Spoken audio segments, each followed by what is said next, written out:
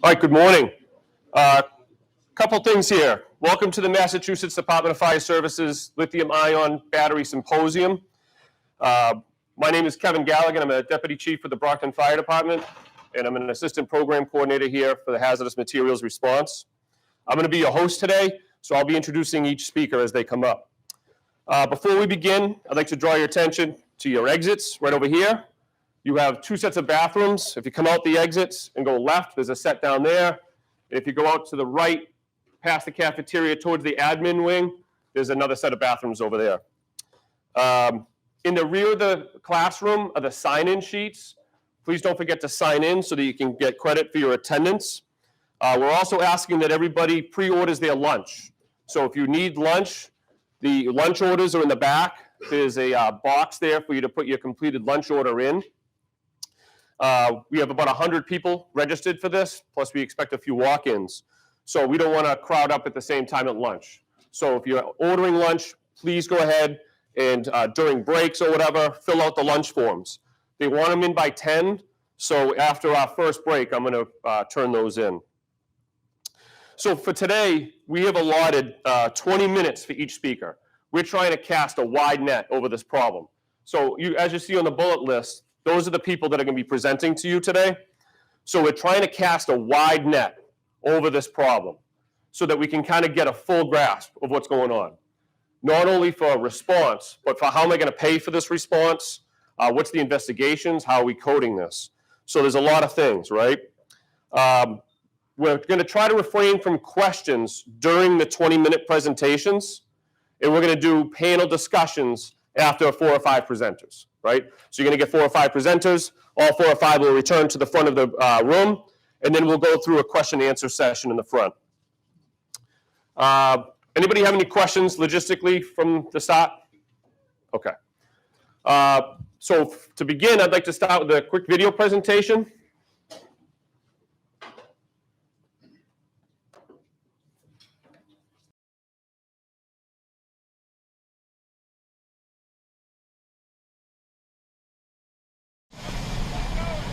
It was an hours-long fight for firefighters from Wakefield and surrounding towns. An electric vehicle on fire on the side of 95 late Thursday night. The chief says when crews went to move the car after the crash, the guardrail punctured the battery pack, sending the Tesla up in flames. The stuff that's coming out of that smoke and the flame temperatures can exceed, 2,500 degrees as opposed to a normal vehicle fire. So there's a lot of stuff going on. It's uncharted territory for firefighters. Normally, a regular car fire could be put out instantly with half a tank of water. But in this case, so we had 5 engines, each carrying 750 or more. Middleton's tanker carries 2,500. We just kept running them up there, and it was in the middle of that driving snowstorm. Ann Thomas was fast asleep early Saturday morning when her husband woke her up saying their 2021 Chevy Bolt was on fire. They've been leasing the electric vehicle for almost 3 years. It's now sitting in the tow yard at Mark's Towing and Recovery after fire crews battled these flames for 3 hours. It was labor intensive. We had to put a lot of water on that fire. 11,000 gallons of water to be exact. Wareham Fire Chief John Kelly says this is his first electric vehicle fire, but he doesn't expect it to be his last. Medford Fire Department reported fire 43 Alston Street. Medford had one in April. The battery pack from an electric bike exploded. And another at Catherine Carver's apartment building in June. I get a call from my landlord saying that the house is on fire. It started in her roommate's bedroom. An electric bike battery ignited while charging. It took 90 minutes to get the flames out. So, of course, that was a very panicked moment. I'm told that it went up very quickly. And that's what I've heard from looking up online, that these battery fires burn very fast and very hot. Lithium-ion batteries burn like a bottle rocket. This demonstration shows what happens when a pack is punctured. Chances are you have at least one in your home. They power computers, phones, e-bikes, scooters, hoverboards. It could ignite surrounding combustibles. So that's what makes them different, is that it's rapid and then it burns hot and it can spread the fire around the room. You've had a couple of these fires recently. When I see two in a very short span, I think to myself, okay, are they following the manufacturer's specs?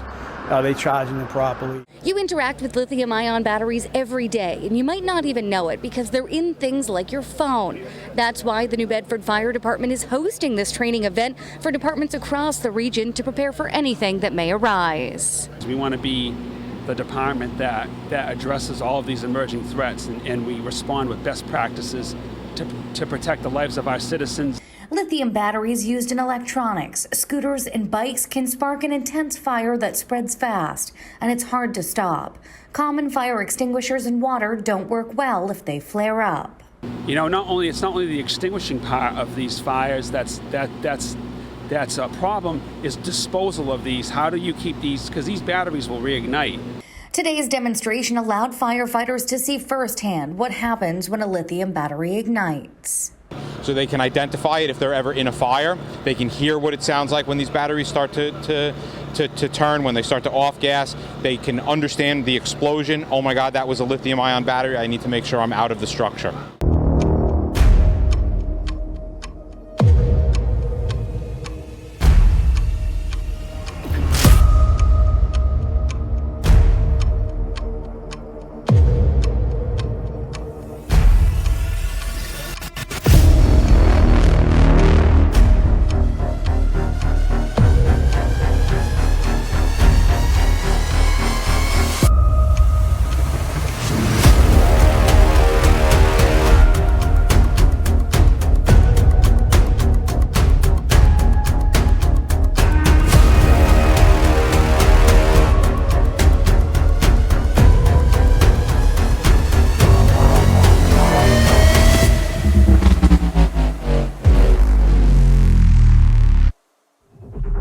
All we know is if these batteries get insulted, at some point they're going to go into thermal runaway. We have no idea of being able to predict how, when, or why. In New Bedford, Jody Reed, NBC 10 News.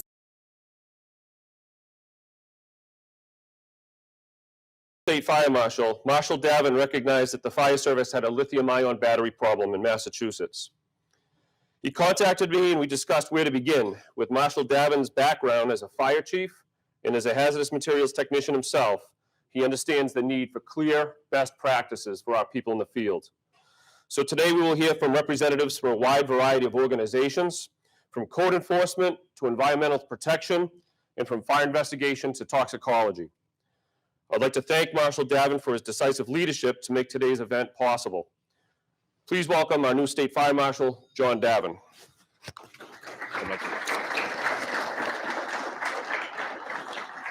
Good morning. Thank you, Kevin. Before I get started, I'd like to recognize the tremendous work that Kevin did putting this together. He's worked really hard with this, and I think you're really going to enjoy the day. So thank you, Kevin. I'd also like to recognize Josh Hanley and Christina Mitchell over here, who are going to be recording this so that we can get it up on our YouTube channel here in the next few days. So appreciate both your help. Thank you. And I want to thank all of our speakers for taking their time today to share your knowledge with our fire service professionals from across the Commonwealth. Thank you. So why are we here? Lithium-ion battery fires are a problem we're only beginning to get our arms around. We've all seen the footage out of New York, where more than a dozen people have died this year alone in lithium-ion battery fires. Those batteries are everywhere: electric vehicles, scooters, e-bikes, power tools, and even our phones in our pockets. Most of us, maybe all of us, have seen fires in our communities that involve these devices. But the Empress data only shows about a dozen battery fires statewide in 2022. I think we can all agree that they're underreported as factors in serious fires.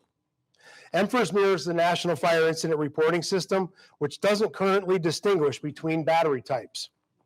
So many of these fires have been coded differently, or they started with something other than the battery, or the damage may have been so severe that the exact cause of the fire could not be determined. Whatever the reason, I want to emphasize something. The regulations and legislation we see in the months and years ahead will depend on us documenting this problem today. So at this symposium, we're bringing you a dozen subject matter experts to share their knowledge on lithium-ion battery fires. But we're also making a request. Simply put, we need better data, and we need your help gathering it. Toward the end, we've developed a checklist that your department or district investigators can fill out for fires involved with lithium-ion batteries. Completing and submitting these reports will help us track these fires and build a data set that will help all of us, including state and federal policymakers. You'll hear more about this form from Daryl Dion in a few minutes. And I'll be sending out an email with the form later today. We're on a tight schedule, so I'm going to wrap it up. And I'm going to turn it over to Chief Burke from Hyannis, who is going to say a few words representing the Fire Chiefs Association of Massachusetts.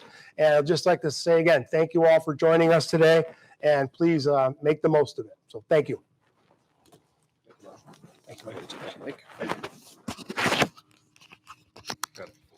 The fire service across Massachusetts comes from communities and cities of all types, each one having to decide how to address this lithium-ion battery problem. When departments work together, we can bring about positive changes, safer response, and even legislative success. Representing the Fire Chiefs Association of Massachusetts, please welcome President Hyannis Fire Chief Peter Burke. Hold on. Good morning. Thank you, Deputy Galligan, and thank you to Marshal Davin for hosting this symposium. Throughout the fire service's history, we've risen to address new challenges, adopting emergency medical services, hazardous materials response, technical rescue, after 9/11, counterterrorism and weapons of mass destruction, and most recently reacting to COVID-19.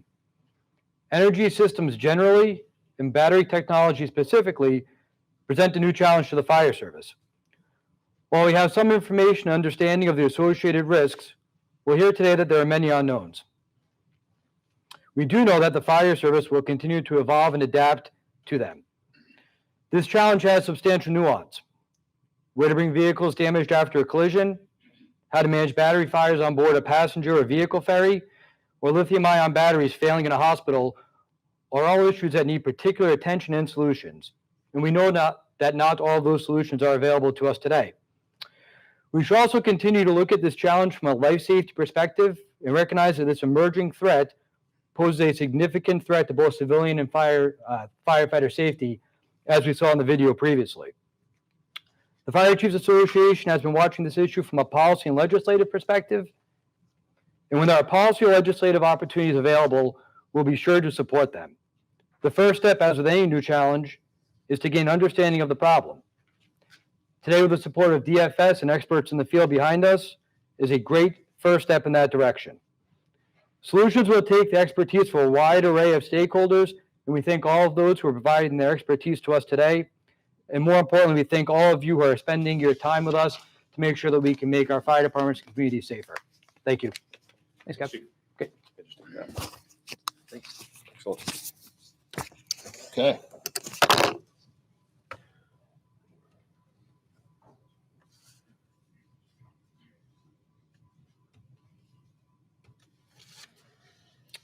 Okay, so our first presentation today. Our first presenter is Daryl Dion. Daryl has been a research analyst and EMPERS manager for the Massachusetts Department of Fire Services since 2001. In 2015, he became the president of the National Fire Information Council.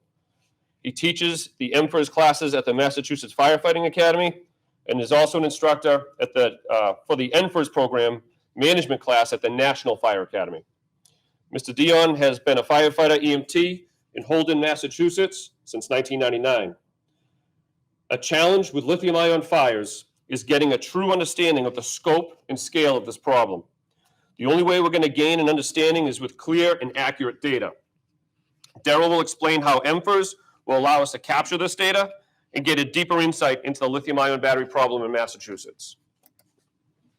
I'll give you a mic.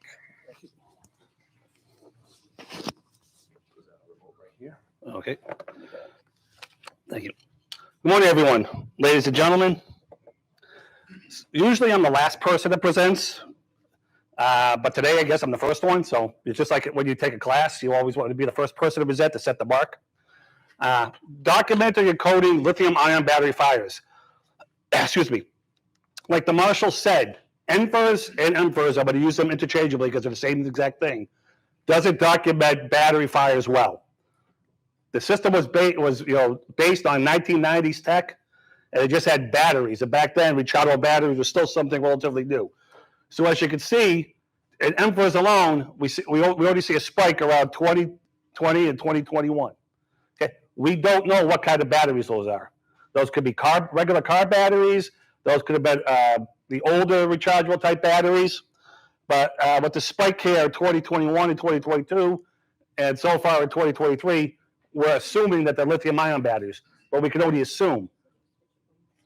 So as you can see, the trend is just going up. Now, for structure fires, it's the same trend. Okay, you can see a spike here in 2021 and 2022. I'm going to show you some FDNY data that I got from their marshal's office that will show the same exact spike, but a lot more detail. Okay, it doesn't allow us to track this new fire problem. NFIRS version 5, what we're using now, is antiquated. It needs to be updated, and the U.S. Fire Administrator is taking care of that. But we cannot add enough codes to accurately track the problem. We can track by adding a +1 code on the battery to say lithium-ion battery fire. Okay, but to do that, that's all the information will give us. Everything else has to be put in the narrative, and we don't have the technology even at the federal level for the system to read the narratives and track data in there. This is most likely underreported. We need to distinguish between equipment and the battery, which started the fire. We just had a fire in Cambridge the other day, which I heard on the way coming in, was an e-bike. They were charging it, and that's what caused the fire in Cambridge. So, we're going to get to it, like Marshal David said, there's going to be something at the end of the presentation where we're going to share with you to collect a lot more data to be able to prove the problem. Okay. This is data I received from FDNY Supervisory Fire Marshal John Coleman that he shared with us. It's going to be less than what the FDNY hazmat chief has, because they go to every fire involving lithium-ion batteries. This is only the fires that the marshals are called to investigate. But as you can see here, 2019, 30, 2020, 44, spike in 2021 coming out of COVID, 2022, 220, 2023 so far as of mid-September, it's already up to 200. And this is just the batteries, the fires that they're called to investigate, not the ones that they know right off the top of the head. It's an e-bike fire on the side of the road, that type of thing. Also here we can see 149, okay, but it's mostly the mobility devices, the e-bikes, the electric scooters. It could also be a Razor scooter. We actually had a fire recently, I believe it was down in Falmouth, where they had a kid's Razor scooter that started the fire. Okay, that's considered a mobility device, even though it's technically a toy. It's considered a mobility device. We also could see here, the occupancies. It's mostly residential, or right outside the residence. Okay, so these are very dangerous. We have the majority of our fire deaths and fatal fires are in residences. Luckily, so far to date, we haven't had a fatal fire in Massachusetts caused by lithium-ion battery, but that's, it's going to come eventually. We want to track this and try to get, the regulations in place to be able to handle it. So, NFIRS and NFIRS, USFA about 3 or 4 years ago put something out about e-cigarettes or vape fires on air level, that sort of thing, and about charging them. So they specifically put it off for e-cigarette fires. But the main thing is the lithium-ion battery in the e-cigarettes or the vapor. So what we're trying to do is we're going to adapt that to all other lithium-ion battery fires. And they also have something for electric hybrid fires, vehicle fires, that we'll get into after the e-cigarette fires. Okay, so when you have basically a lithium-ion battery fire, it doesn't have to be e-cigarette, it could be anything that's other than a vehicle. You want to code your heat source as 12, radiated or conducted heat from operating equipment. This will be made available online, so you don't have to take notes right now.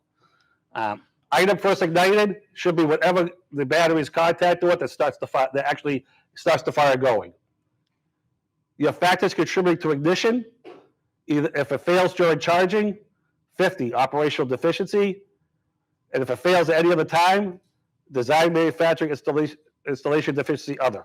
There are no, we hate using other codes in NFIRS for data analysis, but there's nothing there specifically, so I want you to use the other codes. Equipment involved ignition, 229 battery. You could all add a 229 and +1 code underneath that, like 229.1 to be lithium-ion battery. Equipment power source would be 12 batteries and low voltage. Your portability is going to be portable. And then what they want you to do, always put everything in the narrative if it's something special. In this case, we're trying to track lithium-ion batteries. So put lithium-ion battery in the narrative and please spell it out correctly. So, because they are trying to get software to be able to read these, so we can go back at the federal level and be able to read it, but if you don't spell it correctly, it's going to skip over it. Okay, this is just a screen print to show you about the, I made up something, but it was in the bedroom because we will know that a lot of these bikes are getting charged in the bedroom, but it also might be your cell phone, it might be your laptop. Your heat source, radiator conducted heat, opposed to sofa or chair because it was somebody just put on the chair, and then what the chair was made out of. Then we get to the cause of ignition. 3, failure of equipment and heat source. Either one or both, and then how you capture the battery information. Once again, you don't have to memorize this. This is going to be put on the web later. Okay, so that's just a piece of equipment or the battery itself. If you get a hybrid fire or electric vehicle fire, it's a 130 series. Okay, like I said, even that little kid's Razor scooter, as long as it was not in the building, it becomes a mobile property fire. So these are just definitions I got right off of the NFIRS Graham's website. But you got your fully electric Tesla Model SY, Chevy Bolt, or a hybrid vehicle. Okay, don't forget, hybrid vehicles can include bicycles, motorcycles, cars, trucks, or boats. So any mobile property fire and any vehicle fire if it happens outside of a building. Okay, the mobile property section is used to identify the motor vehicle. Please use the mobile property field to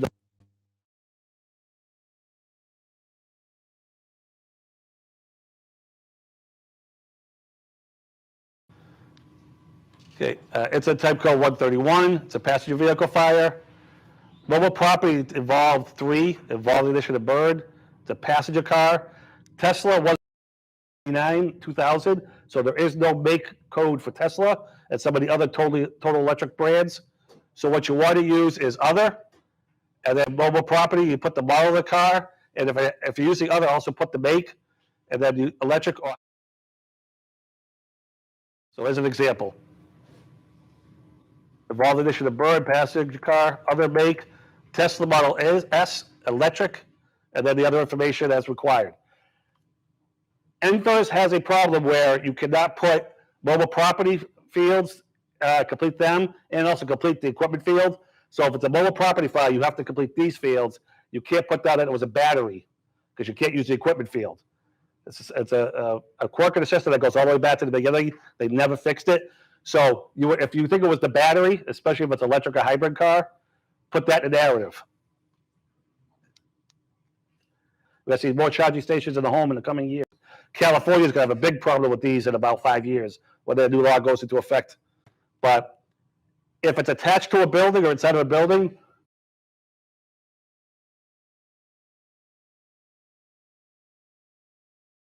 or outside at a hotel, or any other mall or something like that, we're going to call it as outside equipment fire. Equipment involved is going to be the battery charger, which that's what this is.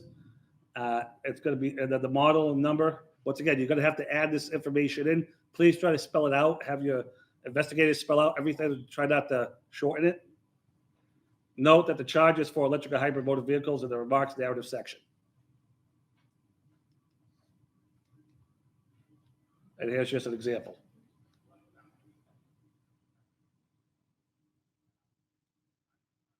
Okay, so now we know that's basic information. We really can't get to the root of the problem about lithium-ion batteries. So what we did is we decided to come up with a separate way to document this information. And we took the template, for those of you who remember the old fire standard compliant cigarette fire checklist, We rolled that out about 10, 12 years ago to try to catch those fires. So we use that as a template, and we created a checklist for lithium-ion battery fires.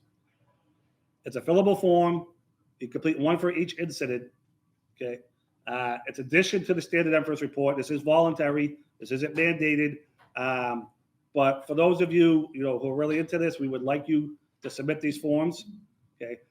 If you want to, you could also go back to like the Cambridge fire, the New Bedford fire. If you had fires earlier this year and you want to complete these forms and send it to us, we'll do it. What we're going to do is we're going to take all the information off these forms. We're going to start a separate little database, and we're going to be able to track these and have more information available for everybody to make better decisions. And it's going to ask for basic information, the type of equipment the battery was powering, the equipment brand, make, and model, and also information of the battery itself, the brand and the size, and where was it purchased, if you can get that information. If you can't get it, we understand. So here's a copy. Here's what the form's going to look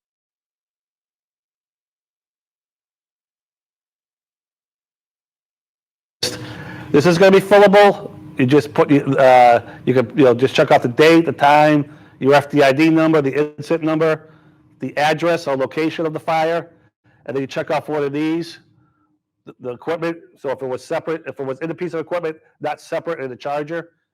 If it was in a charger, right here, and then if the battery was charging, so that being charged, they get overcharged, they go into that thermal, excuse me, I forgot the word, but it sets it off. So you can check that off. If it's not one of these right here, you check off other and put the information here. If you can get the battery information from right here, okay, answer these questions, information, and then who's completing this form. There are two buttons down here that you can check. One, it will automatically save this form and send it to us in an email. It gets sent to the MFIRST department division. Okay, another one, if you don't want to do that, you could actually just print out the form. It'll print it out. You keep a copy for yourself, and then you fax it over to us or you snail mail it to us. All the incidents will be tracked, and it will be made available to anyone who needs it. All set. Thank you. Thank you. I need the button. Yeah. Good thing is we're ahead of schedule. You guys are doing great.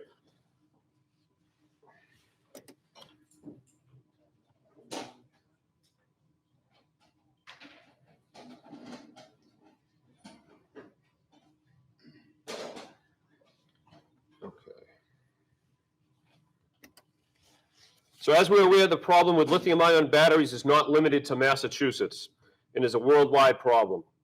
By sharing our experiences, investigating, and documenting these incidents, as we have just learned, we may be able to identify trends and hazards and establish recalls.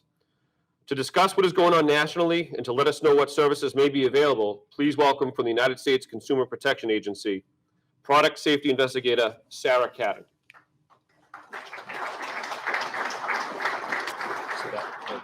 Keep it in front of you. Okay, and then let's just press the right button. Yes. Okay, great. All right. Thank you, everyone. Just to kind of piggyback real quickly on the MFIRST reports, we utilize those in a lot of our investigations when there's not a formal investigation report for an incident or a fire. So that product detail, if you can get any manufacturer's information, model number or anything, is very critical to our investigations. As I said in the introduction, our agencies are responsible for regulating, creating all the safety regulations for products. We regulate over 18,000 products for United States consumers. We also are responsible for all the nationwide safety recalls, product safety labeling, and then safety notes in the owner's manuals for products.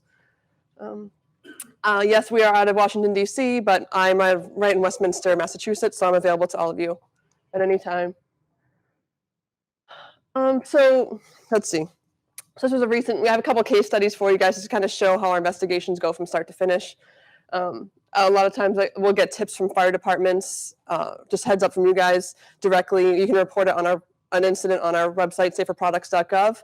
You can email me or call me directly, to see if I'm interested in obtaining the product sample or your report, or once a year we do get the MFIRST reports.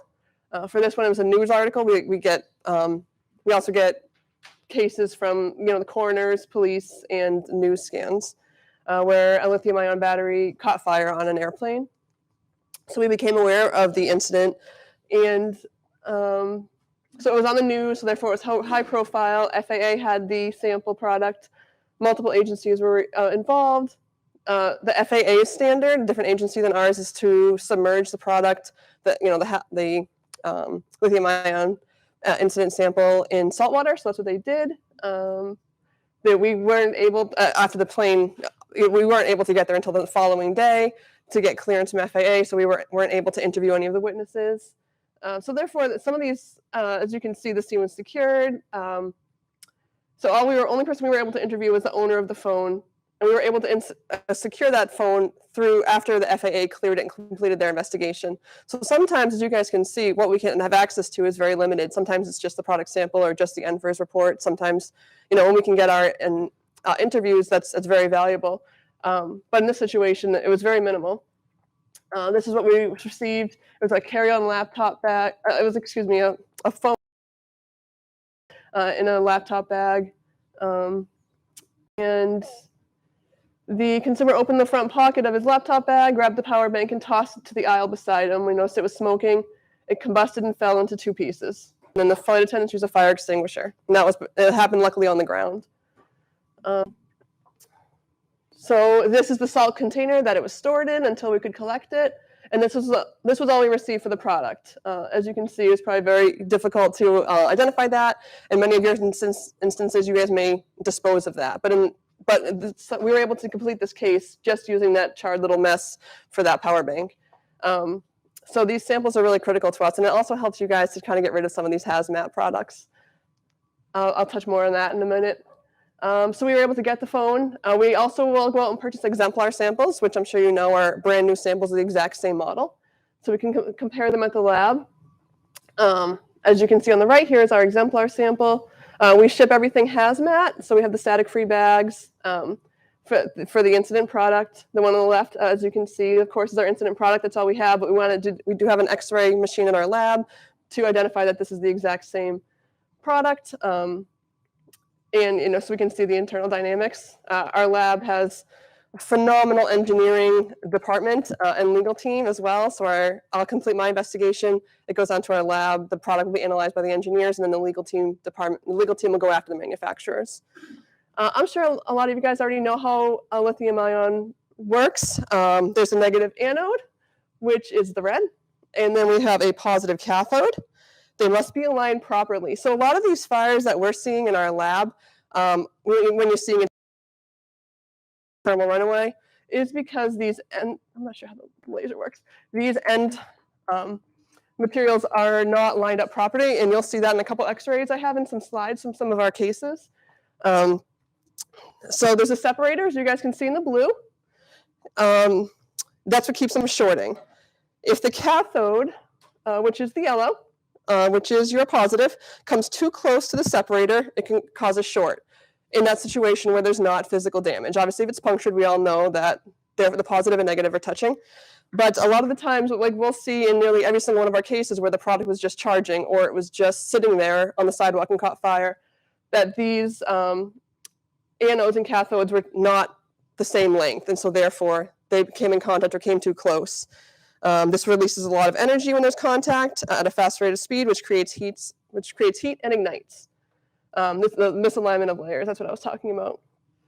So that's kind of how that works, positive and negative in the spacer. And again, like I said, if anything's punctured, that spacer, that blue line, of course, will allow that contact. This is what I was talking about. As you can see, so this is the end of the battery of a lithium-ion battery. So you can see where it's not even and smooth, it's rigid. That's showing that that's how a lot of those thermal runaways occur when the product is just sitting there or just charging, because those positive and negatives are up past the separator and can create contact and create that thermal runaway. And like I said, in nearly every single investigation for thermal runaway, for a product just sitting there charging, this is the cause, when there's not damage to the battery. Here's a second case study, second of two. We have another power bank. Sorry to be repetitive, but it's just an easy case here that were recent. Oh, sorry, this is the first one. This is the airplane one we just discussed. After the x-rays, we determined that was the cause, and this resulted in 190,000 portable power banks being recalled. This is an Amazon purchase, not a well-known brand, which I'm sure you guys have seen. My second case study, here we go, I apologize. Another airplane, which again, we don't have that many on airplanes, but that's what the engineer sent me here. These are just great case studies showing lithium-ion. This was another power pack stored in the overhead bin, started smoking, again, while they were on the ground. He had 2 battery packs in his bag. Both were turned off and stored in the mesh luggage up in the overhead bin. They noticed smoke. The bag was pulled up by a passenger who was a firefighter. So another case, the consumer reported that where he purchased it. He had no idea what the maker model. So then it's like, okay, was this case going to be a dead end? But luckily, our labs are fabulous. We secured that incident product. We follow all hazmat shipments for DOT and UN regulations, so it's difficult to ship them, as you guys know, and expensive. But we do the static-free bags. We have to ship it hazmat, so therefore no bridges and ground only. So it's a process, but we safely ship these products after they've already been through thermal runaway to our lab for studying. So these are the 2 power packs he had. The one on the left in the blue is one of those charging stations where you can just put your phone on it, and we know that because of the silver ring, and also the lightning bolt image. The one on the right is just a plug-in portable power station. So as you can see, the one that did not cause the thermal runaway on the left, you can see the ends are smooth, everything is tight. There was no uneven anodes or cathodes. And you can see the one that went under thermal runaway. Here's the x-ray after the incident, just showing that everything was uneven and the space isn't consistent. And so as you can see, obviously, this was the one on the left that did not fail was a well-known brand. And then the one on the right was a lower cost product purchased from an online retailer. This is something I stress. It's so important. A lot of times you guys, or I shouldn't say you guys, excuse me, fire officials will just say, well, we tossed the product. It was a smoldered mess of nothing, and you wouldn't be able to get anything from it. But in this case, this was that power bank I showed you in the previous slide, where in our lab, they'll clean the product, they'll heat it, and then they'll unwrap it. So in that case where it was this smoldered mess on the right, as you can see pointed at the red arrow, they were able to clean it, unwrap it, and identify manufacturer, model name, and serial number. So therefore we were able to go after the manufacturer, which is great. And it was great that you guys, or the fire department, was able to get us the sample. So again, we'll purchase exemplar samples. In this case, we purchased 14. We'll do stress tests and charging tests and x-rays and everything to try to create that thermal runaway again in our lab, which we were able to conduct. This is that same power bank. You can see the x-ray. This was one of the exemplar samples. These had not been through thermal runaway. You can see that the ends aren't as smooth and nice as that previous one I showed you. And it wasn't all 14. So therefore, showing that anodes and cathodes are misaligned in both cells. These are just brand new exemplar samples. So there was 350,000 portable power banks. This resulted in this recall. And that was just from one lithium-ion battery runaway. It's not like we have to collect data and we don't act on until there's an X number. If there's just one that we see it's a product and it fails and we test it, for that example, there was just one incident. When we purchased 14 exemplar samples, we saw an issue in every single one of these lithium-ion batteries. So yeah, here's a safety recall. So that's really beneficial to have those product samples.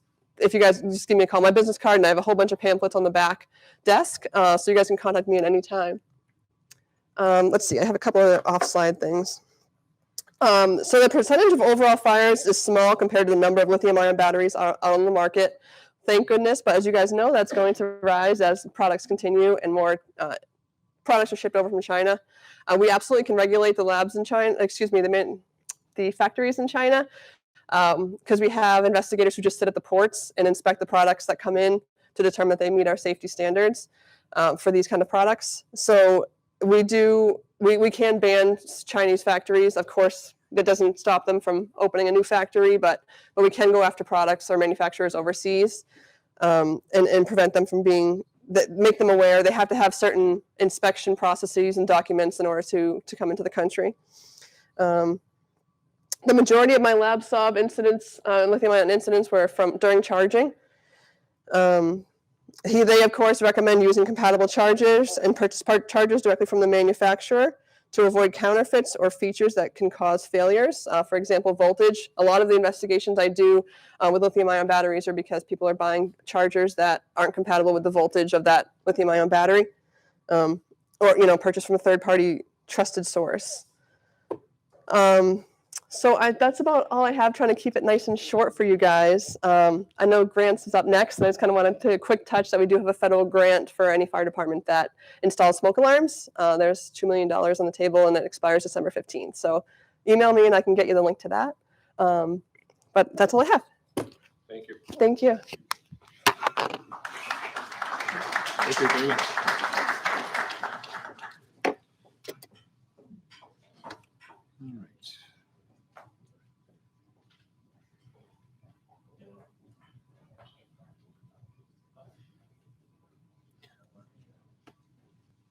Okay, we're going to put two presenters together next because they're on the same topic, different backgrounds. As with all new challenges come new equipment, new training, new requirements. This equipment and training comes with a cost, and we're all trying to figure out how we're going to pay for this stuff. To discuss grant funding and opportunities in Massachusetts, we'll start with the Department of Fire Services Grant Coordinator, Tim Moore. Right, Tim.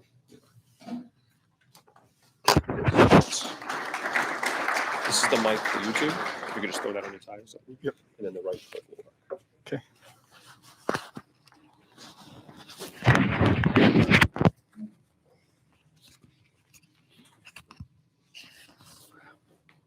All right, good morning, everyone. My name's Tim Moore. I work in the executive office here at DFS. I'm going to talk about one program today that I think most of you are probably familiar with at this point, that you can use to support equipment needs for lithium-ion battery fires. So the Firefighter Safety Equipment Grant, a few reminders about the program for those of you that are familiar with it, and just some basic information if you haven't worked with it before. We have $5 million available annually for this program for local fire departments in Massachusetts to support really any type of equipment that makes firefighters safer while they're doing their jobs. We currently have a list of about 120 types of equipment that are available and allowable through the program. We'll talk about the lithium-ion battery equipment on the next slide that is available through the program. The application period typically begins in October. I know it is mid-October now. We hope to have something for you very soon. Probably about a week and a half or 2 weeks from now, you should see an email about the application period opening. The most important eligibility requirement for the program, you need to be compliant with MFIRS for calendar year 2022. So I know you heard from Daryl earlier. I think there are a few people across the state that are not compliant with 2022 at this point. So now is a good time to be working on that if you're one of those departments. And then also just a reminder, this is a reimbursement-based program. So you will receive an award and a contract from DFS, order the equipment, receive it, pay for it, and then request reimbursement for the equipment from DFS afterwards. 4 items on the screen. The 4 categories are the lithium-ion battery categories that are allowable under this program. So you can buy any of those items. I do really want to point out all of those items are considered medium priority under the program. So what that means, what we tell everybody with the medium priority equipment is it should never be the primary basis for your application. So if you're a department that's eligible for, say, $15,000 a year through this program, don't apply for $12,000 or $15,000 of medium priority equipment. But if you, let's say you need $12,000 or $13,000 of turnout gear, which is high priority, and you want to spend that last $2,000 or $3,000 on lithium-ion battery equipment, that's a good idea. You'll still score quite well, and you'll get all the equipment you're looking for. If the primary basis of your application is medium priority equipment, you will receive a reduced award amount and not get all the money that you requested. So always focus on the high priority equipment, and then when you're looking at that tier where you say I can get up to $15,000, fill in the remainder with medium priority equipment if there's something medium priority that you're interested in and would like to purchase. Contracting process, so this is not specific to lithium-ion battery fires, but every time we get a chance to remind people of this, we talk about it. So do not order equipment before your contract is signed by your municipality or fire district and DFS. If you receive equipment before that contract is signed by both parties, we can't reimburse you. That is a state comptroller policy. It's not something DFS can waive. You can't make a phone call to anybody here in this building that can waive that policy. The comptroller simply won't accept or process the payment. Every year in July, I call 3 or 4 departments and give them the bad news that they accepted equipment before their contract was signed, and that we can't reimburse them. So please, please be very cognizant of that requirement. We will give you an email that says, please go ahead and order equipment. Your contract has been signed. It will have a copy of your signed contract. Please do not order anything before that happens. Every year, people try to end around that process where they mail their contract in signed by one party, and they order their equipment then, and it comes in 5 or 6 days later, and either the mailman doesn't deliver it in time, or there's an error in the signature, and we have to return it and try again to have you sign it correctly. That equipment comes in early, and you don't end up getting reimbursed for it. So please, please just wait until you get that go-ahead email from us so that we can eventually reimburse you for the equipment. So that is all I have. I'll leave my contact info up there on the screen. Anytime you want to reach out, phone call or email, please go ahead. This program or any other DFS grant programs you have questions on. Thank you. Thank you. Okay, so from the Massachusetts Office of Grants and Research, please welcome Ben Pasadlio. We're going to just look over his. That's a good idea. You can take that.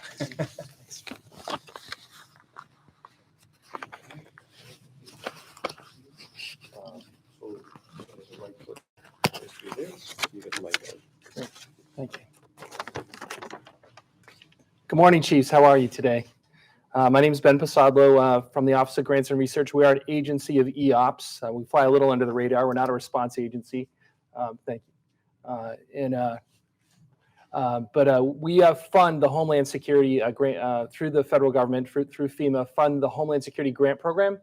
And who here is involved with the Homeland Security Councils or the urban area in any way, directly or indirectly? Any of the chiefs here? So I see Chief Gilliland. He's our chair in NERAC, which is a huge region, Northeastern Homeland Council. So we'll pick on him today, please. If you're in that part of the state, feel free to grab him. He's been around a long time and an excellent leader. I also see Chief Moriarty amongst us here, another fire service member on Northeast. So we do have grants. The way it works, though, for those of you who aren't familiar, is that the federal government annually awards Massachusetts and the other states and territories. We're awarded about $23 million to build up Homeland Security capabilities, build and sustain them to address target capabilities, one of them being firefighting. And when we talk about firefighting, it's specialized firefighting, right? The sort of things that we think about for the nexus with anti-terrorism and catastrophic events. So this emerging threat that the Marshal and the team here at DFS and all of you have identified certainly falls into that category. I wouldn't say it's a strongly anti-terrorism nexus, although DHS is looking at that, and there's certainly ways to weaponize this. But it certainly is catastrophic, and it certainly is specialized. The grants require local communities, and 80% of the funds that come in every year go to locals and are administered out through the Homeland Security regions, which mimic the other emergency regions. So you have the Northeast, Central was Worcester County, and West is Western Mass. And then the green area, there's the urban area. That's a specially designated area. The city of Boston, the 8 immediate surrounding communities, Quincy, Winthrop, Brookline, Cambridge, Somerville, Everett, Chelsea, and Revere. And they get about 75% of the funding by federal formula because they're specially designated by the federal government as a high density and high risk urban area in the country. The other regions get about $1 million a year, and it's overseen in the Northeast by Chief Gilliland, and in the Southeast by Chief Clark. He's the police chief in Norton. Central Mass is Chief Kokonowski from Dudley Fire, and Western Mass is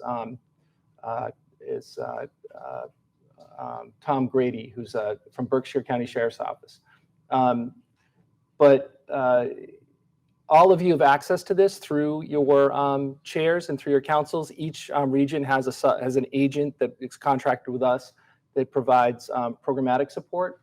And like I said, fire service is one of the national priority areas, or is a capability that's emphasized in the national priority areas that require things such as combating domestic violent extremism, soft targets in crowded places, which I think specifically speaks to this, is that we're really concerned from a homeland perspective about mass casualty resulting from fires, and particularly fires that we've seen that FDNY has had to encounter recently with these high occupancy buildings, as well as some of the structural collapse issues with high heat, and most recently concern about marine firefighting in the port or the maritime environment that could involve lithium-ion.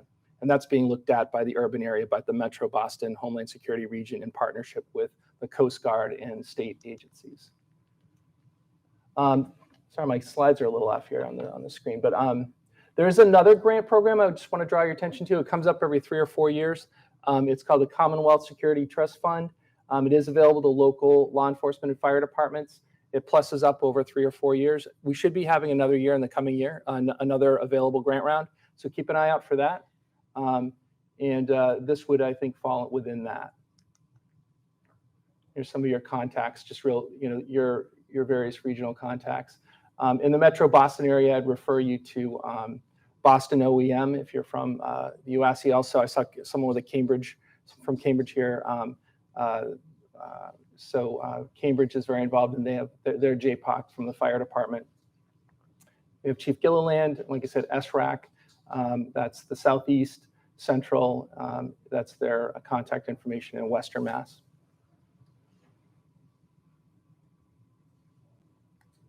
Great. My number, if you ever need to get a hold of me, or if there's any confusion around this, straight up is 781-535-0088.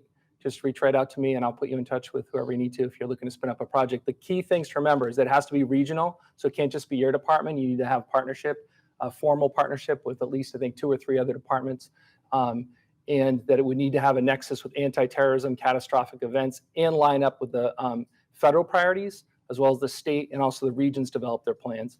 And that's how it, I think this is something that we'll see more and more focus on as an emerging threat. That is one of the priority areas, is looking at emerging threats and enduring needs, and how we can regionally respond to these kind of potentially catastrophic incidents. Do you have any questions for me? I know that we're going to do questions at the end, so feel free to grab me, and hope I can help. Thank you so much. Thank you. All right. Thank you. All right, so we're going to take a break. We're nicely ahead of schedule on this Friday. So let's take a break. Let's shoot back for 9:30. It's 9 o'clock. Lunch orders in the rear. Please fill them out now so I can hand them in at the end of the break. All right, everybody, welcome back. The questions concerning lithium-ion batteries are not limited to fires. After an event or release, how are we to proceed, and what are the environmental concerns? Kathy Kiley has been with the Massachusetts Department of Environmental Protection for over 26 years, predominantly with the Bureau of Waste Site Cleanup. Currently, she is with the Emergency Planning and Response Coordinator, supporting emergency response readiness for the Emergency Response Program in the Marine Oil Spill Prevention and Response Program. Lot there. Coordinating with other state and federal agencies. To provide us with guidance, welcome Kathy Kiley from DEP.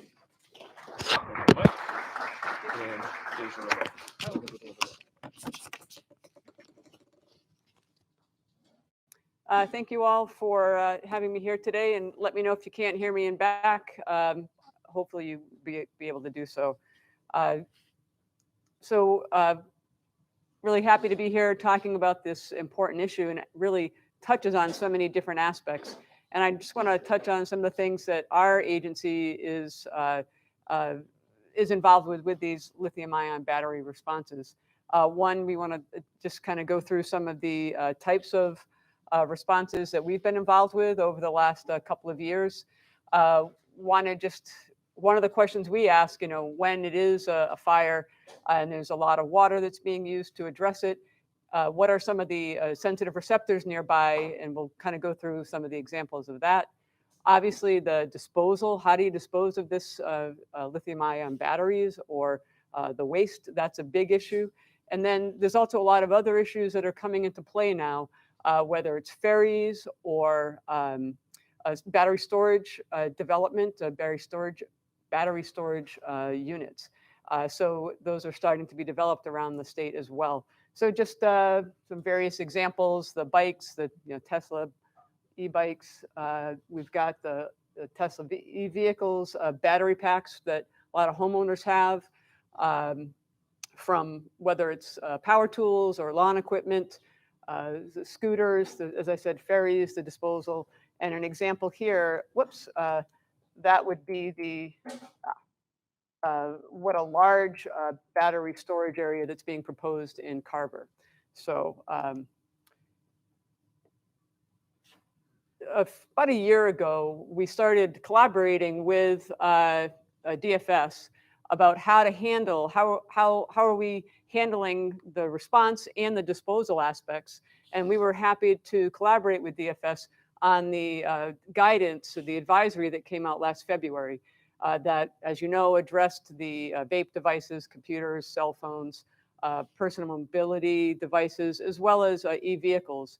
And in all those cases, DEP, our position was that the owner of the lithium-ion battery device would hire a haz waste transporter or contractor to transport and dispose of the battery and the container using a hazardous waste manifest. If they're not able to do so, or they're reticent, or they're unwilling, or they don't have the means, DEP may hire a contractor to do that. They'll be able to collect and transport and have that waste disposed of as hazardous waste. And the 800 number, I believe, is also in the advisory. So at the same time that advisory was coming out, we made sure to provide this updated list to the fire service. So DEP agencies are broken into four different regions around the state: Western, Central, Northeast, and Southeast. And for each of the regions, we've developed a one-page list. And this is actually a list of haz waste transporters that would typically work in that region. And it would be for any emergency response, not just lithium-ion, but any oil or other hazardous material as well. But what we've done is we've highlighted, we've bolded those contractors that are also under our DEP's contract, and we further identified those fewer ones that are able, because not every contractor will do so because of the risks that they have to take for transporting and disposing of it. So if you go to, I've made sure the link, and I know you'll have the slides available to you.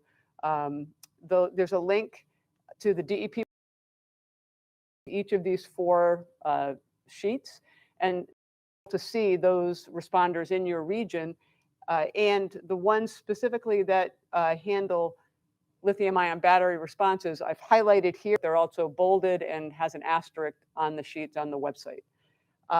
This isn't the only list of transporters. So if for some reason you or somebody is interested, there's also a link to a list of every transporter that's been licensed in the state. So for some reason, able to do it, we've got a few different ways to contractor out there to take care of it. So some of the examples or how DEP typically gets involved, most often this is through a tier 1. We'll get called to provide assistance. Sometimes that assistance is a field response. We need you out here. Sometimes it's being able to provide assistance over the phone, whether it's to the fire department who relays it to the homeowner or the device owner, or we are able to provide that information to the owner of the device directly. And here's some different examples where we've been able to do that. There was, for example, a Tesla fire out in Norwell. That was a field response. A response out in Chicopee where there was actually a homeowner's device. It was just fire reacted from being overcharged. And that was a situation where we did a field response, and we actually hired one of our contractors to be able to contain and handle that material and dispose of that as hazardous waste. There was a e-motorcycle not too long ago out in Amesbury. That was, again, we were able to provide that information about the contractors to the owner. Oh, so it's a phone response. Again, the generator, the power generator, portable power station. And then there was, I believe it was the scooter in Brockton. It actually caused a house fire. And then we actually were able to provide the list of the contractors to the insurance company, because the insurance company was having the haz waste contractor come out for disposal. And that was actually a situation where they weren't going to be able to go out for a couple of days. And so DEP and the fire department said, hey, all right, well, we'll have this contained in the, I think it was contained in water and covered in a drum in the back of the property. It wasn't going to cause, wasn't a concern for reignition to any other material. So that was a good way to manage it as well. Again, I think it just highlights the continued cooperation that we've been having, and I'm sure we're going to continue to have as we continue over the years as more and more of these events are occurring. What I wanted to talk a little bit about was that field response at the Tesla dealership. So this happened in Norwell. The fire took place inside the building. Actually, a technician was doing a repair and drilled down and it actually drilled into the battery. So it was into the top of the battery, caused the fire. In this case, there's also floor drains, a tight tank, and a bunch of catch basins outside the facility. It's also located just 500 feet away from the public water supply. So again, lot of issues here. In this case, they used about 10,000 gallons on the initial response. Once that fire was put out, they were able to building. They relocated it to the parking lot. And then there was reignition. And let's see if it doesn't seem to be show. I'm not able to do I had a nice little video to show the reignition and then how it was coming out underneath the bottom, because it actually caused or triggered a brush fire as well in the adjacent area. So they had to spend about another 4,000 gallons that they estimated just to put that out. Oh, I did do, sorry, I didn't realize this, different kind. So you can see, got to show you something fun, right? Beats my slides. So some of the interesting things here. So from our standpoint, you had the dealership, a wetland to this little other water body, and then the drinking water supply was here. So there were a lot of other concerns outside of the typical event that might occur. And in this case, we had the dealership hire a licensed site professional and a cleanup and a firm, and they did a bunch of sampling. They sampled the catch basins, they sampled initially, and they were looking at the lithium, the cobalt, and the nickel, excuse me. And then they did some additional sampling after that where they added the fluoride. And it turns out that one of the catch basins had elevated levels of the lithium and the fluoride. And they had to do some more sampling of the soil, surface water. And ultimately, they were able to determine that there hadn't been they removed any of the impacted material, the soil as well, or material that was in the catch basins, the liquid, and any sediment that was in there as well. Ultimately, there ended up no impact to the environment or to the pond or for the drinking water. And interestingly enough, they had a Tesla technician come out to disassemble and secure the battery pack. And what they did was they put all the components into tubs which had the salt solution, and that completed all the and waited till it was fully discharged from that. Then they drummed up the water and all the battery components and had that transported off-site as hazardous waste for disposal. So, sometimes this was an example where an awful lot of work that was done from an environmental standpoint. So I just wanted to, sort of highlight that's sort of like the high end of what we might be looking at in a situation like that, in particular with the sensitive receptor so close by. The other issues, I think we've touched on this, and it's really happening nationally across all the states and the federal level as well. Everybody's struggling with how are you dealing with disposal? And as you know, the manufacturing has just been taking off and tons of money is being put at building more and more battery devices and electric power and battery huge facilities and some large battery recycling facilities. But nobody's really talking about how do you handle the disposal and the transport of the damaged, defective, and recalled, the DDR lithium-ion batteries. And that's sort of happening at the national level too, playing catch up. And that's why I think it was really important Mass DEP was able to work and come up with that guidance that at least in the interim right now, until there's more guidance available from the federal level, we have that guidance that we'll be able to continue working with you folks with in terms of having the haz waste contractor be able to collect it and transport it and dispose of it as haz waste. But we're also seeing issues come up with, even on the highways, with fires or accidents. Tow companies, sometimes they have to call a few tow companies to be able to get somebody that's going to be able to take it because of the issues with who can bring it, do they have the space, insurance, and things like that for the tow yards. The other bit is ferries and container ships. And there's been a lot, we've seen examples over the past year or plus, and there's been a lot of conversation at the state level too with various agencies and partners. We've been involved with the U.S. Coast Guard, with the area committee, Plymouth to Salisbury area committee, where we had a big exercise where it was a fire on a container ship, ran aground. There was a fire, there was lithium-ion batteries, and how would that be handled? And most recently, just the other day, 2 days ago, Sector Southeast, Massachusetts and Rhode Island area committee meeting, there was an exercise on the Block Island Ferry. How would that, an EV fire on a Block Island Ferry, how would that be handled from a response and from an environmental standpoint? And actually, the Hyannis was at that day as well, at that exercise. So there's a lot of conversations that are taking place. The reality is, there's no one way. There's no answer. There's no set way to do it. There's no best management practices, because it's all going to be depending. Right? It's dependent on where the vehicle is. Is it by itself? Is it right next to other EVs? Was it seen right away? Can you throw the blanket over it?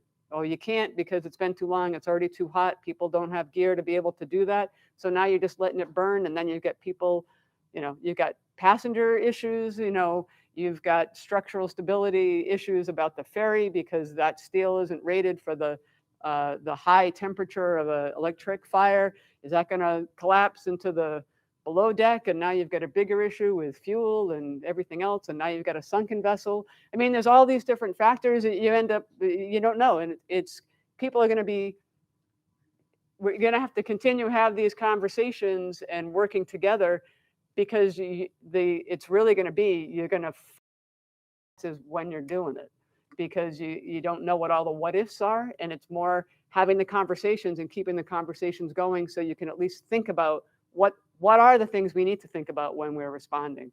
And the environment point, you're putting thousands of gallons of water on a e-vehicle in the middle of the channel, or are they pushing it out and just having it be, and you're going to salvage the vehicle later from the bottom? And from that standpoint, from the metals issue probably isn't going to be as much of a concern then as you might have when you're in a very large ocean body, as if it's at shore or in a sensitive environment, or where there's agriculture or aquatic culture, excuse me.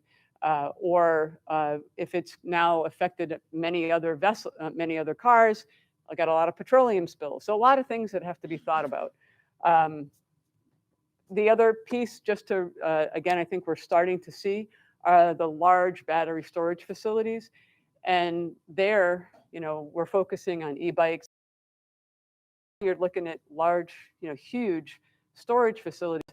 And the chemistry can be very different for whoever's storing it. And you could have different types of the battery themselves could have different components. For example, the one in Carver is going to be lithium iron phosphate. So it's not just, oh, they're being new ones are being cited. I think it's on all of us to think about what is it going to mean from our standpoint if there's some type of a response from an environmental issue there. And you guys need to make sure your PPE and you're responding and you know what the chemistry is for the makeup so that you're being protected as well. So lots of different things. I think we're just getting a lot of starting the conversation and keeping it going. So just wanted to really kind of highlight those things. If people have questions, I'm sure we'll be talking more. I did leave my contact information. And then Marcus Henry is also work with him very closely he's somebody in the hazardous waste group. So if you ever have a question about any of the haz waste, if I'm not able to answer it, please feel free to reach out to Marcus. He'll be able to address any questions. So thank you. Thank you.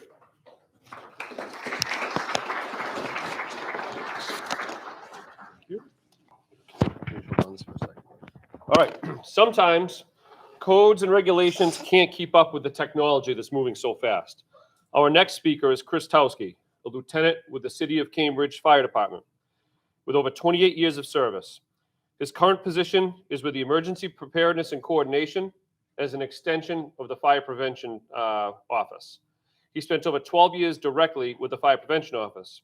He's also a Massachusetts licensed electrician and has been the department's electrical safety officer for almost 16 years. He also instructs for the National Fire Protection Association with their photovoltaic and battery energy storage systems training.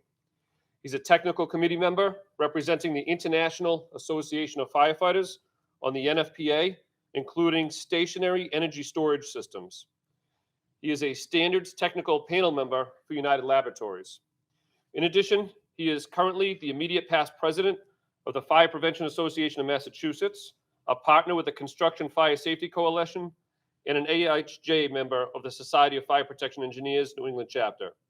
He has presented at several NFPA conferences, the Congressional Fire Service Institute, and many other locations, and is published in Firehouse Magazine. To discuss the code environment and challenges with lithium-ion batteries, please welcome Chris Towski.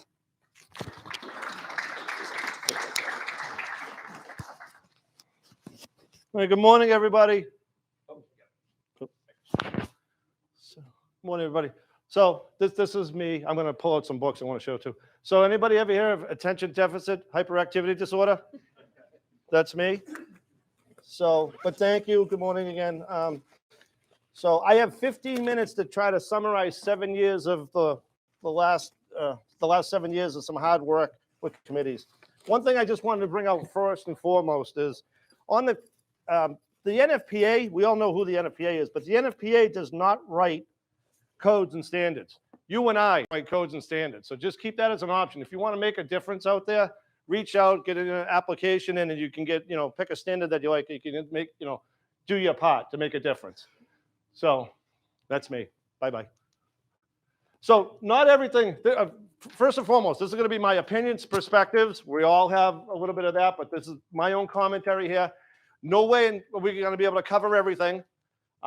More questions than answers, because that's what the code world does for us. And nothing is intended to start fights. Okay? We good with that? Can you hear me okay? You can hear me at Chelsea, right? I'm just a loud person, so forgive me for that. I like to move around the room and try to stay out of the blinding light. I think you got to advance me through this one. For some reason, it gets hung up on this. And there you go. There goes 5 minutes of my valuable time. Okay. So there's no central location really for finding info. And forgive me, I wish this was in front so I didn't have to turn my back on you. And I'm trying not to kill you with PowerPoint. Technology is way ahead of us. I'm a little bit battery saturated, but that's only because I've been doing this for the last, like I said, 7 years. But the good news is word is spreading. So codes, by no means are they perfect or are they as accurate as we like them to be. Keep in mind, Massachusetts, we're doing a great job here. We're far ahead than in other parts of the country and certainly other parts of the world, but we're still lagging behind. And even though like now we might be looking at the 2024 NFPA 1 for our standard, that was written 3 years ago. So the prep work on it, by the time it comes into fruition, it's already 4 or 5 years behind us. And technology is in hyperspeed way ahead of us. So like I said, it's written by us, not by organizations. They're developed as a consensus. I kid you not, we get into so many debates just arguing over a number. Hey, Todd, what number do you like? I like 10. What do you like? I like 6. All right, let's go with 8. That's how a lot of things get done out there. Like I said, they're drafted years before, and the adoption process is slow. Fortunately for us, and I got to say that to the bosses over there, but Mass is ahead of the curve because we are ahead of it. This is what code's intended to look like. This is how we'd love it to be, but this is what it's like in the real world. So I'm glad we got some humor because we really do. It's a really serious subject, especially because batteries and stuff are hurting people, but we got to, you know, hopefully keep some humor in it. But that's what code is. It's spaghetti on the wall to a lot of people. You know, a lot of folks on us, you know, being nerd, I consider myself a code nerd. We know the code, but the people certainly out in the streets don't. So because of numerous incidents that have been taking place globally, certainly outside of this country and in this country, and we've had some recent ones. Idaho just had one. Martinique just had a lot. I heard the term large energy storage. I think we just got to focus and call it just stationary energy storage because there's really no delinea of what is small and what is large. We have our residential stuff, and then we have stationary energy storage. So what the California Energy Alliance, back in 2016, they recognized that there was a gap. So they pulled the NFPA's Fire Protection Research Foundation together and other organizations to come up with something. And they reached out to the NFPA and said, listen, you're a publisher for us. Can you do something? So they put a technical committee together. And when we were formed, they gave us a number, just like you might know the electrical code is 70, NFPA 1 is our fire code, yada, yada, yada. They put 855 together. So I'm one of the first original cast members of that, of that group. We were only about 36 members at the time. We're now about 72 members. We've doubled because there's so much special interest and there's so many stakeholders involved. Fire service is represented uniformly, but we're low in numbers. There's only about a half a dozen of us representing the fire service. Outside of that, it's industry, manufacturers, end users, and stuff like that. We were modeled to go after 853, which was for fuel cells. Once we got a hold of that, we went a total different direction for our standard because fuel cells just wasn't the same arena as we were in. Development got delayed 18 months because of utilities. Utilities still today don't think this applies to them, but the NFPA Standards Council proved them wrong, if you will, and it does apply. But that's probably going to be some of your bigger hurdles in some of your communities is working with the utility side. And regulations, they're just minimal safety collective measures, and it's just the minimal standards. Other people can always go above and beyond code. We know in our world that people don't like to do that because it usually costs them money. But outside of that, they can always go above. So we're just trying to set the minimal standards. All right, folks, ready? Follow the bouncing ball with me. You ever remember that as a kid, trying to watch the song line? Because we got a lot of stuff to talk about. So NFPA 1, the 2003, always had a placeholder for batteries. Always had something. It was just called stationary lead-acid batteries. That carried through the 2006 edition and the 2009.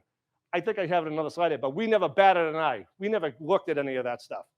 2012, it changed the name to stationary storage, and that carried through the 2015 edition. 2018 edition, which we never saw here in Mass, but it changed the name. That was the first time it changed the name to energy storage systems. And in 2020, the first edition of NFPA 855 came out. 2023, the second edition, because they were on a 3-year cycle, very similar to the fire code. And now we're working, I just came back from Salt Lake City, we're working on the 26th edition. Tons of annex material. So we have a tendency to rely heavily on what's on the body of the code, but keep an eye on what's going on in the annex, because a lot of it tells you what we were thinking. On the IBC, the International Building Code side, International Fire Code carried. So as we were developing in 2016-17 to get to 855, we had some committee members that also worked for the ICC, and they were taking that same language. So in 2018, Section 1206 of the International Fire Code was done. It mirrors 855, but Massachusetts, again, didn't do anything with on the building code side with the 2018 editions. So we never got to see those. The residential code did the same thing, 2021, and you can see it's kind of reading the same way. What the fire code does, the international fire code, not Massachusetts fire code, it mirrors what's going on with what we're doing on the fire code side, okay? There's going to be a significant change in the IBC for 2024. They're just going to do what we did in NFPA 1. The latest edition of NFPA 1 now just points fingers to 855 instead of having all its other verbiage. The IBC world's going to do the same thing. They're just going to point to 855. All right, here's what we did in Mass. Mass, we adopted the 2012 and the 2015 NFPA 1s. And like I said, nobody balked at Chapter 52. It wasn't a problem because all we really talked about was lead-acid batteries. Lead-acid batteries aren't a general problem for us. Yes, there's hydrogen, but they don't, something else gets those caught on fire. Not just those batteries don't just cause fire. So we didn't have any hiccups. What Mass did, though, is they extracted some language out of the 2018. Even though we didn't adopt the whole 2018 NFPA 1, they extracted certain chapters, and Chapter 52 will come out because it was a little bit better bang for the buck. There were two significant changes that Mass did. We included a permit, and we included some language for 1 and 2 family, because since we didn't adopt 855, which has Chapter 15 for 1 and 2 families, we had nothing, so Mass was in the progressive mode to do that. And we had 2 guidance documents that come out in May or June of 2021. You've probably seen, and they caused a lot of controversy and opinion. Let's not lose focus, folks. Those are just hovering in on what we're seeing on the 1 and 2 families, the Generacs and the Teslas. We have a much larger picture out there. And then I just use the word larger, but on the energy storage, the stationary stuff, because that stuff's in your backyards and you don't even know it's there, my opinion. Evolution of UL. So as Kevin mentioned, thank you, Marshall. Thank you, Director, for letting me be here. And thank you, folks, for letting me be in front of you. So I'm on the UL standards as well, because they thought I'd be a good fit. Believe me, this stuff is over my head. When you get into UL, that's all the science and the engineering behind it. But there's a lot of stuff. So NFPA, yes, is the standard, but it relies heavily on UL standards. And it doesn't have to be a UL standard, just UL just happens to be the leader in the market, but it could be some other hurdle out there. But outside of it, it relies heavily on 1642, 73, 74, 41, 9540 and 9540A are the ones that I sit on. 9540 evaluates the entire energy storage system, and 9540A is the redheaded, I got to be careful what I say. It's the elephant in the room, if you will, and that's the thermal runaway aspect, okay? And they're in the 3rd edition of 9540 was just released this summer, and the 5th edition is slated to come out later this year, well, probably next year. So not everything needs to be listed. We get hung up, things listed and labeled. No, you can have unlisted components, but to make up our overall listing, that's how they get there. Other NFPA standards, 68 and 69, they rely heavily on explosion controls and preventions and the electrical code. And those are just some sub-chapters of the electrical code. I believe this will be available. So again, you don't have to study, write things down. In a nutshell, 9540 evaluates the entire safety.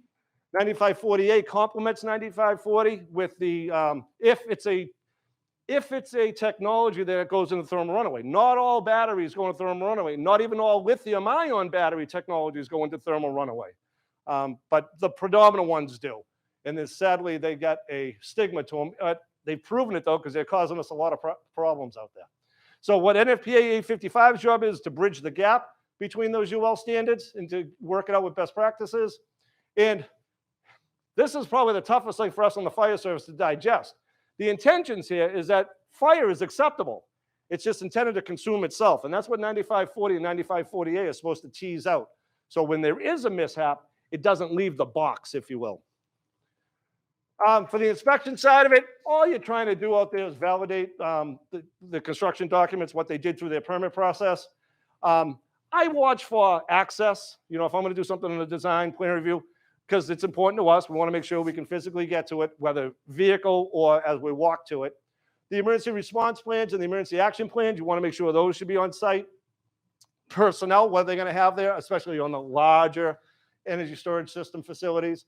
The safety data sheets. Commissioning and decommissioning are important stuff that you want to be mindful of. Big things that are coming into play now with the evolution of 855, there's a lot of emphasis on detection and suppression systems and controlling measures. You want to know how to shut down.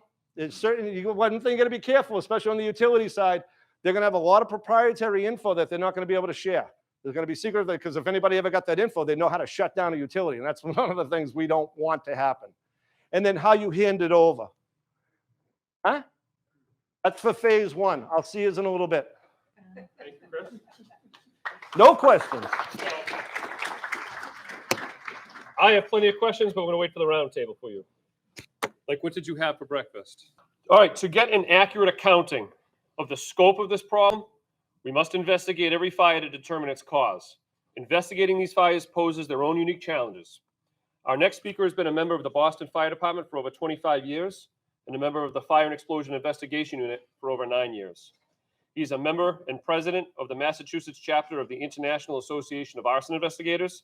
Please join me in welcoming fire investigator and Deputy Fire Marshal Richard Taylor of the Boston Fire Department.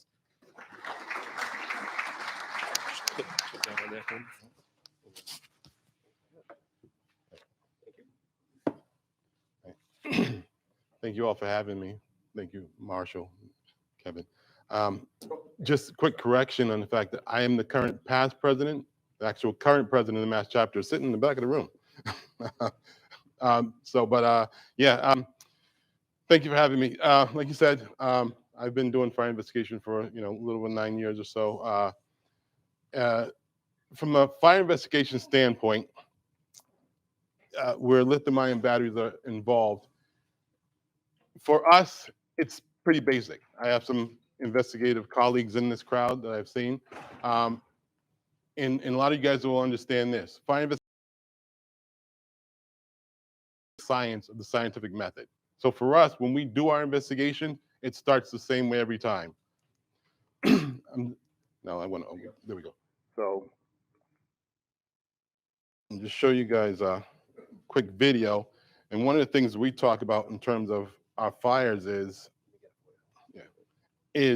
first thing when you're investigating them is what we're looking at. Is it a competent ignition source? Can it start the fires? Well, yeah.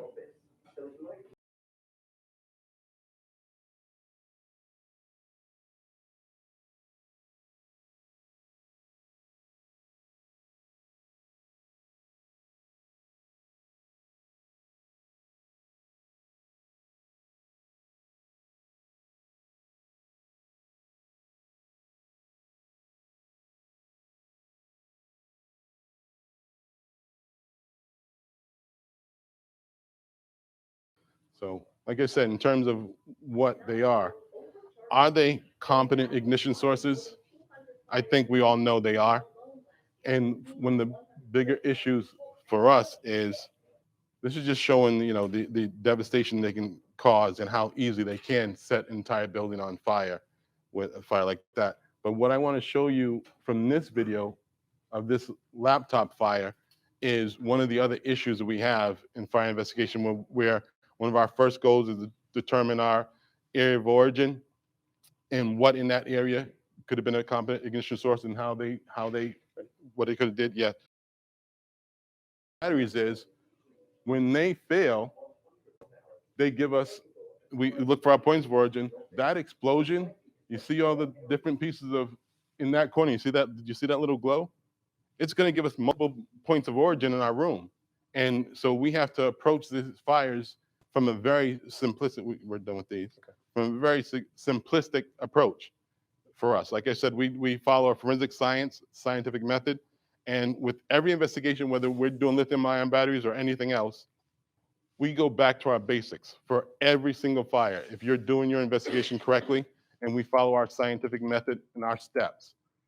And this is how you should approach each one of your fires, whether we're doing lithium-ion batteries or anything else. We start with our basics. Our scientific methodology of what it is, what our problem is, and we collect our data, we analyze our data, we develop our hypothesis, we test our hypothesis, and we select our final hypothesis. For lithium-ion batteries, part of that data, and remember, this is an exhaustive process. This is strictly just for lithium-ion batteries, because this is what we're talking about today. We do this process for everything in that room that could be a potential ignition source. So we're hitting on just the battery, the lithium-ion battery that's in place in that room right now. And we want to determine what it was. Our first thing is to identify it. One of the biggest things about batteries that people don't realize when they're, oh, there's a battery in our room. We're collecting our data, talking to the owners. Is it a new battery? Is it an old battery? Was it bound to fail because of the way they use it? What was the history of the party? Is it a third-party battery, the ones you get off of Amazon from who knows where? Is it one that's well known and rated by UL? And was it really a lithium-ion battery? Because when they're burned out and you find the casing to a AA battery that's just a piece of curved metal, and then you find the casing to a lithium-ion battery, the more common one is the 18650. It's just another piece of burned out curved metal. So do you really have a lithium-ion battery in place? Now, your next step is continue your data collection. Did we go too far here? No, okay. Yeah. New or used, history of the product. How was it used? Was it plugged in correctly? Was it the correct power cord? Had they had other problems? Had they had performance problems? And like we all do, somebody in here raise your hand and tell me you never dropped your cell phone. That's damage to your battery, and it could cause it to fail. So you want to find out all this information, so that you can investigate that lithium-ion battery in your scene and determine whether or not it could have been the cause of your fire. Other information you want to know when you do your collect the evidence, collect your data. Where was the battery? Ask your first responders. Did they notice the battery? Did they notice the battery on fire, or was it smoldering? Where in the room was it? Then when you do your witness interviews, where was the battery when they saw it? What was its pre-existing condition? And when you look around the room, don't just look at the pile of burning muck for the battery. Find the components. Because how can you say it's an actual lithium-ion battery if you can't get all your components and put together and identify it? Identifying that battery is probably the first step to your investigation of the lithium-ion battery. If you can't prove that it's a lithium-ion battery, how can you prove that it had anything to do with your fire? So collect all those little pieces of metal, collect them. If you've ever seen the inside of a standard alkaline battery or lithium-ion battery, they have little mesh wafers and, as I said, the separators. Look for that stuff. That's the stuff that you want so that you can reassemble what was a battery and determine what kind of battery it was. And like I said, was there surveillance? Is there video? Is there video in the house? Is there a nanny cam or something that may have picked up on it? They could easily give us the information we were looking for. And with all that information, what we're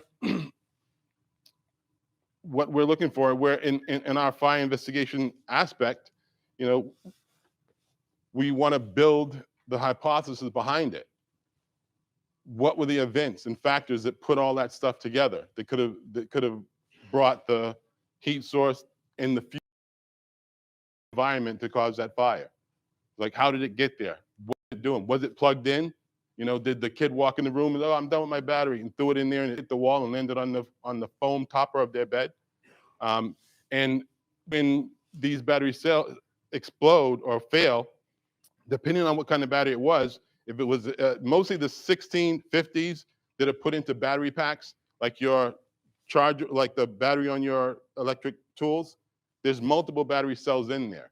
And the scooters, when they fail because of their confinement, it explodes and they throw other cells all over the room. Search the room and find the rest of them, because you don't know if that one that fell behind the bed is on its way to thermal runaway. So you want to do an exhaustive investigation when you do think there's a lithium-ion battery in your area of origin. Okay. Talk to your first responders. How did they affect your scene? What did they move? Did their hose stream knock stuff where it wasn't? Did they wash a cell into another part of the house? So you have to do an extensive investigation of that stuff, because remember, when you're putting your initial battery together, and you do your other research, find out, oh wait, there were 12 cells in this battery and I only got 8. Where'd the other ones go? You want to be you want to do as much due diligence as you possibly can. And I'm glad she's here. And for Sarah Caden's point from consumer products, if there's an issue with it, you want to be able to preserve that evidence. If there was a if you believe there was a crime or a fatal involved, you want to collect that evidence, and you want to protect yourself from spoliation of that evidence as well. Just collecting it, analyzing it in our scene to understand what it was and how it was involved in our fire does not necessarily spoliate that evidence, but going beyond your physical scope, and that's where we reach out to our lab friends. I will give you an issue with lithium-ion batteries, talking to some of my friends who are subject matter experts in it. One of the issues with them is when they fail, so when they do finally fail, they all fail the same way inside, whether it's from thermal impact from overheating, thermal impact from outside, the puncture, or the impact in general, the abuse in general. What happens inside is pretty much the same. And the release of the gases causes it to overheat. There's a ruptures in its own way. One of the theories was in lithium-ion batteries that when they fail on their own, there's a much greater loss of mass inside that battery than there is if the battery is affected by fire from the outside. That was the original theory. That theory has been challenged and proven in court. So as much as that theory seems to hold up, and there are people who are still subscribing to that theory, on our side of it, you approach that, and now we reach out to our laboratory friends, and we take that battery, that evidence, and we give it to them and say, okay, help me with the metallurgy. What happened to the copper and aluminum that make up our cathode and anode in that battery? Which one deposited on which? And of the cells, who put their germs on who first? Where was the carbon buildup first?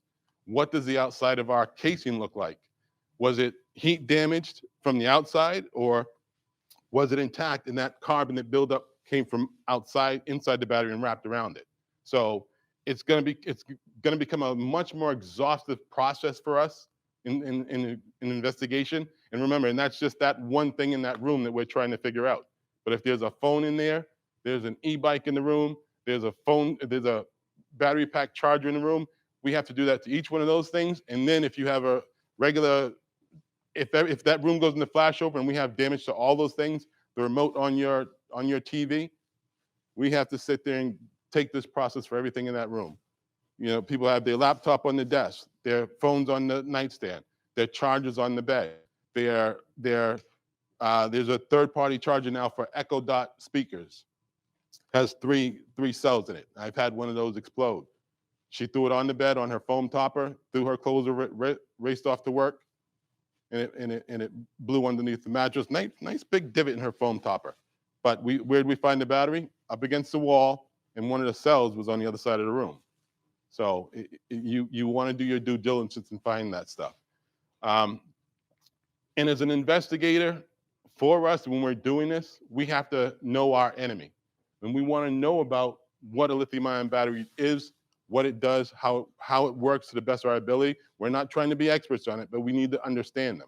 We need to understand how they fail and how that failure can cause the fire, or how the fire can cause it to fail, so that we can try and determine the difference. Because this portion of it, investigation, it's fairly quick because of that. Like I said, when it comes to investigation, no matter what we're doing, when we get to our area of origin, we're collecting our data and we're marking all of our potential ignition sources in the room. And then we do our step-by-step analysis, hypothesis development, hypothesis testing of each thing in that room. So it's an issue in that regard because it becomes labor intensive, but it's the same step. If we walk into a room and there's not a single lithium-ion battery in the space, we're still going to do the same process for everything in that room. Walk into a kitchen, there's no lithium-ion batteries, we're going to do that for your coffee maker, your stove, your refrigerator, and so on and so on. It's not going to change our approach. So as much as lithium-ion batteries are becoming an issue in the industry, our approach to their investigation does not change. If anything, more so for the health factors. Do we just rush into the room? Do we change our PPE when we enter the room because of the new dangerous gases that lithium-ion batteries impose instead of just the standard, products of combustion that are already in the fire, we might change that aspect of it, but our approach is the same. We're still going to approach the investigation the same way we normally do. Okay. So as far as that is concerned, that's where it doesn't change. But I will say, our investigation that some colleagues and I have talked about is, for us, what's going to happen when the arson realizes just how competent a lithium-ion battery is, when all they have to do is poke a hole in it, drop it in a room, and walk away. Imagine the problem that's going to cause. And then how do we prove that they poked that hole in it on purpose to make it fail? Like I said, we can take it, we can send it to our lab, and we can have them analyze, oh, no, this was punctured. Okay, it was punctured, but how do we prove that it was punctured on purpose to fail, to cause a fire? This is going to be a problem for us. And it's something that we're going to have to figure out and work out and come together as an industry to try and combat in the fire investigation field, because we're aware of it, we're thinking about it, and knock on wood, we don't think we've encountered it yet. So that's where we're going with it. But like I said, our process is very back to basics. We approach each of our investigations the same way. We don't care what's in the room. We maintain our approach to each thing in the room. Okay. And beyond that, our other partnership is with our hazmat people, because we need, whether it needs to be kept for evidence or some other thing, or to be moved, that's where we usually stand. We just like to have people helping us with the safety of it, and we just walk through our investigation step by step till we end up with our final hypothesis. And if we end up with a battery and then a candle, then we send both of those to our lab people and say, hey, which one is which? And we go from there. Okay? All right? Excellent. Thank you, guys. Excellent, thank you. Can you stay up here? Because we're going to do the round table. Yeah. Okay, so now I'd like Yep. I'd like all the presenters that worked this morning to come on up for the roundtable question and answer session. So if you spoke this morning, if you could just come up, and we'll kind of go from the flag over to where Jake is. We'll get questions. When we get the questions, I'm going to repeat your questions so that it's recorded on the YouTube channel, and then I'll hand the mic to whoever's answering the question. So.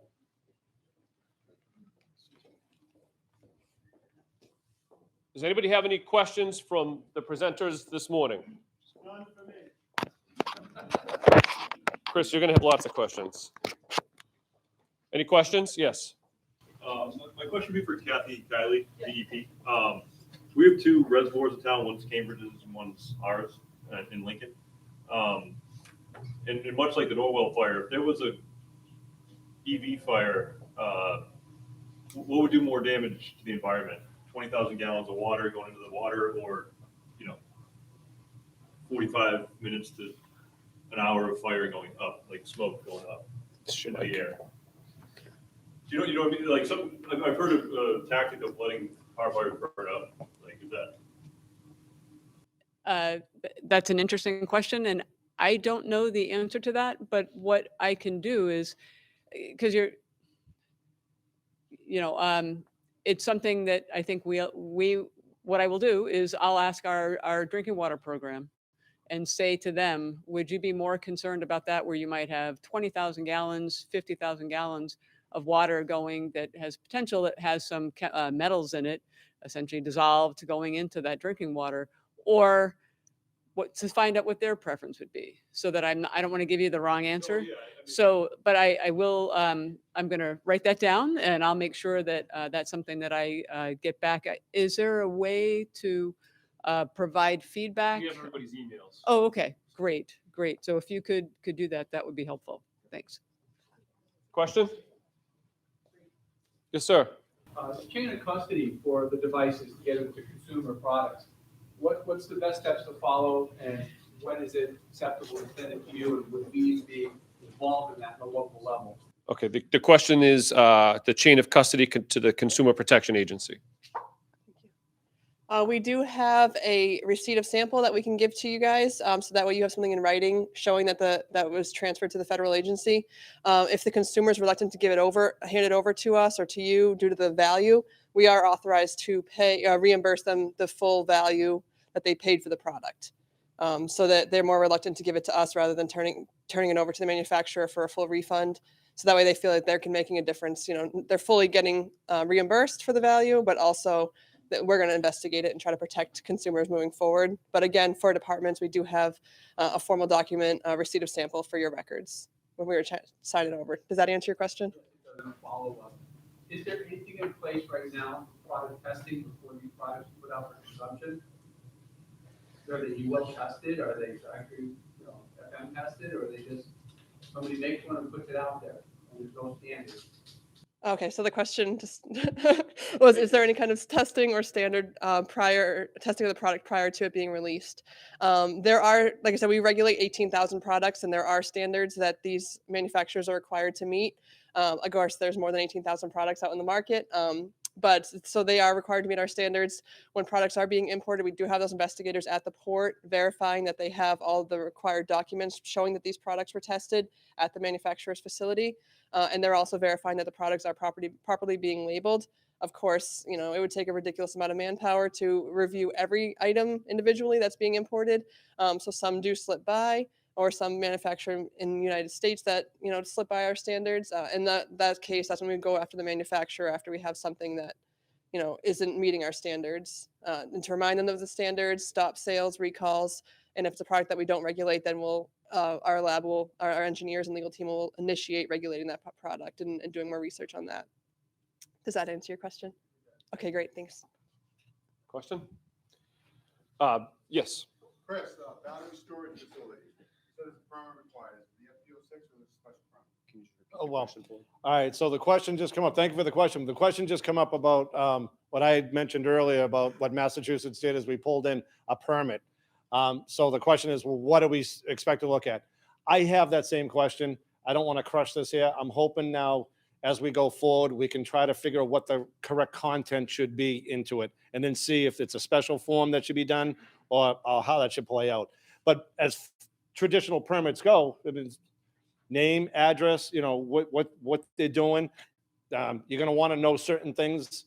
Some things they might not be able to tell you, especially with certain chemistry, certain deep involved. Because that's part of the issue that is out there. And I don't want to get off your question for the permit, but that's part of the issue is you have a battery manufacturer that does their part, and now they go to give that to an energy storage system manufacturer to do theirs. Well, they're holding things close to their chest that they're not going to release. So that system storage manufacturer, they're supposed to have that, fill in those blanks, but they don't have that info because it's been retained by the battery manufacturer. So unfortunately, it's going to be tough to figure out what we want, but I guess you just got to figure out what's important for you, and I don't, I know that's vague and I left that, I just threw a balloon in the air, but I mean, traditional stuff that goes on the permit.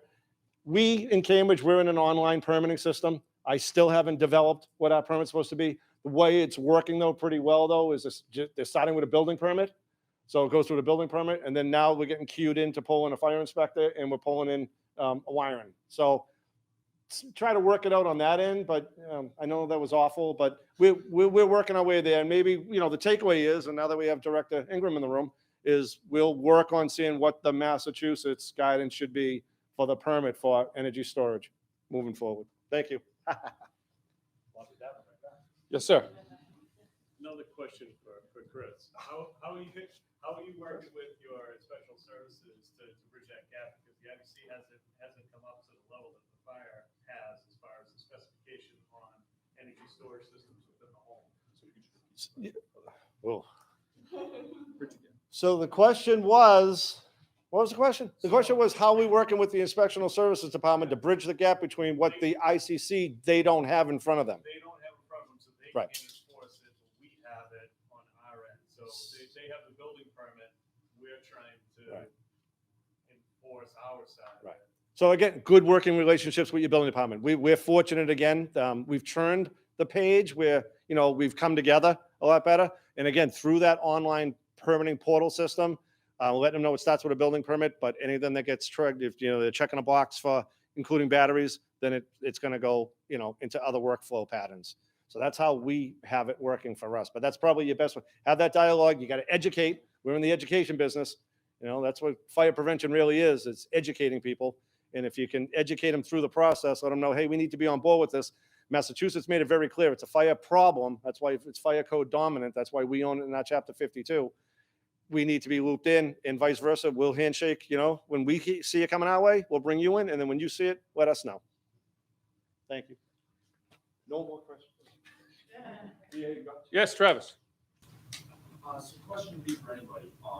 As far as post-fire, if we have cells that are damaged and need to be turned over to us investigation or consumer safety, do those cells have to be quarantined for a certain amount of time if they're damaged, ship them out or send them anywhere? What, is there any guidance or policy in place? Okay, the question is quarantine time before the cells can be transported or shipped to a investigative authority. Want to start with that, Sarah? Okay. Oh, okay, absolutely. So there isn't a necessary standard. Oftentimes I'll actually go on the scene when fire departments call me, and I'll obtain the sample from there. So that way, because a lot of departments don't have lithium-ion storage at their departments, where I'll store it in a fire-safe cabinet until I can get my hazmat transport arranged within the next couple days. So for federal-wise, no. Like I said, you can either store it in your department, and I'll come and pick it up from you directly, or we will store it in a fire-safe cabinet at my house, which don't worry, I meet all the standards. It's in a separated building, just like my gas cans and everything, in a fire-safe locker, and then it gets shipped hazmat, and like I said, in all the DOT standards. Yeah, from a fire investigation standpoint, we don't technically collect them because that thing is not going in our evidence room. We would first off, we contact our hazmat guys, and the initial move on scene is to put those things in a bucket of water. One of the things that we do for safety that they've been saying to do on our fire scenes now is, depending on the danger, especially if you're not sure if it's done with its thermal runaway and there are other cells involved, it might be too dangerous to pick up and try and get out of the house. So putting it in the tub and filling the tub with water, and then trying to determine what happens to it afterwards. But there's no timeline, because when you're dealing with multiple cells, a perfect example would be, and there's a smaller one and a larger one. A Tesla vehicle was in a car accident in California, burst into flames. Took hours and hours and hours to put it out. Hours. Towed it to the tow lot. 22 days later, it burst into flames again from thermal runaway from one of the other cells in the car. So it's a problem, and that's a problem that people are still trying to figure out. Of course. I probably should have kept my mouth shut, but I can't do that. So this is, we've gotten to a point now where we're finally knowing the problem we have out there, and now we're able to tackle the fires, and we know we need water supply, yada, yada, yada, and putting the fires out. Now it's the handover part. Now it's the turning over. So Personal experience, we had an issue with a whole bunch of batteries from some drones that were being done in our community, and the protocol through the SDS was to ultimately put them in water. Well, now the receiving company didn't want to take them because they need to dry them for 24 hours. Because they can't be. So there's going to be some massaging of the way we get this out, how we go cradle to grave with these things. But that's yet to be seen. So we got a lot of work. So it's a great question to bring up. We'll have to see where ultimately we go with this. But why am I doing this? But we got to see where we go with it, because there's no right or wrong answer. There's no right or wrong answer. What you're starting to see, though, is you're starting to see a lot of communities out there are working it out. They're making their own rules. San Diego just did this. So they're doing some stuff now where they're gonna have because they've had some trash truck fires, so they don't want the trash trucks picking up, so they're gonna try to figure out something else and doing things with banning. That's probably the one extreme direction I don't think we definitely want to go with absolute banning, but we need consumer products. On that question about storage time and transport, Lieutenant DeRosa from State Police, can you just say, what are you guys doing with them? Are you taking them from the scene? Are you leaving them? If you find that it's the cause, what are you guys doing? Yeah, so by and large, we are not touching them. Obviously, for our on-scene investigation, we'll do some non-destructive field testing if there is any. For our investigators, we're actually looking at more of a safety protocol for them. If you see if it's still warm, if it's bulging, if there's other areas of the battery that have not been impacted or had any runaway. Like just it's more of a caution for them. Eye protection, if needed, respiratory protection, making sure they're wearing their whether they have coveralls or turnout gear. But unless it obviously goes to the overall investigation. If you're doing your investigation, if you guys show up on scene and you know something's not right, then we're going to look at that a little bit closer. If we have to take that item, then we'll deal with that. Again, just talking, we work very closely with state hazmat, so how we would probably look for them for guidance on how to properly take that. We certainly don't want to bring it back and burn down an evidence warehouse that we have that's connected to DFS's supply warehouse. So as far as anything aside from anything, when I say we have to be pretty sure this is criminal if we're going to take it. I mean, because even our lab, the state, I don't know what they're really going to tell us. They'll tell us the battery, they'll tell us it was screwed up, but I don't know what they can really tell us to add to a criminal. That's going to be interviews, that's going to be a good criminal investigation. So aside from that, we're going to leave it in place. We're going to let the insurance company know we had a lithium-ion battery. This is where we left it. We'll tape it off if we have to. But very rarely, I would say, are we going to collect that and take it because there's just no criminalistics that we know of that they can do yet. Battery walls, like the Tesla battery wall, something that's permanently installed in the structure. If there's rooming contact fire, not the battery wasn't the cause, but it's been suffered heat damage. What's going to be the protocol for that? Does that have to be removed from the structure? Does it have to go back? Who can remove it? I spoke with DEP earlier on that, and the cleanup contractors won't remove it; they'll take it. But does it take a licensed electrician to be able to remove that damaged battery pack from the residence? The questions on battery packs, battery walls for whole house energy. Anybody have an answer there on who's going to take it out of the building? How it's going to get removed? So, go on, Chris. So opinion, and that's one of the things that Massachusetts did unique for us out of that. They added decommissioning to the 1 and 2 families. So traditionally, you're going to see that problem. So that should be part of the decommissioning process, decommissioning planning, or whatever you want to call it, to cover that, to see, hey, if it's part of an exposure fire, what's the protocol to pull it out? But Massachusetts is very clear. Licensed, you got to be licensed to do just about everything in this state. So there's going to be a licensed technician of some sort. And hopefully it's the one that actually put it in. They should know how to take it out. But somebody of a licensure, and there should be something in a decommissioning planning to address that if it's not the actual cause of the fire, the origin of the fire, but it was part of the problem or it made the problem worse. And now it's been damaged enough and needs to be addressed and taken away, whatever. That should be done by licensed professionals, and there should be a procedure in place. And Massachusetts covers that through some documentation. Thank you. Yes, sir. Coding, you spoke to mobile property like e-bikes or vehicles. Are stationary energy cells, is there a code for that as well in the 130 series? Or? If it's, excuse me, if it's attached to a building or inside of a building, it should be a building fire. So the old adage, any fire in or out of a building, whether or not it becomes involved.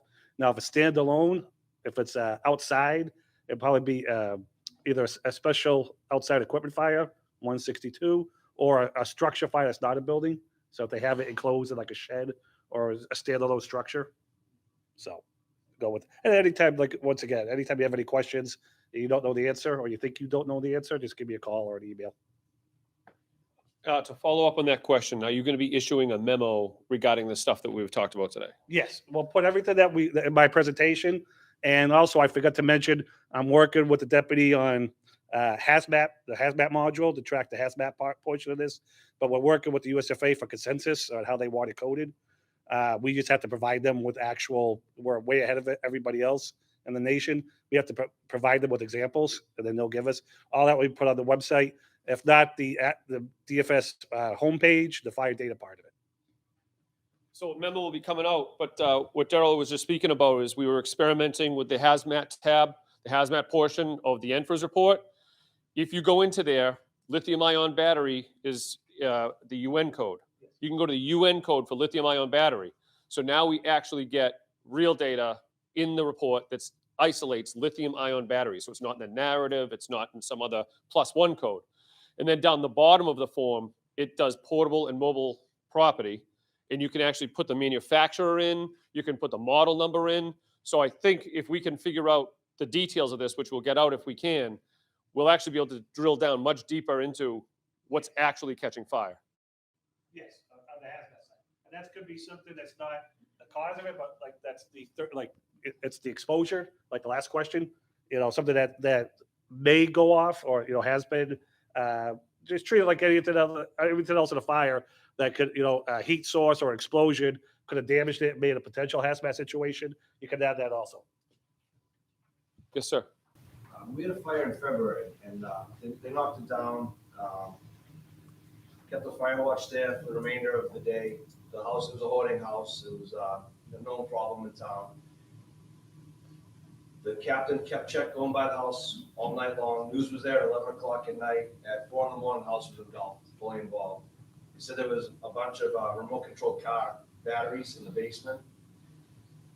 So, it was a black eye for us as a rekindle. My staff said there was absolutely no way it rekindled. There was no smoke, no signs of any fire throughout the entire day. House was boarded up. Is there a protocol or like how long, if these devices and batteries are stored in houses, you have a fire, you can't go through an entire house and remove every battery. Is there any guidance or recommendations on how long to leave a fire watch or best practice? We are going to lightly cover that this afternoon. You're not alone in that. That might have happened to him, okay? If you add 2 alarms plus 3 alarms, is that 5 or is that 2 separate fires, right? So we're a bit passionate about that as well. So what we've discovered, what we learned, we went to New York City, learned from them, was when you get to that fire knockdown stage and you're ready to start pulling ceilings, for the final overhaul, we got to look everywhere. We got to get into the couches, the cushions, under the ceilings that were already pulled, and we're looking for things that are the size of your thumb. So the amount of overhaul, the careful process, that's not even the fire investigation. That's just so we can leave. You're not alone. One of the news clips I was going to have earlier, I ended up cutting it out, was New York City had a fatal fire, in a multi-fatal fire in a e-bike shop. Rekindled another day later. And these guys are professionals at this. They've been doing this for a couple of years now. The other one we learned about when we were down there was an e-bike shop, same thing. A couple hours later, the place is roaring. So unfortunately, I don't know if anybody can issue a timeline, but the overhaul process has got to be pretty thorough, and you got to look everywhere. We saw the batteries ejecting in the investigators portion, whether it's a hoverboard, a scooter, a battery from a phone. Unfortunately, I can't give you a number, but these things can go off at any time, days later. So the overhaul process, I think, is where the answer lies there. Anybody have anything to add on that? Okay. Yes, sir. Oh, yeah. I would just to add to that in terms of coming from a firefighter, rushing in the building, doing your thing, and talking to firefighters when we were doing our investigation. Many of them won't even know. You run in there and you're going in there. Your first job is put the wet stuff on the red stuff, and you don't walk around looking for the smoldering batteries, the fire or the batteries in the building. And even when overhaul happens, the detail, like Kevin's saying, going into cushions isn't a typical job of the fire crew, suppression crew. That's just not the way they think. So if anything, from and Eric will confirm, from an investigation standpoint, it's a backbreaker to dig out wet, soggy ceilings and walls off of couches and everything else and try and get down to the nitty gritty of what's in that room. Like I said, it's a long, exhaustive process to do that. And trust me, I'm not trying to build my workload or anybody else's, but in that scenario, I guess your best bet would be to call your fire investigation unit, because like I said, our approach is going to be a little bit more systematic, and because we can't just find one nice big burned room and stick to that room. We still have to go through the rest of the house, because what if it was an arson and we're missing other points of origin? So as we go through, we may pick up on those other batteries and be, oh, hey, there's more batteries here. So I mean, but I'm not trying to take work away from the suppression crew. I'm not trying to add work to what we have to do. But it's maybe that's just something that has to go into more in-service training to both sides. Like when you're moving around and when you start to come down from the adrenaline high, to start paying a little bit more attention to what's in the space, and so we can mitigate that. Because I mean, I don't know how else to do that, especially if it's not something that you've already been, if your training doesn't go there. You might rush in the room and you'll look for the cat and the little kid, but you could care less about the cell phone and the battery. But then when you come in from another point, you look for the cat, the kid, the battery, the match, the lighter fluid, and everything else. So it depends on the situation. But like I said, we have no standards right now. We're trying to figure this all out. And as we go, hopefully we'll all get there together. Excellent. Years ago, I used to work for a deputy chief who left the house cleaner than we found it. We couldn't stand working like that. Turns out the guy was pretty smart. Another question? So Sarah, I have a question for you. What's your threshold of what you want? So I've had at least 5 or 6 of these in the last couple of months. Some of them were just abused, pretty simple. One of them was a drill, brand new, just arrived shipping. Box had never been opened, batteries had never been touched by a person. Batteries lit up inside the box, and this is a very reputable tool company. So are you looking for more like that? Or I don't want to inundate you and flood you with hundreds of samples. No, that's a great question. I appreciate that. Honestly, just reach out to me because I can, if the lab has 50 of XYZ brand scooter, they're not going to want this particular scooter as well. If it's outliers, like weird situations like that, we just had a remote control airplane this week. Obviously, another lab doesn't have any of that. So that's something that I'll absolutely come and collect. I collect just about every single cell phone. But yeah, just reach out to me because you're going to reach out to me regardless to come collect the sample. Let me know. I'll call my lab to determine if they are interested. They 9 times out of 10 are. And so then I can come and coordinate. I'll bring my Zargus case for proper transportation to the fire storage unit and, collect that from you guys. So the threshold is basically dependent on the lab.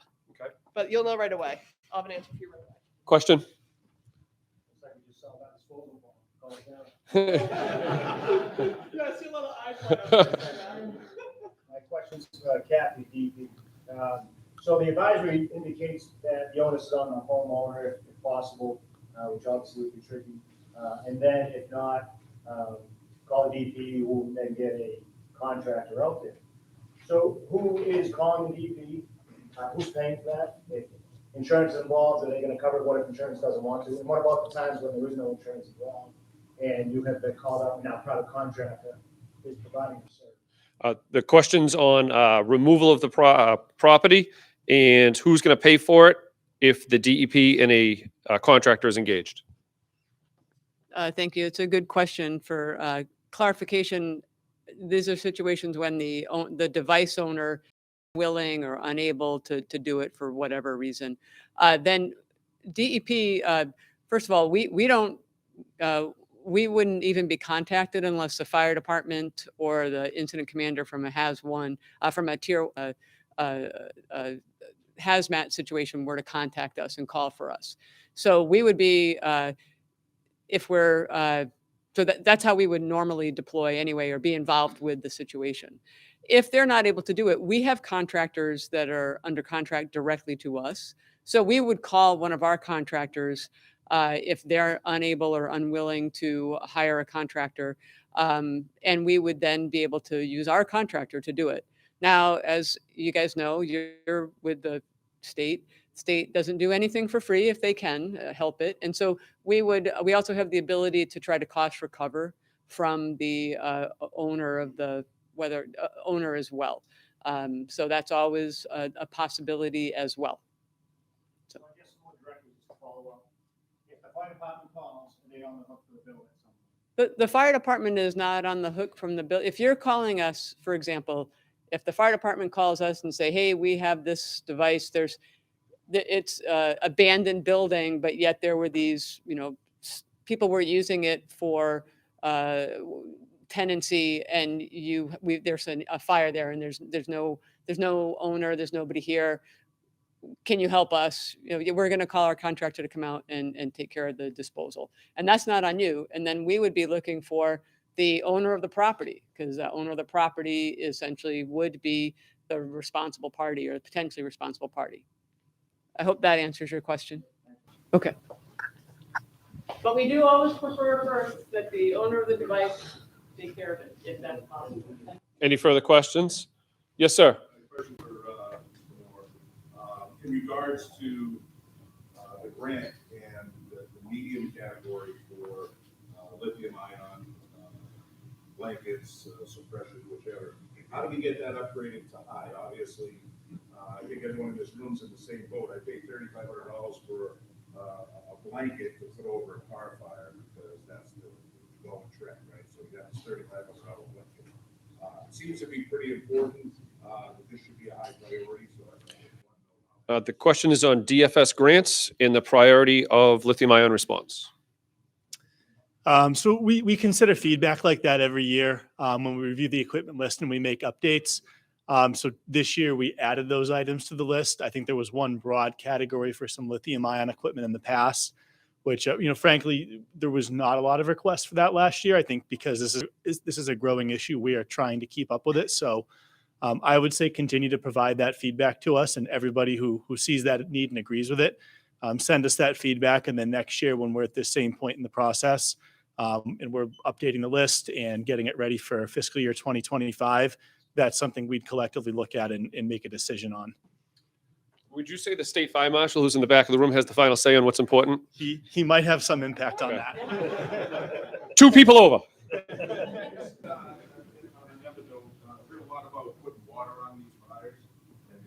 This afternoon's conversation, but maybe this is for Chris. What NFPA? I know there's a lot of work done on encapsulating agents versus sand versus silica versus water. Is there any standard for suppression that we should be looking out for? I'm kind of partially intrigued about this E450 or E350 encapsulating agent. I think New York is using. Is there anything on that? The question is on the suppression medium. We are going to cover that after lunch, but Chris, if you have something to add. All right, because I have a little bit I was going to talk about too. So we might be overlapping and giving you an answer. The product that you're talking about is F500. It's not proven. There's no standard. When we talk stationary, and I'm giving you the punchline, but when we talk stationary, the punchline is going to be a lot of stuff with misting agents, breaking up water pellets. Things like that. The NFPA, I think 750 is one of the stands out there, and NFPA, I have it in my slide. Those are the two that are going to be tackling the water effectiveness. I don't want to pull out anybody's brand name and bash anybody's particular product, but those others haven't been proven. There's no testing criteria that they're going through. A lot of them are, just good salesman stuff. You mentioned the blanket. I'm in about that later too, but, I don't know what the right word is, but, we've talked about it in our own office. There's a lot of stuff that a lot of people want to sell you, things to slide under your vehicle that will squirt water out of it. None of that has been tested to be proven that it's going to be any effect. So you just want to make sure you weigh that out in your choices when you're spending your money. We'll be bashing them this afternoon. Oh, okay. I didn't know we season on. Well, we'll see. We might have video. Anybody have any questions? For DEP, do you have a threshold on volume of material before you really want to get involved? I mean, we're all dealing with cell phones on fire. We're dealing with a scooter on fire. Is there a threshold where you think that is appropriate for a fire department to call? I know, we overpack our own fires and we take care of it. But I know if I have an e-bike shop and I have 40 bikes, we're not going to do that. We're going to engage a contractor. Do you have anything that you talk about in DEP that's like a kind of a threshold for the contractors? The short answer on that is no. But for the homeowner, most homeowners, they're gonna want to take care. They don't want to be sitting there. They want to have it taken care of right away. They don't want to have to deal with DEP doing it necessarily. And they can also go to their insurance and they'll try to use their insurance, which is great. But we don't have a threshold for that. I mean, the main thing is everybody wants it to be removed. So, and certainly if there's a larger facility, I shouldn't say large, a facility that has a greater number of batteries that need to be disposed of, that's not going to be something that most fire departments are going to be putting, one container. It'll be a larger response effort that's going to be needed from a contractor. Okay. And for grants, for the regional grants, have we seen any grants already approved that were asked for yet for lithium-ion specific? Okay, so there's definitely on the horizon. I mean, it's increasing every day. Any further questions? It's 5 minutes of 11. The cafeteria said they were going to shoot for 11 o'clock for the sandwiches. When they come out, they're going to be out to our right along the glass wall. Let's shoot for 11:45 to start again. So that gives us just under an hour, if that's all right with everyone. So the sandwiches are over on the right. Thank you, panel. We'll have one person back after lunch. All right, welcome back from lunch. There's a couple questions. Past August, several members of the fire service industry, the State Police Fire Investigation Unit, Marshall Davin, the hazmat guys, participated in a day of lithium-ion battery mitigation experiments. These experiments were intended to prove or disprove various mitigation tactics that are being used around the country. Firefighter Travis Rebello of the New Bedford Fire Department and an assistant coordinator here at DFS for Hazardous Materials Response organized this event in New Bedford. To discuss these findings, we also have Mike Monaco, 20 years at FDNY, 18 of them with Hazmat Company 1, and just retired, a month or two ago? April 29th. A few months ago. He's also co-owner of the Hazmat Guys podcast, and he's responded to hundreds of lithium-ion battery incidents. So with that, Mike and Travis will walk us through the testing that was done in New Bedford. Hi, everyone. Thanks for coming to this. This is going to be just a quick overview of what we did and what we found. I just want to point out I'm not here to bash any company or any individual product. Everything that we found has limitations, right? All the products that we utilized with this may not have worked as well as we'd hoped, but they still do work to some extent, and we still do utilize them. However, we did find some shortcomings with some of them. So to first set it up, I just want to talk about how we set this up. And but Mike is the one that kind of engineered most of these tests and really kind of set the pace for the day on how we did everything. So if you have any questions on the actual setups, also, I don't think he can stay for the roundtable discussion. So if you have any questions before we finish on anything that the FDNY has done with their battery response, these guys have been right at it for quite some time. How many fatalities have you had so far this year on them? I believe the city's up to 32 fatalities in the year, and the total is over 100 since we started tracking this in 2000. So yeah, these guys have been dealing with it for a while, and they've been ahead of the game for a little while now. So when we did this whole experimentation was kind of a public-private partnership where we had the city of New Bedford, we had the Department of Fire Services, we also had the hazmat guys come in, and as we went along, it kept growing. There were some meter companies that were out there that said, hey, if you're going to be putting these in the runaway, we want to see what the off-gassing is, see if we can find out what exactly is coming off of these. So Blackline Metering came in. FLIR actually runs GCMS, gas chromatograph, mass spectrometry. They brought that in so we could actually sample with pretty high-end scientific equipment. The guy from Far West came in, helped run it. Red Wave came in, did some air sampling on their FTIR metering. So it was a great collaboration between all these different agencies. What we were really looking for was to find out if batteries in different states of charge are going to cause problems for us. Full state of charge as opposed to 50 and 25% charges. Were there real differences on how those batteries went into runaway? Again, we wanted to find out what gases were coming out of them. We wanted to find out if our meters were capable of seeing any of those gases. And we wanted to test how our overpacking worked. We decided in the city of New Bedford to go with a product called Cell Block EX, which is a recycled glass material. And that was after a lot of conversations with the FDNY and how they did stuff. So we kind of invested heavily on that, and we wanted to see if we were on the right path with it, if it was going to be working for us. Absolutely, sir. So as we move forward, one of the things, pretty much everybody here I was told is administration and the chiefs of the upper ranks. Some of the things that we try to do during the classes is to refocus our brains and understand that when we're dealing with the batteries and we're looking at everything that we're going to see, that especially as a chiefs, we're dealing with two separate issues. We're dealing with the issue of the battery that started the fire that we're responding to, but separately, we could potentially be dealing with the battery that is affected by fire that our firefighters are responding to. So those are two separate things, right? From a scene safety point of view, from an IC point of view, I don't really care about the battery that started the fire. It doesn't mean anything to me anymore. I understand there's things I now have to do because the battery started the fire.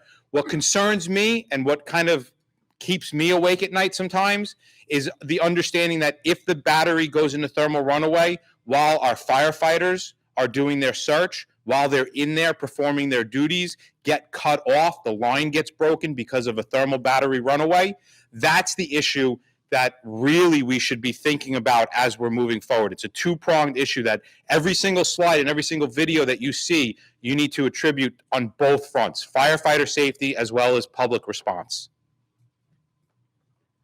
All right, so the cells that we dealt with, that was spoken about a little bit earlier in the day, the 18650 cells, 18650 on the bottom. If you look at the AA and the AAA up top, not much bigger than that. They're not huge cells. 18650 is the size, 18 millimeter wide, 650, and then the 0 is a placeholder used in industry. This is a little bit earlier. Anode and cathode with a separator in between. When that separator becomes damaged, for whatever reason, it causes the battery to go in a runaway. When you take those single cells, you start putting them together, you start getting them into battery modules, and those modules go into battery packs. And the only reason I want to show you this is we put them in, we did 2 and 3 cell packages. When we look at the Tesla battery floor, the most popular Tesla battery floor has 7,104 individual cells attributed to it. So Somebody just said, Jesus, if something like that didn't run through your head as he's saying that, you're not paying enough attention. Jesus should, or some other expletive should have. These videos, keep in mind, we had two cells set up, and then those other ones were 3 cell setups. This is 2 cells put into thermal runaway with a coupling, a heat coupling. We heat it up until it goes into runaway. Fully charged cells.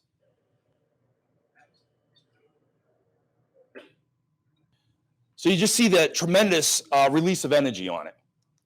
This one, you can kind of see the thermal coupling right there turning red, heating it up, and then going. You can see we started putting our air monitoring up there to see if we can find out what the off-gassing was coming out of this. They found some idiot to stand there to take an air sample for the GCMS. It does.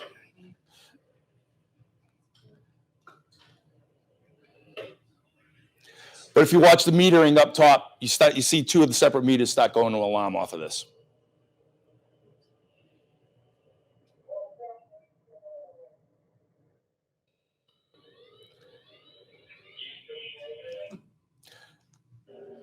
Another one in full charge put in by heat. Again, it goes pretty quick. Once they start becoming compromised by heat, they go into runaway awfully fast. I think we were seeing, what, about 4 minutes Yeah. by the time we flipped the switch to the time they went off? Yeah, and that time was due to the thermal coupling actually heating up to the temperature it needed. Right. But again, every time we were doing it, the meters were picking it up. One of the interesting things that we're going to talk about further on, actually earlier in the runaway process, before it actually ignited, we were able to detect off-gassing from them. All right, so this one's interesting. This is a little bit of a longer video. These were discharged cells. 2 cells discharged to 25%.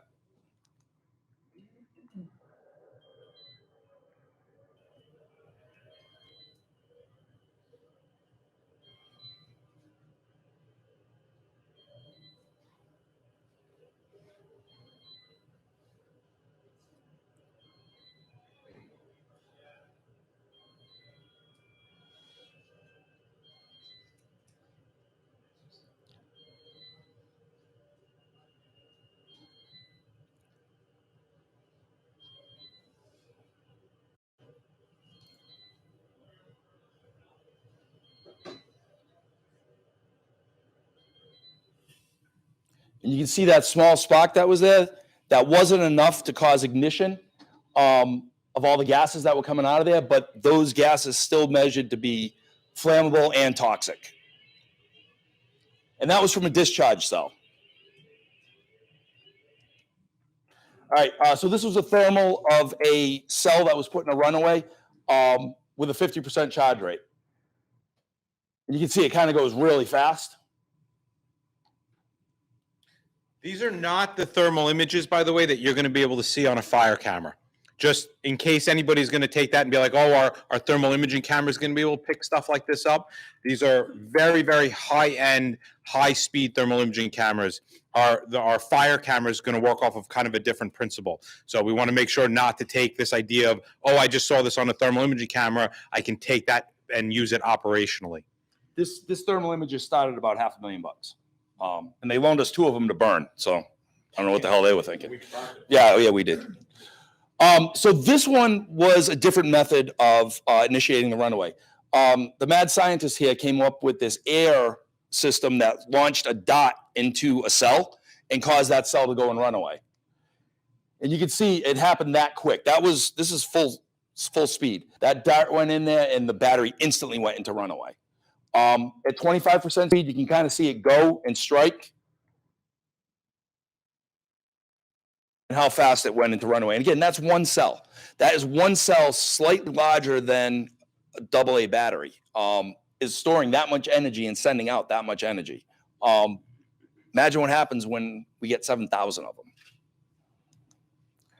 All right, so some of the things that we talked about were different methods of packing. Some people talked about, hey, can we just pack this in Speedy Dry? And will Speedy Dry kind of help solve our problem?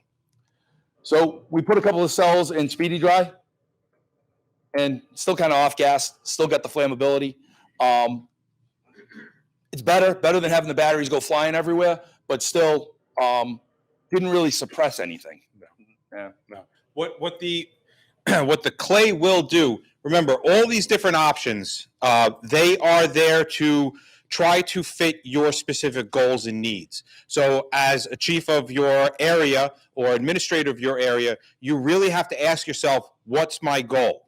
And it's really super important not to turn around and take and look at some big city and say, well, they're doing that, I'm going to do that. Because our goals and our hurdles that we had to go through are going to be different than your goals and your hurdles. So it's really important to understand the function behind the battery, what's going to happen to it, be able to predict its behavior and say, is its behavior going to hinder my goals? And what resources do I have to overcome X, Y, and Z? So just to be really clear, like the clay could be an option for you if all you're worried about is making sure that the thermal radiant heat from these batteries going off doesn't set something else on fire. If you're not concerned about the toxic gases, if you're not concerned about any of that stuff, this is a great method for you. But your goals and your hurdles have to align with this solution. Does that kind of make sense? All right, so the next thing we did was we started using that product Cell Block. And Cell Block claims that they will start absorbing some of those toxic and flammable gases. Doesn't really work on pressure, but it does supposed to work to absorb some of them. That being said, this first video, if you listen closely, you're going to hear one of these meters go into alarm. As we heated it up and it was early in runaway, those cells started off gassing and we could detect them on a meter before it went into full runaway. Unfortunately, we could detect it through overpacking in Cell Block, which claimed we weren't supposed to. But give it in on it. This is what happened a few seconds later. So you can kind of see the residual gases. We still had potentially toxic gases that were there. We still had all our meters going to alarm. Because this was an open barrel, it wasn't really a fair test of the product. When it went into ignition, kind of blew the product away. I'll get to that in a minute. What we found in all of the testing throughout, we had percentages of the LEL on just about every experiment we did. It's the highest levels we saw were up to 30% of the LEL in some of those rooms. And again, you got to remember, this was just off 2 batteries and 3 battery sets. What was the size of it was the Connex box. It was a Connex box. What was the size of the Connex box room that we were in? Yeah, it wasn't huge. Yeah, you're 8 by talking 10? 8 by 10, maybe 8 by 12 10. feet. Yeah. So 2 cells were able to bring 30% of the LEL to an 8 by 10 room. So some of the other things we found were the high CO levels. High CO levels might have been there. I tend to think more it was a cross sensitivity to hydrogen that we were seeing more than anything else, especially when I show you the next video. We did find hydrogen sulfide or something that had a cross sensitivity to it in there. Depending on where we were in the burn, we had increased and decreased levels of O2. And Blackline brought a specific meter with a hydrofluoric gas sensor in it. We were able to detect hydrofluoric gas readings with that. And there's going to be another presentation a little later by Tim Vamosi that's going to tell you why that's pretty bad. So the sampling that we took with the GCMS, these were all of the toxics that we found in that off-gassing. And this was consistent with other testing they'd done in other parts of the country. Pretty much the standard 18650 battery formulation, we're putting off all of this as off-gassing during the burns. We got these same gases in cell block and vermiculite as well. So that also gives us an idea that there are no additional gases being given off by the clay or the cell block, just for anybody that has that kind of, scientific thought process. So what we did here was we took the 3 cells and we put it in a 30-gallon drum, filled it with cell block, and just left the bung holes off so we could actually get the wiring in and out of there. And we put those in the runaway. And we figured this would be a better sampling of what an overpack would more look like.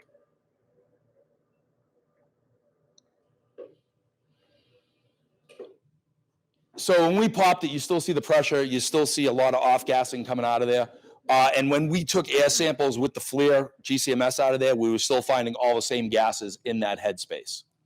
Travis, that's way overpacked. Yeah. I mean, so that overpacking is for full battery packs. We had 3 cells. So as we went in there, the other hazmat guy is coming up here to pull that thermal coupling. And I need you guys to watch right at that bung hole.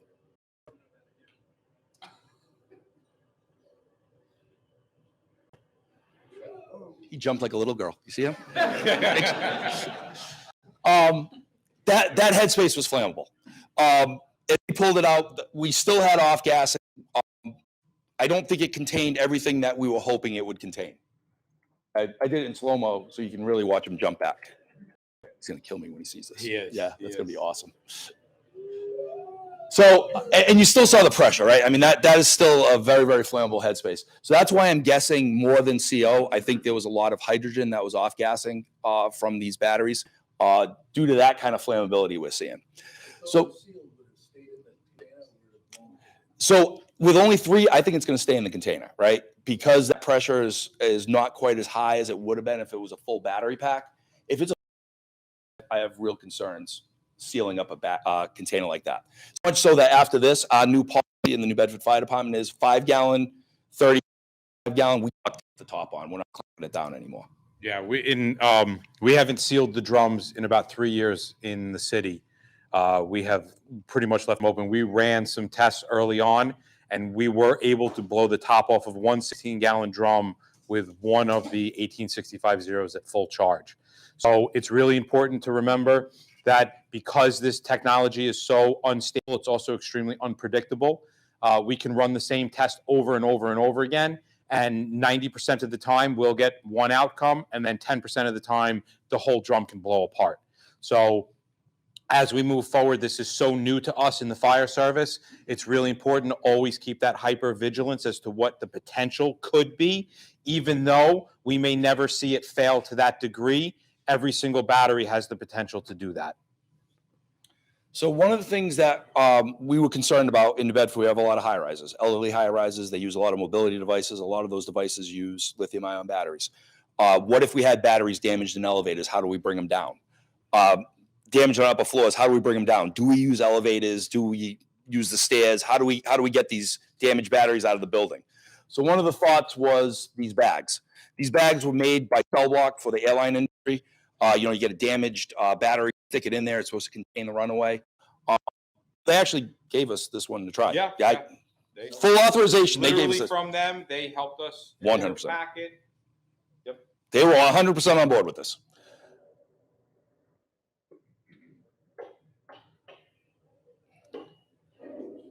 So I'm of the opinion that I still don't want my guys in an elevator with a battery and overpack, whether it's in a bucket, whether it's in a bag, no matter what it is, my guys should not be in close proximity to those overpacks because I still consider them a danger. That being said, will I still use cell block to overpack stuff? Yeah, because I still think it does a better job than just vermiculite alone or sand alone. But we still has to be used with caution.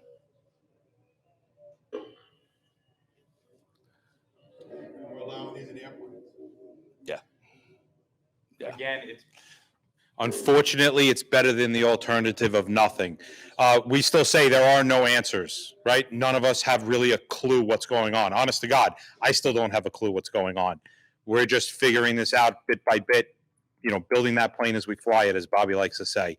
So, we have to proceed with caution with everything we do. There is no 100% guarantee in any of this in any way, shape, or form. All right, so just to wrap it up real quick so I don't go over and Kevin yell at me. The higher the charge, the more reaction we're going to get on cells. Where does that make a difference for us? If you're going to a fire at 3 in the morning, what are going to be most of the charge levels of the batteries in that home? They're going to be up there at that point, right? So that's something we need to consider. Time of day, how charged the batteries are, will definitely make our job more difficult. We can detect the off-gassing. It might be a very, very quick reaction, but at some point, our meters will be able to detect what's coming out of those cells. Might not make a lot of sense. You might see an LEL, you might see an O2 issue, you might see a CO issue, depending on what's coming out of them, but the standard 4-gas meters we all use should be able to see something. We also learned that these cells were off-gassing very, very early in the runaway process. Well before they went into that spectacular runaway event, we could still get gases off of that and we could still detect them. The gases are highly toxic, highly flammable. If you have people that have been exposed to those gases, I would strongly recommend they get looked at, get some type of medical attention because they are inhaling a lot of very, very different toxic gases, which I'm sure my good friend Tim is going to elaborate on that. And our overpacking. Our overpacking, while helping to mitigate the problem, is not a complete answer. We still have to consider those overpacked batteries as hazardous. Anything that? Yeah, just to anybody that does have the elevators in their first due area, one of the things that we do is that we will, again, overpack in the cell block, put it in an elevator, but it rides alone in the elevator. We have full control of that elevator through the fireman key, and it rides to the lobby 100% by itself. We don't put anybody else in that, and we use the fireman key to bring it right to the lobby so no other civilian can get into the elevator with it. So again, apologize, but Mike's going to have to leave before the roundtable. If someone has any questions for him before he takes off, oh, this is going to be. A lot of questions, paraphrase the question. Sure. It seems that you did all your packing and dry stuff. In one of the videos we saw, the aircraft, they say they put it in salt water. Did you do any testing putting these batteries in water to get them out of where they are? Okay, so the question is about what that is called is overpacking in a brine. So taking the batteries and putting them into a saltwater solution. So the idea behind a saltwater brine is that you're discharging the battery, and by discharging the battery, you're lowering the potential for a catastrophic thermal runaway event.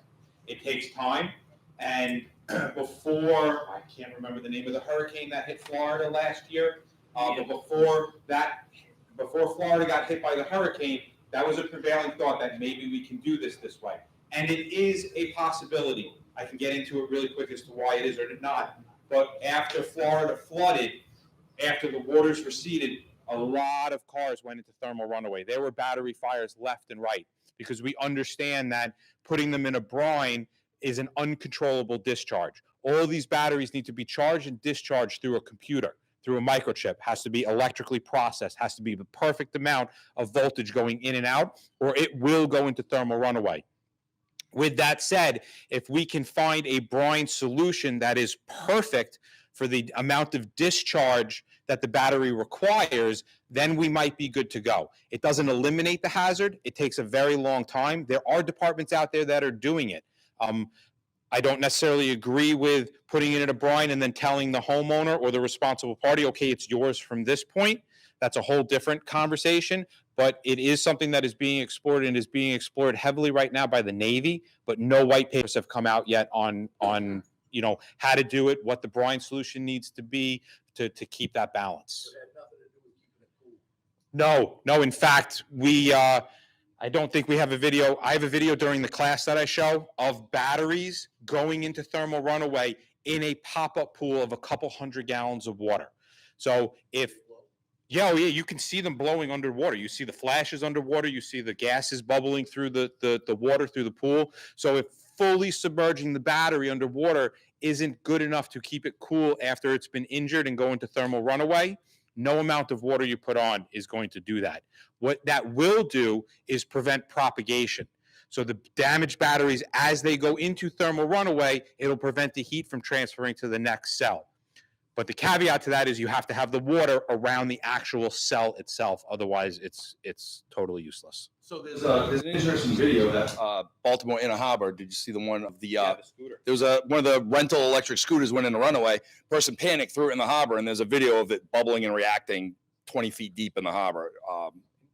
Nothing stopped it. In fact, I just saw a recent video of a Tesla in the water. I don't know if it was a Tesla per se. Don't sue me, Tesla.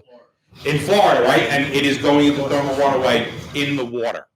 So we absolutely 100% know that it's very difficult for us to get the water into the cell. And once it's been damaged, right? We say this all the time. It's kind of like insulting a millennial, right? Once you insult the millennial, they're going to burst. You just don't know when. All right? So we want to make sure that we keep that in mind. We don't know when it's going to go fully into thermal runaway, but once it's insulted, once you insult that battery, it's just a ticking time bomb. Dumpsters, they're filled with water that Europe's doing useless. So that's a double-edged sword, right? So we don't necessarily know the full effects of that. It's totally against manufacturers' recommendation to submerge the batteries in water for the cars, right? If you look at the Tesla manual, Tesla very specific says, do not submerge this car as an emergency procedure. So the question then becomes is what kind of liability as a chief are you putting on yourself submerging a vehicle when the manufacturer specifically says don't submerge the vehicle?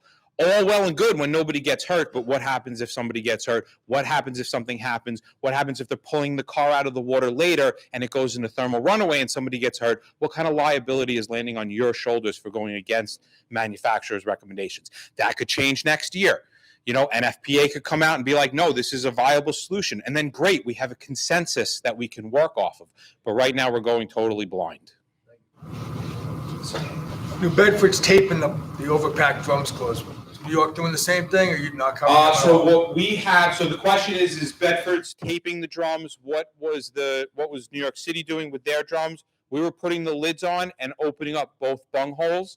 And then we were putting almost like a sucking chest wound bandage over both the bung holes to allow it to breathe out, but not to allow contamination or water to go in case they were, left outside or it was raining. If it's a 5-gallon pail, we are literally just putting the lid on and putting a couple little tabs closed, but we are fully allowing it to ventilate. And if it were to blow, we want that top to blow out and not up. We want it to blow up, not out. Taping them down, or just letting them sit on top? Or? We'll use the band that comes with the open head drum, and we'll tighten that down, and then we open up both the bung holes. But yes, taping is just fine. You want as little pressure to build up as possible. That way nobody gets injured if it does have a pressure event.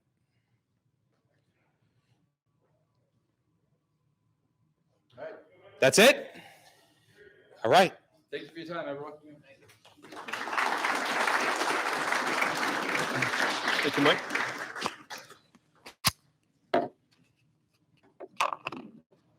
One of the primary concerns of lithium-ion battery, the lithium-ion battery problem is the release of the toxic gases. The gases released vary in type, concentration, and it even depends on how much the battery is charged. The gases released in the extreme temperatures at which the release occurs pose a very serious health risk. Captain Tim Vamosi of the Easton Fire Department is a nurse practitioner and a paramedic. He's also a member of the Massachusetts Hazardous Materials Response Team. To provide us with information on the toxicology of the lithium-ion batteries, Please welcome Captain Tim Vamosi.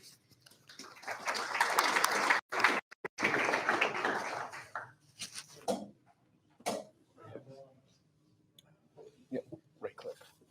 And get it on screen. Got it. Thank you. Hey, good afternoon, everybody. Thanks for coming out and thanks for being here. When Deputy Galligan approached me and asked me to do a lecture on toxicology and chemistry, I said absolutely, but make sure it's after lunch. You heat the room up and dim the lights, so that way I can get everybody's attention. So we're going to talk a little bit about toxicology and the problem. So we kind of know what the problem is now, right? We know we've seen all the cool videos of stuff's exploding, and we've seen what the issue is when these things go into that thermal runaway.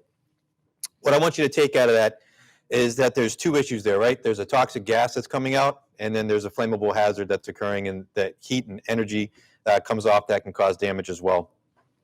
The electrolytes inside the lithium-ion batteries is flammable, and you can see I'm going to put a lot of Thanksgiving words you can use to impress your date or your family when it comes to Thanksgiving dinner. But hexafluorophosphates, all right? That's kind of the one that I want you to look at. Lithium salts, there's a lot of different secrets to the sauce for every different battery and every different manufacturer. But the word I want you to pay attention to is fluorine, all right, fluoro. There's a lot of chemicals, as Travis showed us, that come off these batteries when they go into that thermal runaway and that toxic gas that comes off. But the one that I'm going to focus on today, and primarily because it's the one we have the most information on, is some of those fluorinated substances. So we saw the videos, and we know that these gases, we saw Travis show some of those gases, they ignite immediately and they burn right up, and those meters went off right away. And then we saw a few batteries that didn't quite go into that ignition, but they did put off the gas. We're going to talk a little bit about exposure and contamination, right? So just because we didn't have the flammable hazard where these things burned off, that doesn't mean there's not a chance there or an opportunity for us to become exposed to these. And there's different routes that we can be exposed to these chemicals. And when we think about exposure and contamination, just as a reminder, contamination is something we can take off, right? It's something that's on us, and I can usually clean it off and get rid of it. Where exposure, that gets inside of us, and it's not so easy to clean off. It can cause a lot of problems once it's in there, because once it's in there, it's in there.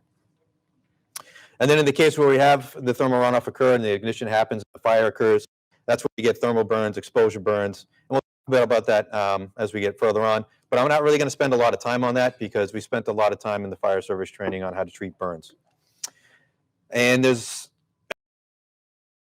chemicals. So because of 15 to 20 minutes, I'm not going to go on the big list of chemicals. There's CO, there's CO2.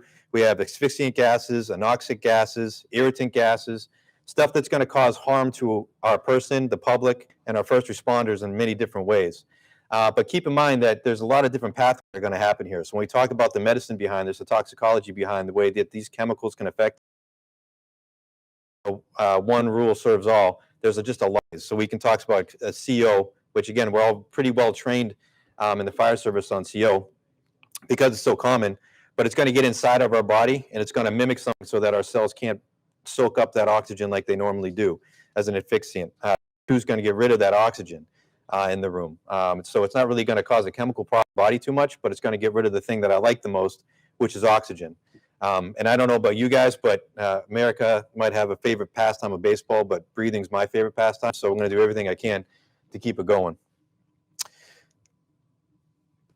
So at elevated temperatures, fluorine content in the electrolytes is going to go through some changes. And there's, as we saw earlier through our all the pictures that we saw of the batteries, there's a lot of components, a lot of parts, a lot of pieces. And we talk about vehicles and all the different electronic devices. There's a lot of parts to these things. And once they start to burn, they're all going to put out different types of gases. Polyvinyl lidine fluoride, again, we can go through all these, phosphorus, pentafluoride. But again, these all have that be really, really harmful to us biologically. So it's not just taking a look at one part of it. It's not just the electrolyte. It's not just the plastics. It's the anodes, the cathodes, all these things that burn put out different things.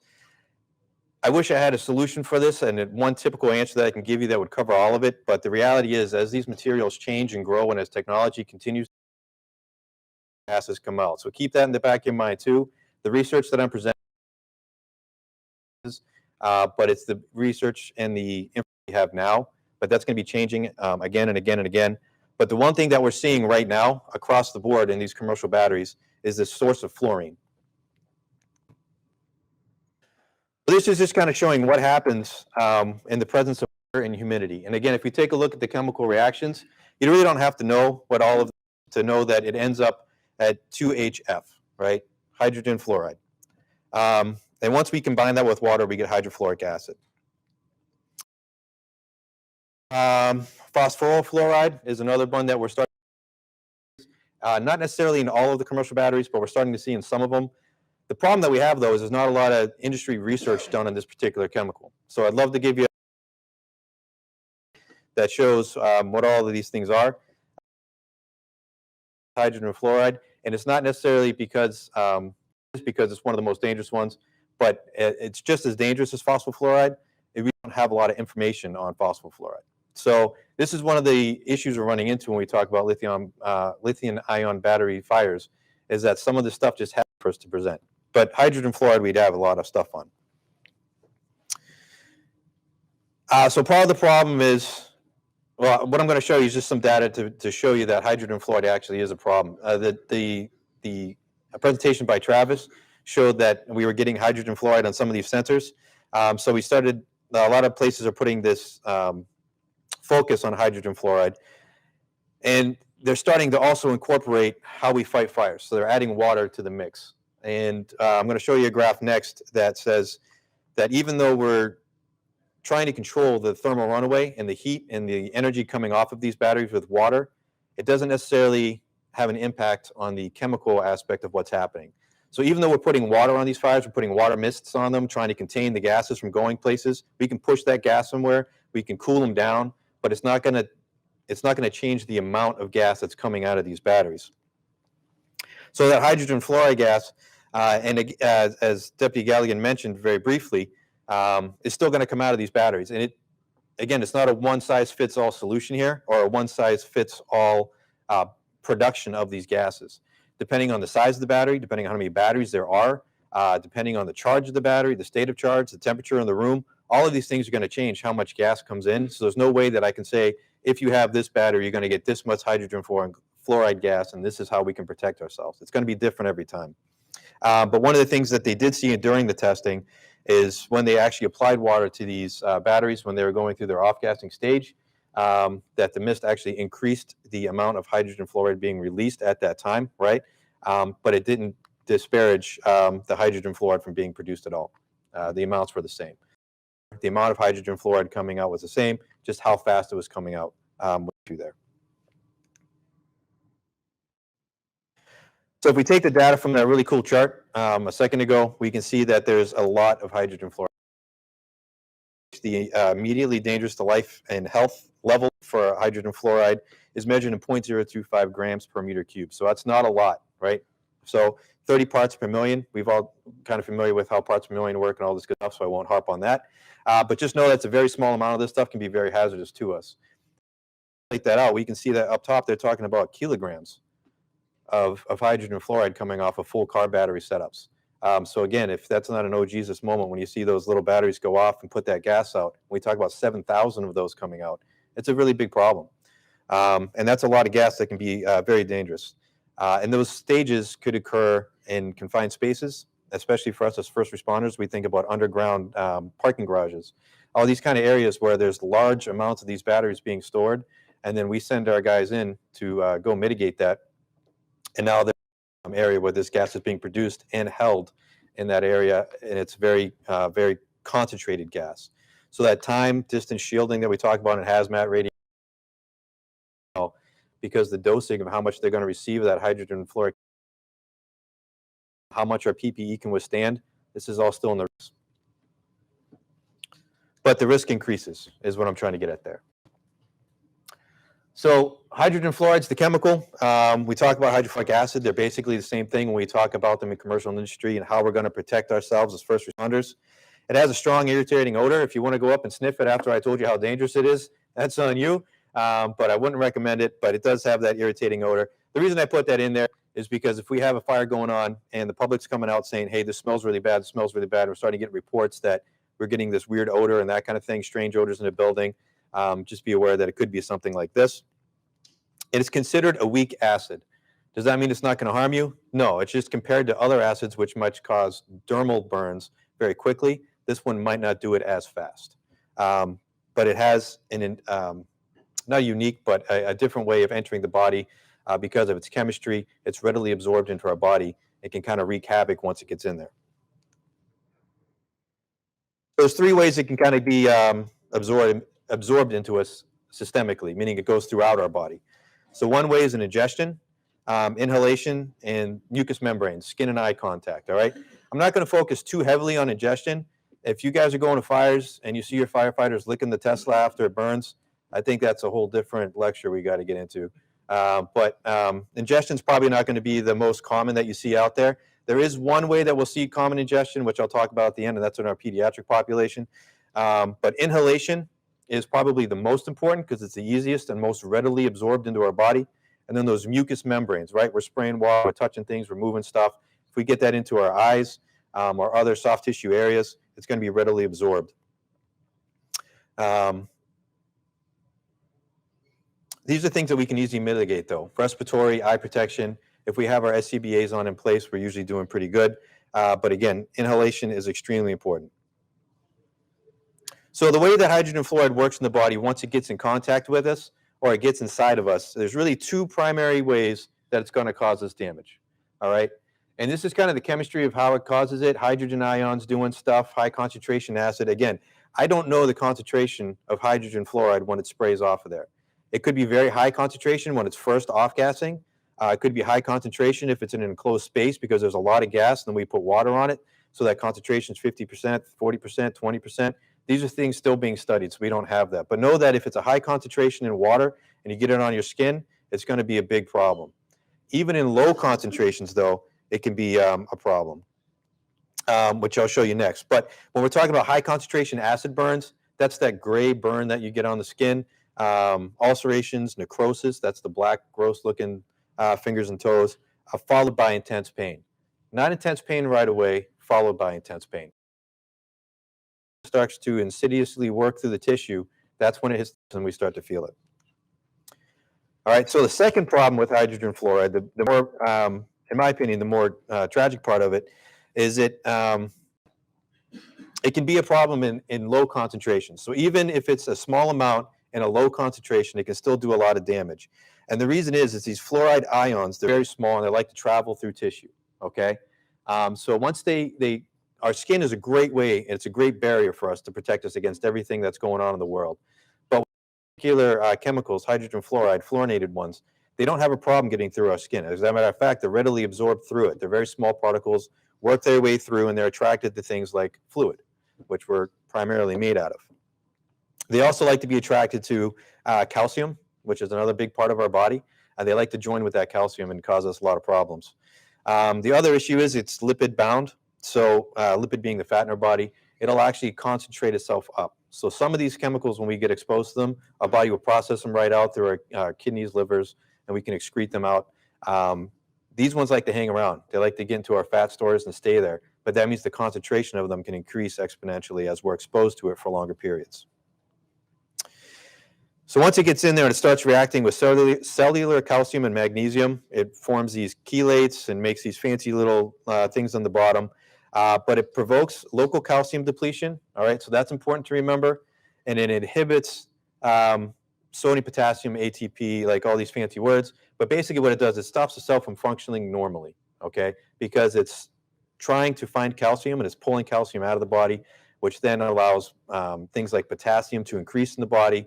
And if there's any medic CMTs in the room, anybody involved in healthcare, we know that hyperkalemia, too much potassium in our body, can wreak havoc in a lot of systems, but it can also be detrimental to our cardiovascular system. It works off of that potassium and cause heart attacks and even cardiac arrest.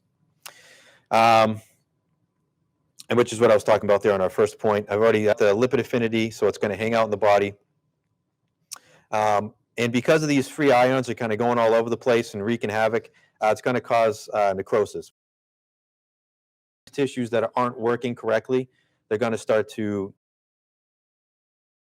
So again, this is out there, we don't typically run into hydrogen fluoride before lithium-ion batteries. It wasn't something we typically saw. So it was low frequency, high risk. Something that in the hazmat world as firefighters, we always paid attention to with F-paper. We went down range, we always had stuff out there to protect ourselves because it was so dangerous. We're now starting to encounter this in our regular firefighting stuff. So is it a fire? Is it a hazmat? Well, the answer is kind of yes now. Those lines are being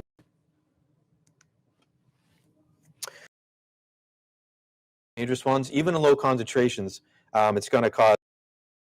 And if you start to see stuff like this, which is the eyes becoming opacified, in the corneas, this is scarring over the eye. You can see that they're irritated very easily. But we all know what happens when we get acid burns to the eyes. We know it causes damage. It's irreversible damage most of the time. It's very hard to treat eyes because there's only so many things we can treat them with. But the big part, it's underlined, delayed for several days after exposure. All right. One of the problems with this material, hydrofluoric acid and hydrogen fluoride, is once it's on your skin, it's not immediate, right? It can be if it's in a high concentration, it's going to hurt, and we're going to say out, right? Low concentrations of this stuff, if we're exposed to it over time, will accumulate in the body and start to burn slowly. So this could be hours, 24 hours, hours after an exposure to hydrofluoric acid, these burns occurring. So it's really important that during the pre-fire stage, when that we have all our gear in place properly, that we're checking each other to make sure it's there. We're fighting that fire, we keep our PPE in place, and our post-fire analysis, because these hydrofluoric acid, and that's going to be attached to these incomplete mix of combustion when we're doing our post-fire cleanup, and all our gear and our decon is still out there and still dangerous and can get on us. And you might not even know you're exposed to it for 24 to 48 hours before you start showing that you're having an injury from it. Acid, again, our lungs are really good at doing things like exchanging gas, right? That's literally all they do all the time. It's my favorite thing that they do. So if I put a different gas in there, I'm going to take that gas, it's going to put it in our body, and it's going to really exchange it inside of there, right? So our lungs are doing their job. They're doing what they're supposed to do. The only problem is this time, you can see how it's red, right? This is supposed to be a nice light pink looking tissue. But it's very red, it's swollen, it's a problem, right? One of the things that happens inside the body is when we have an issue inside of our lungs or our soft tissue, it sends a lot of fluid there with cells to fight that reaction. So what's going to happen in the lungs, and it's kind of hard to see on this screen, but you can kind of see how on the right side of that second picture, how it's kind of whitish looking through the x-ray. That's fluid. So the body's trying to fight this off. One of the problems that'll occur is somebody can be exposed to hydrofluoric acid doing firefighting if they didn't have their PPE on properly, and they go home, they feel fine, everything's good, and then they start drowning in the middle of the night, they have trouble breathing, and it's because their body is now starting to have enough of that concentration there to start flooding that area with fluid, and they end up getting very sick very quickly, and at that point, it's very hard for us to reverse. Once that swelling starts in that soft tissue in the airway, if there's not ALS interventions done extremely fast, it's very hard for us to get that airway. Because now I'm trying to put a tube down into a swollen area, and I'm just causing more trauma as I'm doing that to that tissue, scarring, that kind of thing. The second x-ray up there is somebody who's exposed to hydrofluoric acid, same person all the way across, except you can see those opacities are almost gone but still there. That's because hydrofluoric acid is actually scarring, damaging that tissue to the point where it died. And just like when you get a scar on your arm, it looks different than the other tissue. The same thing happens in the lung tissue, where it's a different type of tissue that's not going to exchange gases properly, and we have difficulties for long periods of time. This is just a picture of a dermal hydrofluoric acid. Again, this is high concentration hydrofluoric acid. All right. So we're probably typically not going to see this with lithium-ion batteries. They're like right next to it when it goes off and you get burned that way. But I just want to put it up there so you guys see that it causes this kind of necrosis in dermal tissue and see the kind of problems that can occur from it. And again, I'm not going to get into rule of nines and all the stuff that how we treat burns. But when we talk about chemical burns, the other thing I want to talk about here real quickly is our decon. Make sure we're deconning these people. And when we take them to the hospital, make sure we're communicating with the hospitals to what they're getting. This isn't a typical burn, right? It's not just the thermal burn that we need to talk about. It's the hydrofluoric acid part of it as well, because they're going to treat that burn differently. Our initial treatment as first responders is going to be primarily supportive. This is specialty care. This isn't stuff that we're going to carry in our med box with us to treat these people. But they're going to have to, when we get them to the hospital, it's important that we communicate what they were exposed to. So it's not your typical fire. We need to let them know that they may need special medications to treat it. Whole body toxicity, which can be fatal. That's again, if we're working down range in this for a long period of time, especially during overhaul, and this stuff is still floating around in the air and we're not paying attention to it. We've learned our lessons through the fire service with CO. We've learned our lesson in the fire service with cyanide. It's time for us to take this one before it happens and be really cognizant of hydrofluoric acid and hydrogen fluoride in the air during that overhaul phase. And treatment is removal from the site, rapid decon. That's on scene. We want to make sure they're clean before they go to the hospital so we don't end up with more exposures there or contamination there, followed by rapid treatment. And the treatment there's a lot of different medications. Again, because of time, I'm not going to get into them because we really don't carry them in the first responder field. But knowing that you need to let the hospital know what they need there. And the other option you can do too, and it's something we started doing on the hazmat team, is contact the hazmat folks in the state, let us know, and we can send information in the hospital as well. So due to the severity of these toxins, we have to be careful what we're doing. Again, full PPE, SCBA. They're going to talk about tactics in a little bit. See that some tactics might be different than what we've done for car fires and just fires in general in the past. So I'm not going to go too far into tactics. But again, first responder decon, a hazmat or a fire, the answer is yes. Next, all these things, specialty care facilities, we kind of talked about it. And knowing the right facility to go to, right? So when we talk about where we transport our burn victims to, can we take them to, our local community hospital? Maybe, if they're prepared for this kind of thing. But where this is new research, new technology, new medications, new information, there's a good chance that not every hospital is ready to receive this patient. So doing that pre-planning on your EMS side, knowing what hospitals we're going to go to is extremely important. This picture here is of the thermal burns. Again, I'm not going to spend a lot of time on thermal burns, but this is 2 battery cells in somebody's pocket. And you can see we have 1st degree, 2nd degree, 3rd degree burns or deep tissue burns, necrosis of tissue already. He put his hand over top of the pocket when it started to react in that thermal runaway, and his hand was severely damaged. I don't know the outcome of this one, but you can see that 1 or 2 of these cells puts out enough energy to cause catastrophic damage to a person, and probably the people around them. The other problem with these is we put them right next to our face, right? So when you think about where these batteries are located, they're located in the rule of 9s and the places that are the most vulnerable, right? Vapes are near our airway. We put things in our pocket. It's near our groin area, genitalia. These things that have high risk for a high damage over low exposure. So we got to be aware of that. And we need to be prepared to decon these people properly. It's not going to be a comfortable decon. It's going to be hurt. I don't know if anybody's dealt with burns. It's very uncomfortable. It's very painful. But we need to make sure we're aware of where these burns are and how to decon them. F paper and pH paper are great ways to check people when we're doing our decon.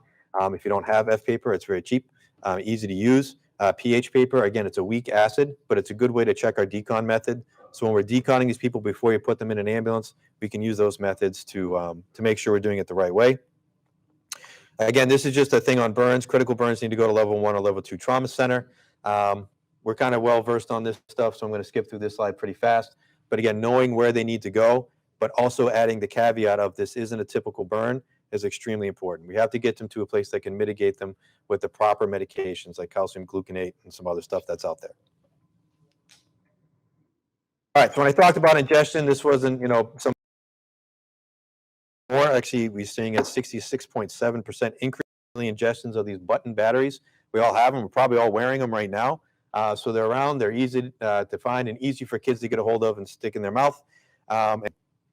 So this has a lot of different issues in it. We've talked about the toxicity, the chemicals that are in these things. There's a lot of bad stuff that can happen. But the biggest problem we have with this is it completes the circuit.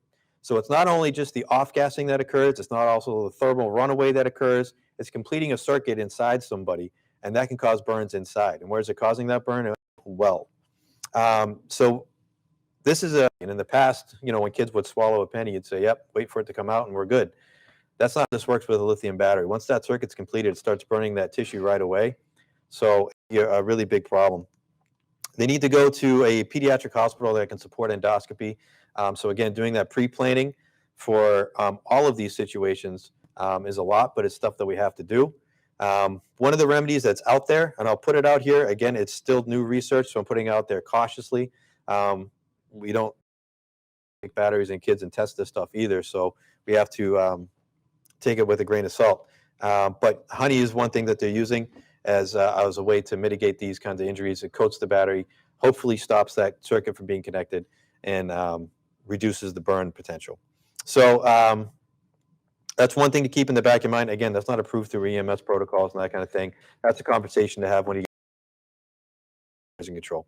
But it has shown been some efficacy in that case. This is a real quick recap on hydrogen fluoride. Basically, to wrap this up in 20 minutes into one sentence, it's bad. You're welcome. There it is. All right. And then considerations as we go down the road. As we saw earlier, there's a lot of byproducts. We can't just consider hydrogen fluoride. The reason that, again, I'm just expressing that it's one of the many chemicals that are very dangerous. But when we see any of those fluorinated chemicals, know that they're extremely hazardous for us as first responders and the public, and that we have to consider a different set of tactics when we're fighting those fires. More research that's needed. The research that's here today, it's not stuff that I went out and tested on people. It's done by a lot of academic places, and I give them the credit for the research. But it's stuff that we need to continue researching, and we need to lobby to continue researching.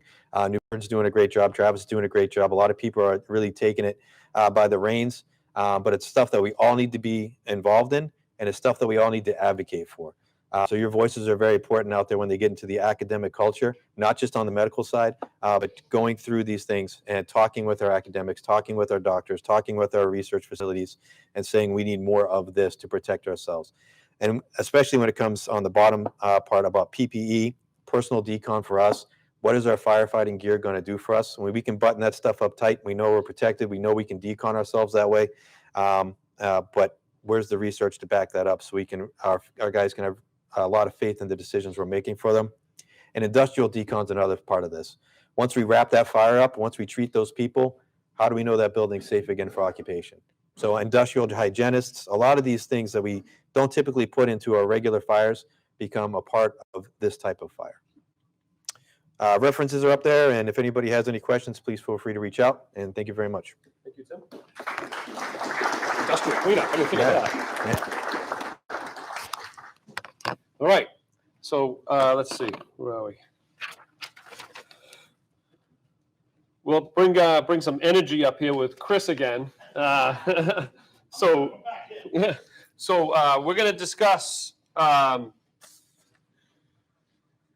we on here now? Fixed facilities, energy storage systems.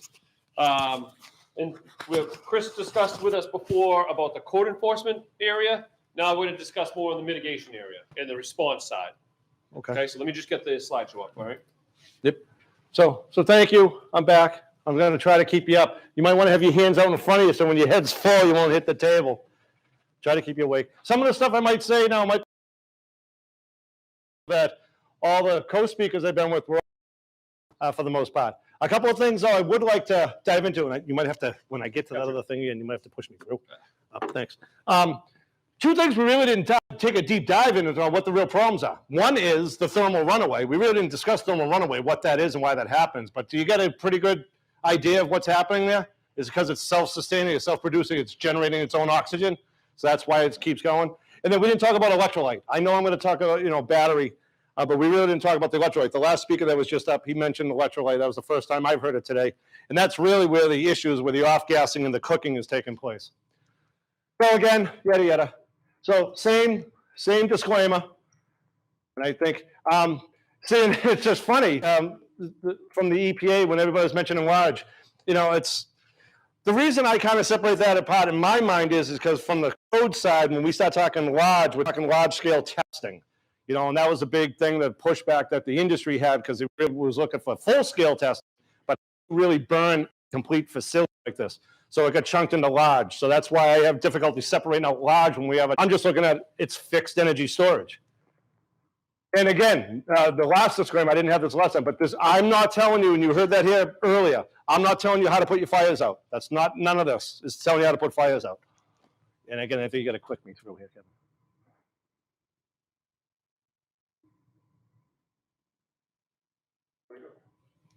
Oh, okay.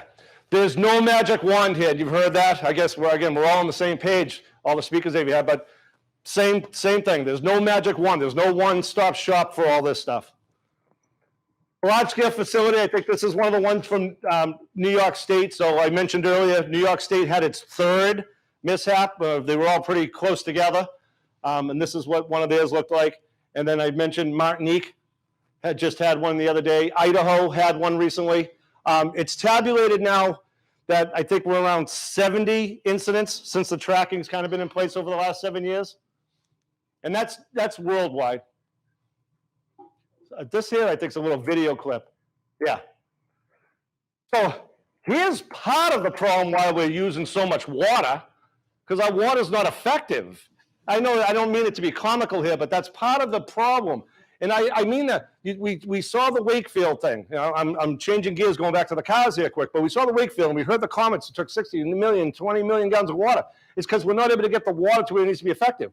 One thing you want to keep in mind is that these are batteries. They're intended to be protected. So they're protected. Then they're in another protector, which goes inside of a cabinet, which goes inside of an enclosure, which goes inside of a Connex box. So they have all these layers. So that's why the delivery of water is problematic. And that's why we're consuming and using so much water. This is Cambridge. I worked there. This is a facility we have to just showed up one day because this was kind of before the regulatory pieces. All you're seeing in this is just the two arrays of the batteries. To the left is where it changes over. So, but we were able to work with them. Once it got to our attention, we were able to work with them because sometimes they're going to want to put these on roofs. We're not really ready for that yet. We're not really ready for these to be inside buildings, just like we shouldn't have transformer vaults inside buildings, but we shouldn't have these. We're just not ready yet. Buildings they don't have their layers. NFPA 13, which is the sprinkler code, doesn't have a sprinkler design to match up to how to protect our buildings with batteries. This is the other portion of it. So this is a hydrogen. This doesn't burn hydrogen. This compresses hydrogen, and that's how it converts the natural gas into the batteries. But the reason I bring this up is you probably have something in your community that you don't even know about. And it's probably been there for a while, or they're sliding in. Especially like I mentioned earlier, certainly there's stuff with the utilities, because the utilities still think that things don't apply to them. So, and you heard this, and again, same comments. Low frequency, high profile events, we're just seeing more and more of them. We certainly see more and more of them, sorry, Sarah, but we're seeing them on the consumer product side, that's where they're really hurting the people the most. We have had the recent news, I just mentioned Idaho. I had the slide deck put together earlier this week and before the Martinique mishap. Surprise, Arizona, we've all heard of it, right? That's the one that hurts us and really makes our hair on the back of our neck stand up. That's where it hurt 4 firefighters very severely. Fortunately, though, Underwriters Laboratory, they have their own Fire Safety Research Institute. They're doing some stuff. They had a good report on it to at least give us with the lessons learned. And FSRI, they're still doing some wonders outside of that to progress and to get the science and data and stuff so we can get the research and the understanding. So no doubt these events are dramatic. They hurt people. In our standard development, we first thought that water and access were going to be the biggest key factors for us in the fire service. We've deviated. I shouldn't say deviated. We kind of pivoted. Water and access is always key. That's what we're in the business of, right? That's how we mitigate. But we've kind of pivoted to knowing that early detection is key in explosion venting. So that's why in our third cycle now of 855, that's where a lot of emphasis. Hazard mitigation analysis, HA, explosion control, explosion venting, having panels that just release, and certainly early detection. Along with, I think I have it here too, I might be ahead of myself, but I mentioned earlier, the misting. We're getting into the breaking up the water pellets, because you can really effectively put out control electrical fires. Nobody wants to hear this when it comes to Class C stuff, but you can really effectively control electrical fires if you control the water molecules. As I mentioned in the earlier segment, 855 Annex C. Look at Annex C. The International Association of Firefighters, which I rep for FPM on 855, but I rep for the IAFF on a bunch of other standards. They're not really fully engaged and agree that a safety standard should be telling us how to put fires out. But my point is, look at Annex C. There's several pages on how to get your thought process going for mitigating energy storage, stationary energy storage. So, again, the electric background, and I got one of my bosses here. Try to downplay it a little bit. We being a hazmat. We're trying to see, we do see the parallel in how it matches up being a hazardous material, certainly on the chemistries and the abatement piece to it and the handling. But really, it's an electrical event is really what's taking place. Like I mentioned, you can use water very effectively. It's really not any more hazardous than the contents of a couch, the chemicals that are in that. It's chemical-based. That's how we try to look at it a little bit. You get the terminology out there, lithium versus lithium-ion. So lithium-ion is a transition. First of all, a lot of batteries don't even take a lot of lithium to make a lithium-ion battery. And that transition is the raw lithium. So I know you got some, you had some hazmat chemistry folks here, and that's certainly not my domain, but that's some of the reality there. Once it transitions, you take that raw lithium and go to lithium-ion, it doesn't have those same characteristics like dangerous when wet, although it does bring in characteristics like we're learning with the salt water, how water is a double-edged sword. Like I mentioned, difficulty getting water near it needs to go. We need to be patient. And I guess that's a good takeaway from hazmat world, is it teaches us patience. Because we certainly don't want to get into this area of opening things up. And I know you heard that a few times already today. And we have to accept defeat. We don't want to believe that. It's tough, especially today where everybody's got phones and they're filming things and the news cameras are quick to get there. And it's, see firefighters standing with their hands in their pockets per se. But it's one thing you might have to be part of your strategies is to let it consume itself. Because like I mentioned, in the design to meet the safety standards, that's what their intentions are. Their intentions for them to have a failure. But the failure is supposed to stay within itself and not propagate. And that's how they go through certain testings.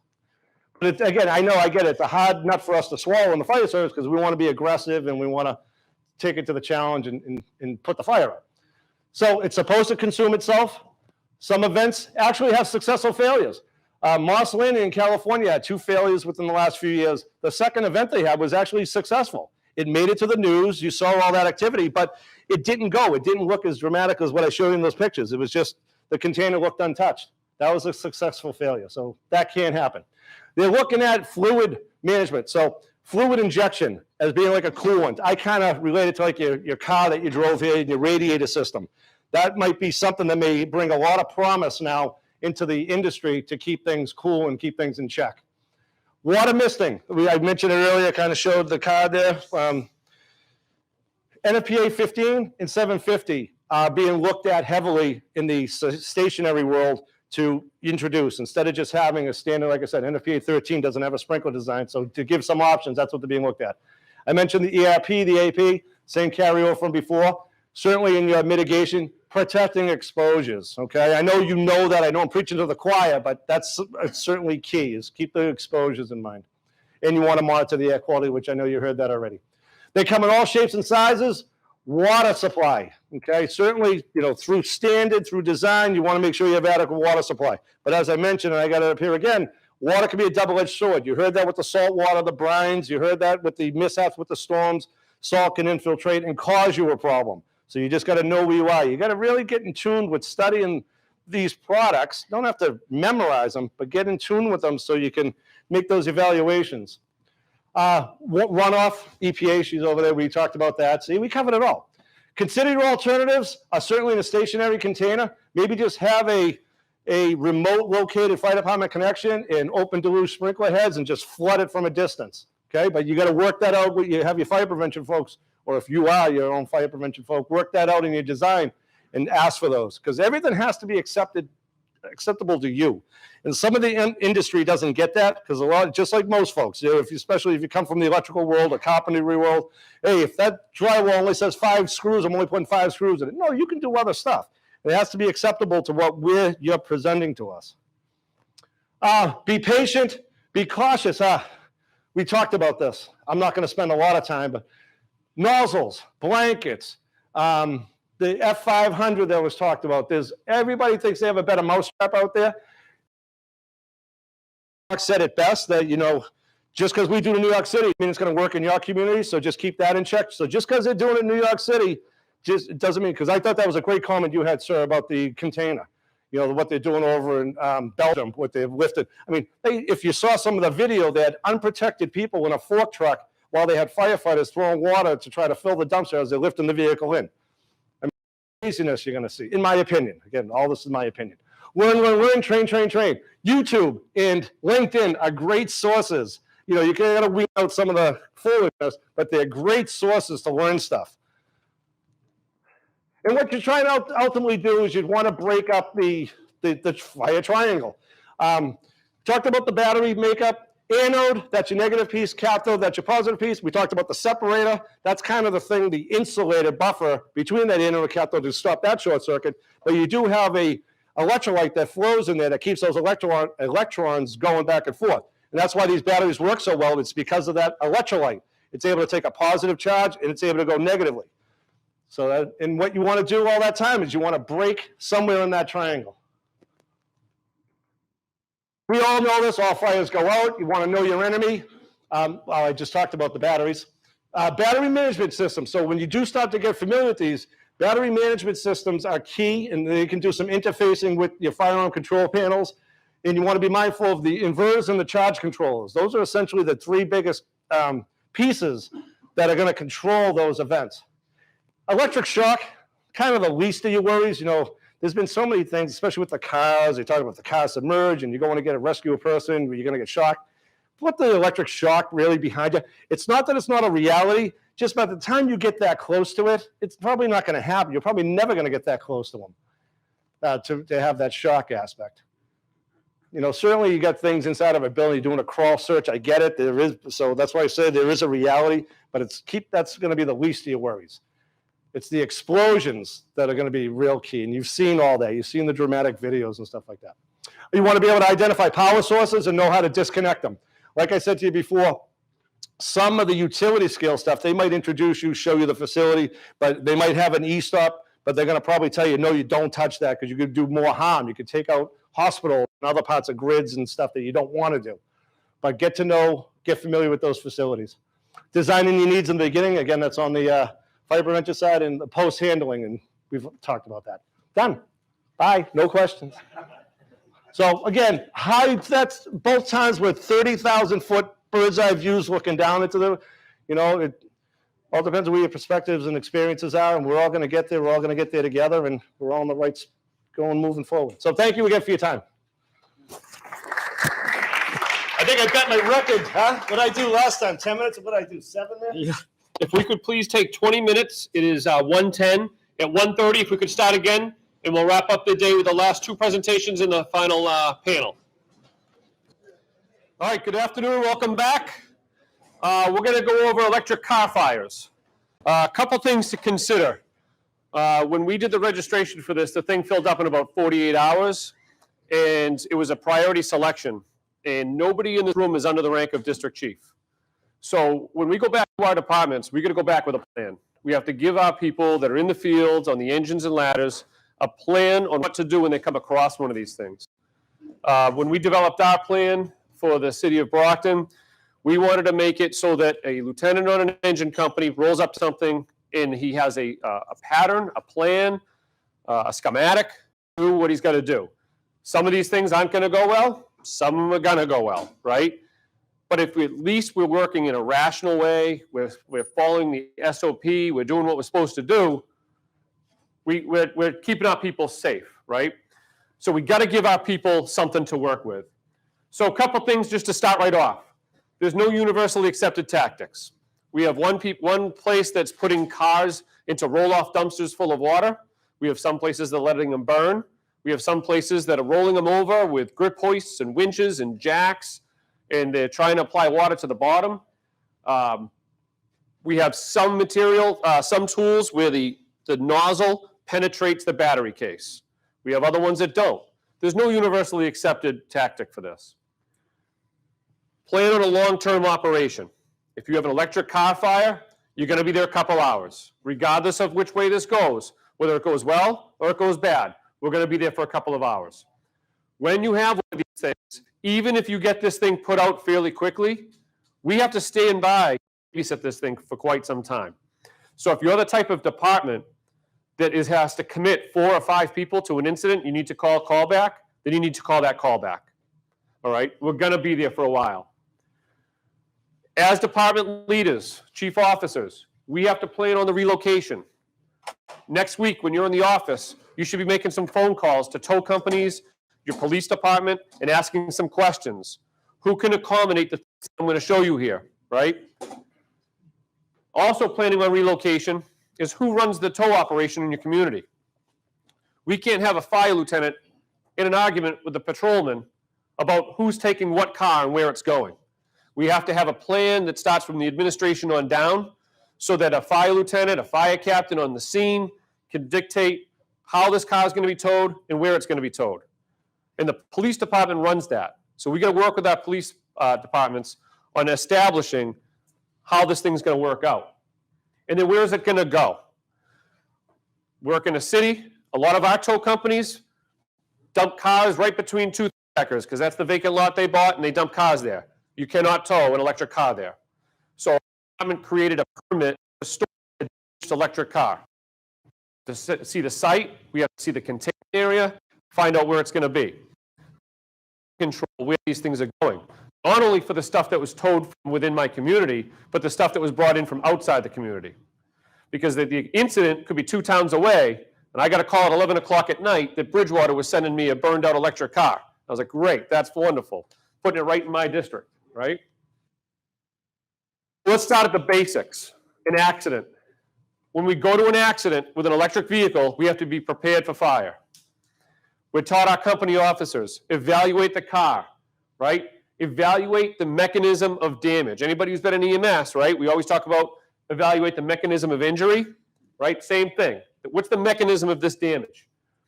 If we think that this car has been damaged anywhere where the battery cells are, we want a hose line in the street. We want to secure the vehicle.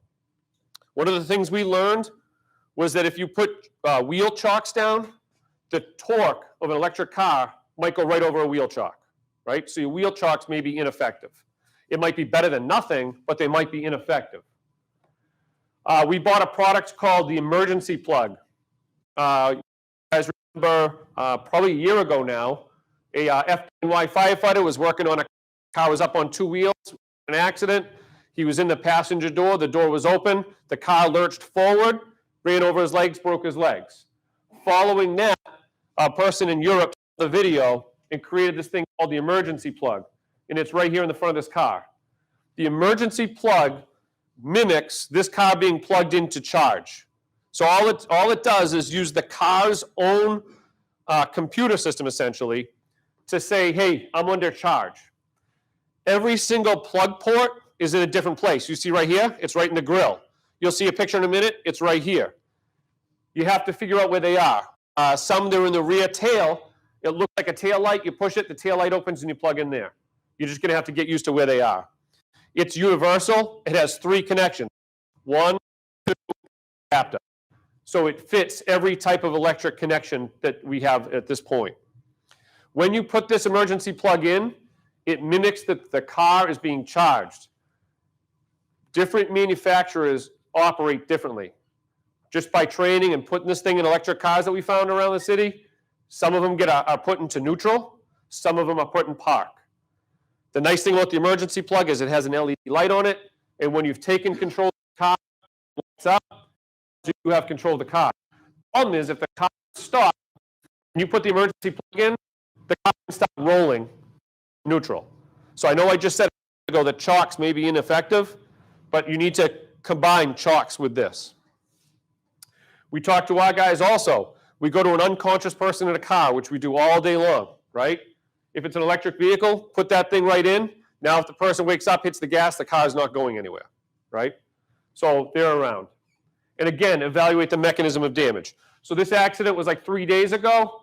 The company officer called me on the policy. If you're a company officer and you have an EV accident, you call the shift commander. He sent me the picture. I said, it doesn't look like any area is impacted. What do you think? We talked it over. He was very comfortable that the battery area between the 4 wheels under the floor wasn't affected by the accident. So we let this car go as a normal tow, right? So whatever tow truck showed up took this car. But that was because we evaluated the mechanism of damage. And in our opinion, we didn't think that this car was going to catch fire in about 6 hours or 6 days. Completely different incident. This is a Tesla flying down the street. hit the curb and launched and landed inside that building. This is after the car was pulled out of the building. So again, if you're the company officer showing up to this and you went for a car accident, you need to call for your building fire response, whatever that is in your community. We all do it a little bit different, right? If that Tesla is inside that building, that battery compartment has been hit the curb, it hit a secondary curb at the grass line, and launched into a building. Every day. Some of the pager companies call the Brockton now. So, so when I look at this car, I'm concerned. I'm going to be concerned that this is going to be going to catch. I'm at this incident. I'm going to stretch a line to the first floor. I'm going to stretch a line to the outside. I'm going to run this whole thing like this car is going to catch fire at any moment, right? So we need a whole, like we said, we're going to disable it, and we're going to evaluate that. In my opinion, this car can catch fire at any moment. Not only while we're removing it from the house, but while it's sitting here in the street, while it's on the tow truck, it gets to the tow lot. So again, we created that permit for storage of a damaged EV vehicle, right? The other thing to consider, if you have someone trapped in a car like this, you also have to have a concurrent operation for firefighting, even when there's no fire showing, because at any moment this thing can catch fire. And we also know that we can't put it out. So if we're in an extrication type operation, which this one wasn't, if you need more help, call for that help. Because when this car, during the extrication, this thing can catch fire. We've seen the batteries explode today and how rapid, how fast, how much damage that can be done. I was talking to a couple of the company officers in my group who do the extrications. I said, you got to start thinking about battlefield mentality here. Like, whereas sometimes you take the whole car apart around the person, and we're very careful about every move we make. If we have a vehicle and it's on fire, we have to go battlefield mentality. And it might not be pretty, but this person's got to come out. So, things to consider for your own departments and how you work. Some of you guys are showing up at a call with 2 or 3 people. Some of you are showing up with 26 people. Not one size fits all. But just keep in mind, if you show up to something like this, you should be considering fire, and you should be considering fire all the way through to the tow lot. So electric vehicle, extinguishment is with water. So this was a car I had recently. Guy was driving down the street, smashed a fire hydrant and a couple other cars while he was driving down the street. We arrived, you can see the fire underneath the car, smoke from the hood. Keep in mind, foam and fire extinguishers are ineffective. They don't have any positive effect on the firefighting operation. Attack line on the vehicle is normal. First due engine arrived, used an 1 3/4 line, knocked down most of the fire, and the fire appeared to be knocked down, and immediately placed what we purchased for our cooling nozzle underneath and under the battery of the car. So we had just purchased these. They were actually in the station, not even on the trucks. When the call came in, for some reason, the dispatcher actually got that it was an electric vehicle and told us that upon dispatch. The guys ran in the station, grabbed the nozzle, and brought it with them. We hadn't even put it on the truck yet, and we used it for our first night. So in this case here, we put the fire out like a standard car fire. This is a main road. I grabbed the police. I said, we're going to be here another hour at least after we put this thing out, because we're going to put this nozzle under the car, and we're going to let it flow for 45 minutes with no fire activity.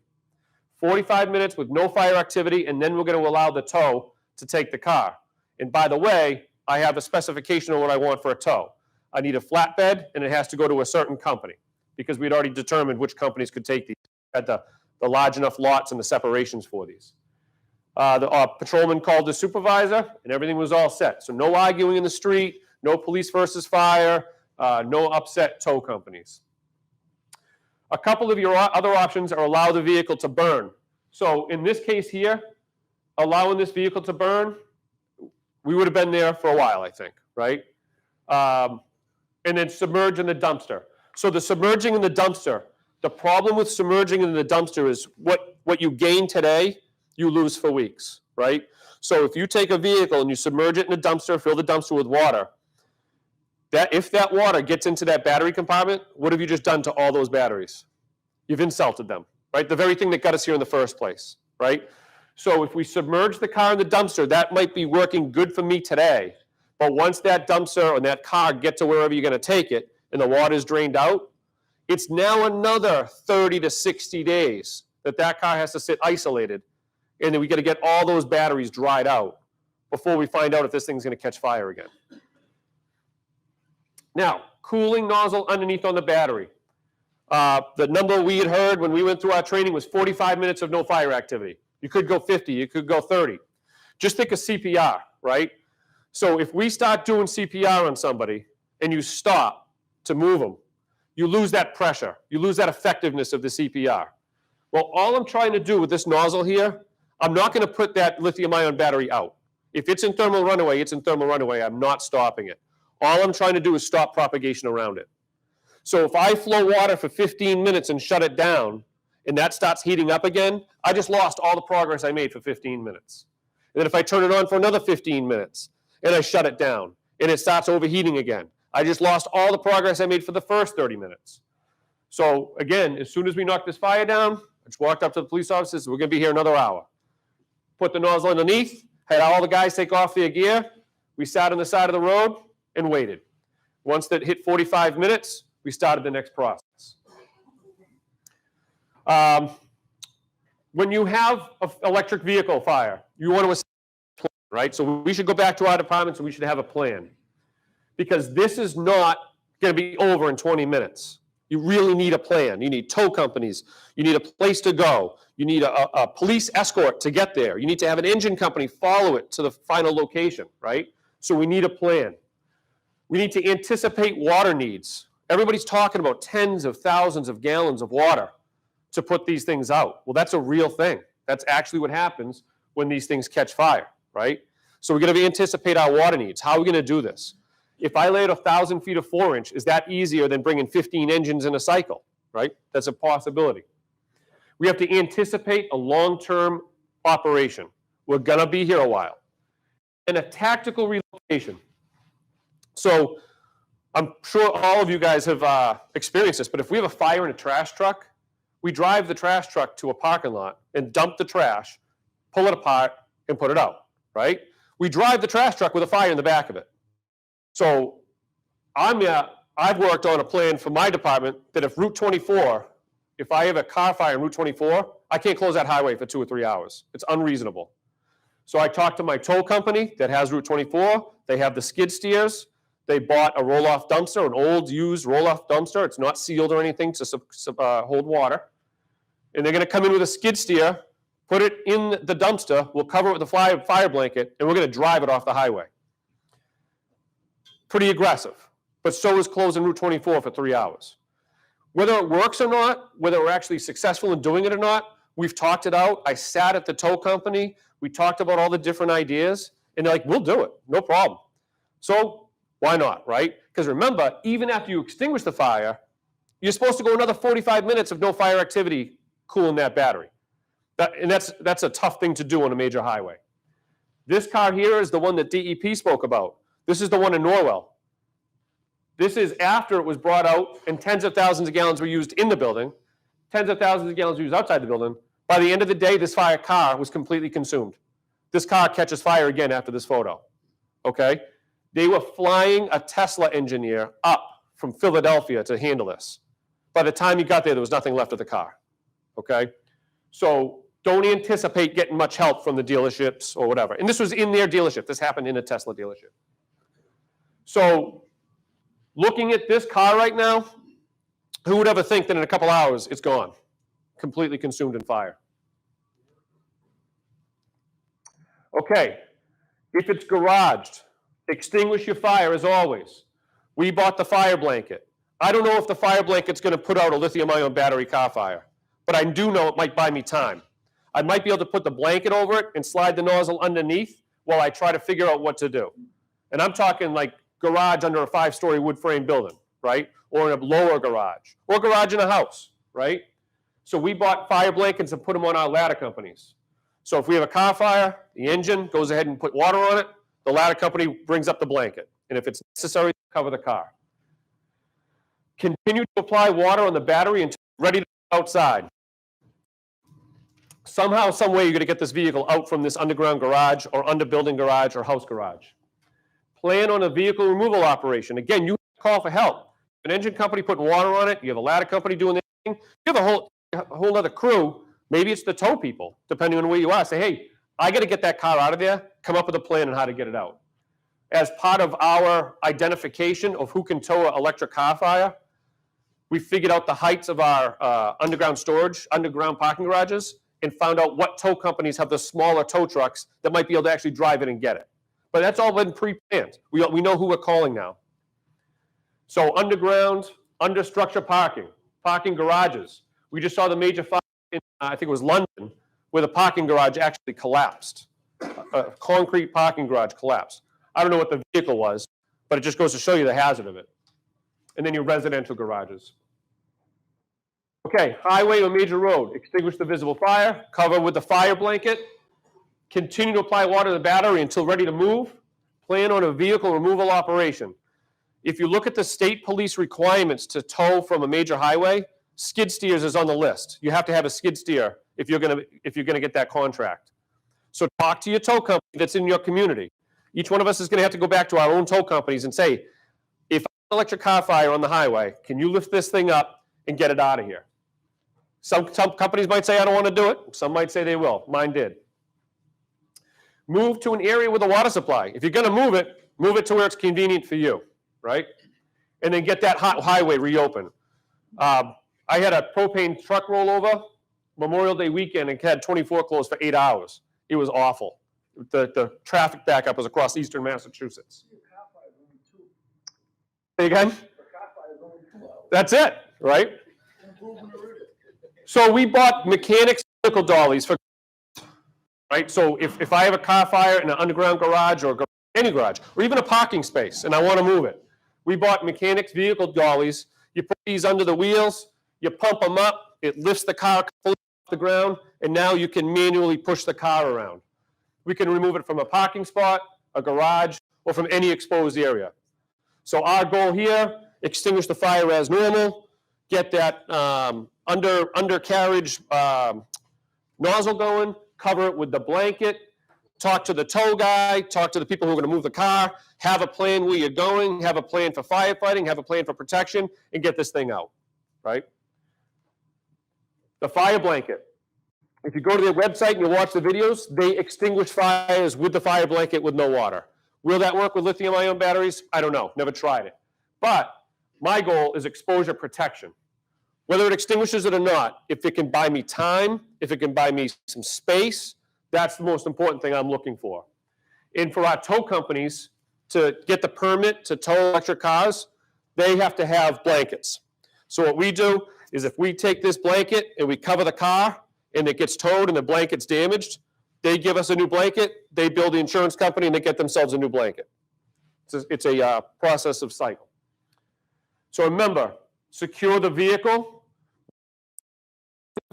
This vehicle here, this is the guy here, when the car drives forward, it breaks his leg. Secure the vehicle emergency plug at one incident. Again, it's on the driver's side fender. This one's in the front grille, and I've seen Teslas where it's in the rear taillight. Each manufacturer is going to be operating a little bit differently, and what the car does when this is in can be different.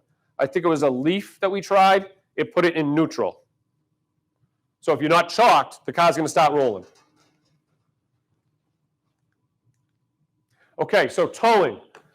Authority to determine a tow company. So when we go back to our departments, we got to talk to our police chiefs, our police counterparts, and say, what's your towing process? Do you have a towing contract? When is it going to get renewed? Because we want to add a paragraph in about towing electric cars and where they can tow them to. Have a plan, right? Because when we're on vacation and we're leaving the company, the captain in charge, he's got to figure this out. So we got to have a plan. Are they qualified to tow it? And are they going to bring it to an approved storage location?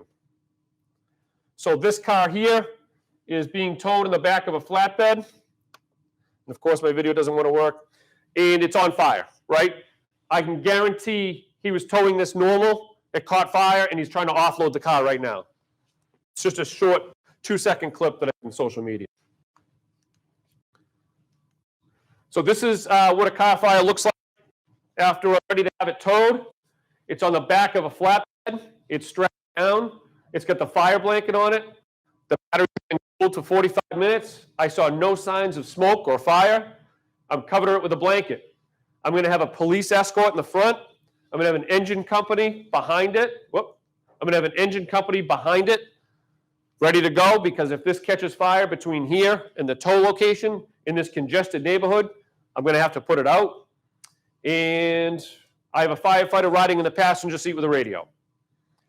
So if the engine company behind the tow truck observes a fire condition that they want it to stop for, they can call them.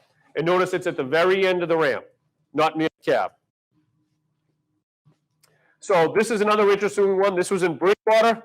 This was not the cause of the fire. It was a victim of the fire. This electric car was being towed on a trailer. It completely consumed. It took thousands of gallons to put out. When they loaded it on the flatbed, it's probably the same exact truck. These are all the battery cells. They fell out of the car as they were loading it onto the truck. So now they stopped the whole operation.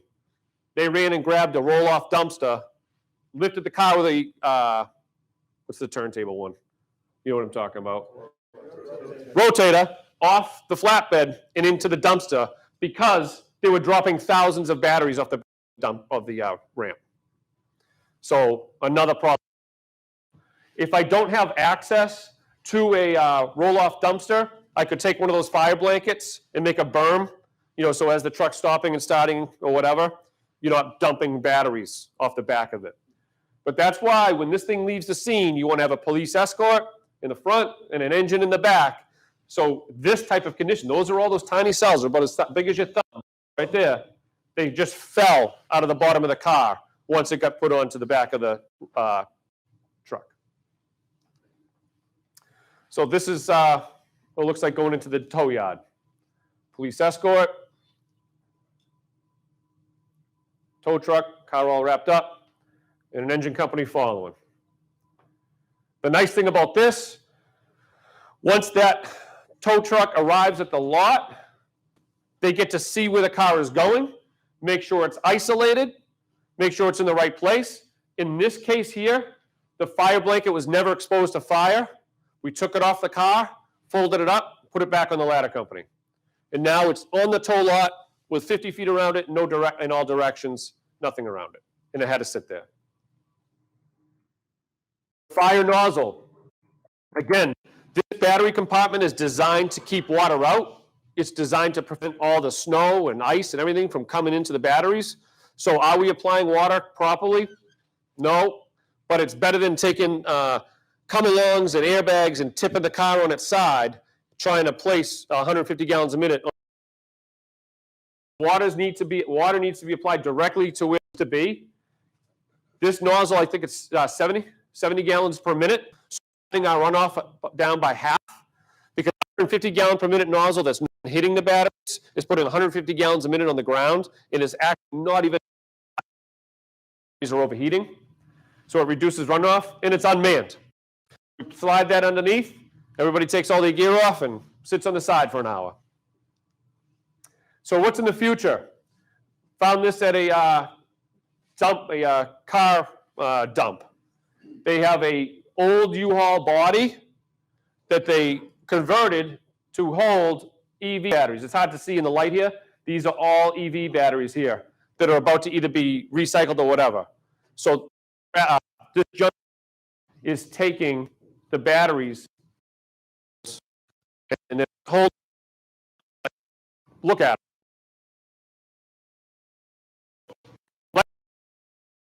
Industry, 10, 15, 20 years later, what's going to happen when these are out, right? So anytime you have one of these things hit a curb, hit a building, whatever it might be, there's no universally accepted tactic. You got to do what is smart. You got to do what you can do with the equipment and staffing you have. Plan on a long-term operation. This is going to go a couple hours. We're going to be here a couple hours. Figure out what you have to do in your own department to handle that. How are you going to get it from where it is to where it needs to be? Have that all put ahead. Do this before the fire occurs. Plan on a storage location. Where's it going to go? We can't have this towed A lot of tow drivers will pick up a car, go home at 3 a.m., right? Sleep, wake up in the morning, then take the tow truck back to the work and then dump the car. They can't do that. That car has to go directly from the scene to the storage area. And number one, whatever you like about this or don't like about this, have your plan. Pick what you like out of what we did, have your plan, and figure out what's going to work for me. So we had to work with our police department. I've asked the marshal to speak to the colonel of the state police about how we can get these cars off the highway and figure out what is it we're going to do. Because every one of us comes from a different department, different geographical location, different setting, and different capabilities. Any questions on that? Actually, 2 questions, please. Do the round table. Next up, we're going to go to devices. All right, so next up is Deputy Chief Jeff Marchetti. Jeff's a 24-year veteran of the Brockton Fire Department. Is assigned as the Deputy Chief of Training, ran tons of drill schools over the years. Currently assigned as a shift commander. He's a hazmat technician on the state hazmat team. Throughout his career, Deputy Marchetti played an integral developing and implementing a lot of our new programs, Shooter, RIT, Asher, and the lithium-ion battery problem as well. So please welcome Brockton Fire Deputy Chief Jeff Marchetti. Slideshow, and you're good. Put that on your shirt.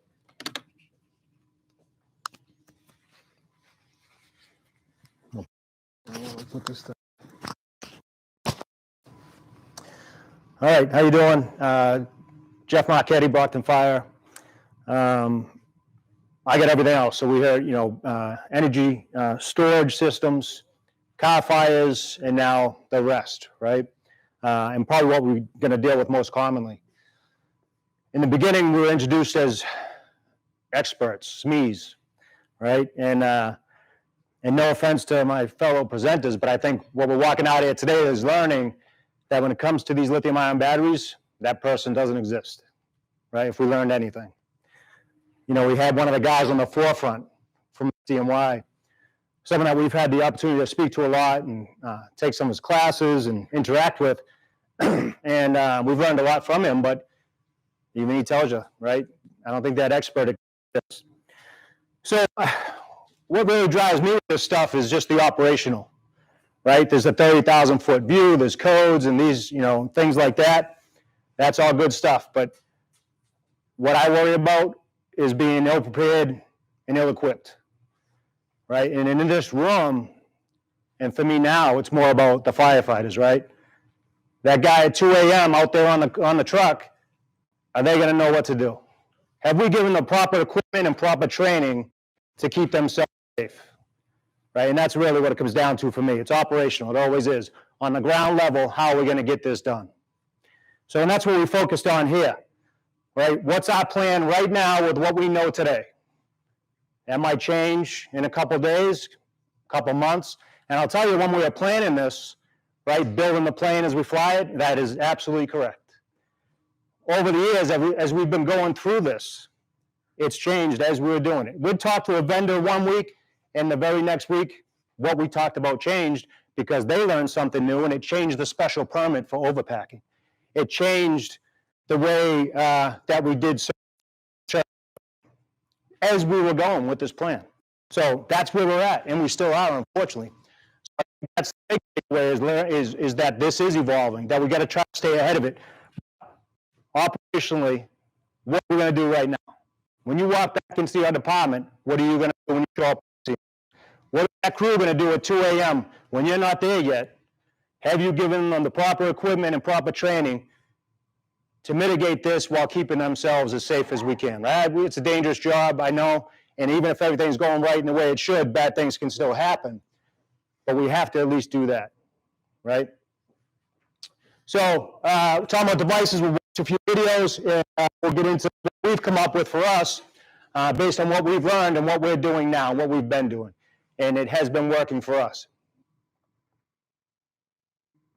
So all these videos have a reason why I'm going to show them. Hopefully this is going to work for me.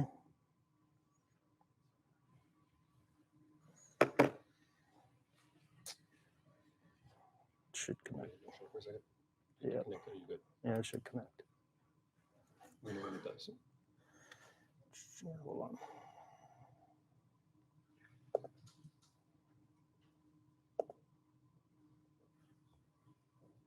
Yeah. Good. Yeah.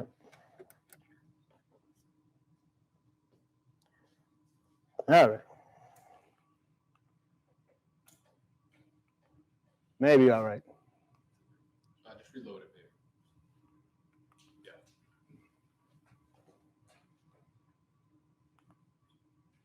Come on. The Wi-Fi doesn't, the state Wi-Fi doesn't like YouTube.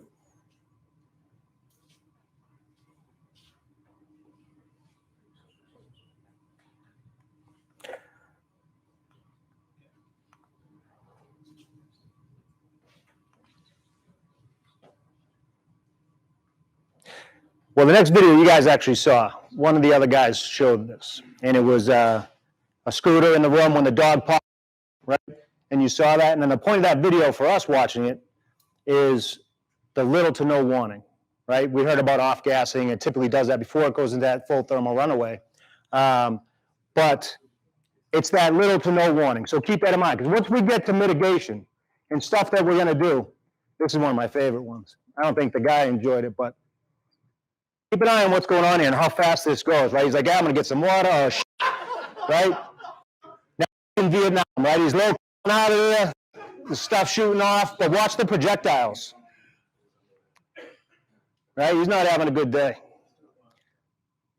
All right, so the first video, little to no warning. Keep that in mind. Look what just happened, right? So keep that in mind when we talk about mitigation and why we're going to take certain precautions, right? Because of that little to no warning. You don't have time to react. You're not going to have time to, if you were carrying it in your hands or putting it in your pockets, to undo that, right? When this thing decides to go. And this here, those projectiles, right? And how, look at it, it's still going off, and how severe this thing got so fast, right? We talk about legacy construction, doubles in size every 2 to 3 minutes, right? And then new age synthetics every 30 seconds. Well, this is much more than that. Much faster. These burn hotter and faster than what we're used to, which means it's going to be deeper into your structure than you would think based on the amount of fire that you saw, right? So when you guys are digging these fires out, you got to expect that, right? So there's a lot of extra when we're talking about this. When we're talking about overall, when we're talking about looking for that extension and opening up, right? And final wet downs, a lot of extra. Did you notice the woman holding? Those people did live, but as we've learned how toxic, there could be a lot of patients there. I don't know the follow-up on it, but the bottom left. So first, little to no warning. That's why, right? And guys have to ingrain this in their brains and show this to your crews, why we're going to take certain precautions. Projectiles, right? When we're talking about overhaul and sweeping for these things, why we're going to do it a certain way. Why we're not going to put these things in elevators.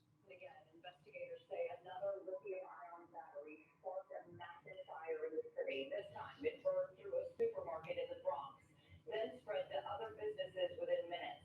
And as CBS 2 Lisa Rosner reports, firefighters say this should serve as a warning.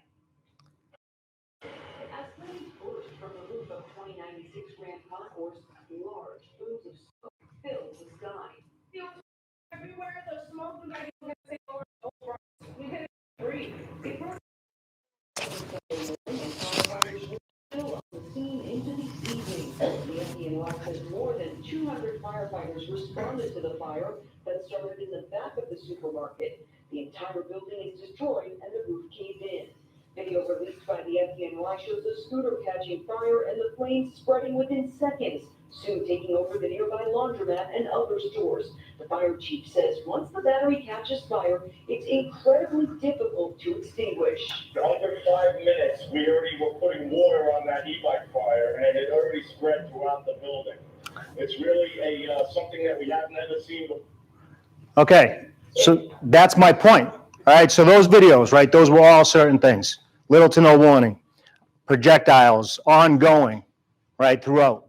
and how far away they went, right? In places that we're not going to expect it. We see the origin here, we're looking for the cause, and the projectiles went into the next room or in the wall, okay?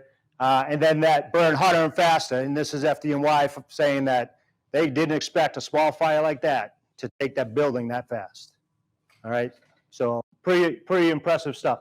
So just the makeups of the battery, I'm not going to get into, you guys, we've heard about a few different ways, anode, cathode, lithium ions move within, electrons move without on an external circuit. They're secondary batteries, which means they are rechargeable. There is electrolyte in there. It's a very small amount. It's still a dry cell battery, all right? It's a dry cell battery. There is electrolyte. It's minimum. It's lithium salts, all right? And when this thing has its event, right, that thermal runaway we're talking about, so that's a cell, 18650 cell. Individually, these are cells, okay? Individual, 18650 cell. When you just one with a battery management system or multiples like this, it becomes a battery pack. We heard about modules, right? That's bigger. That's energy storage systems, that's cars. When we're talking about this stuff, it's battery packs. You can pass that around, right? And that has a battery management system, that's the brain, right?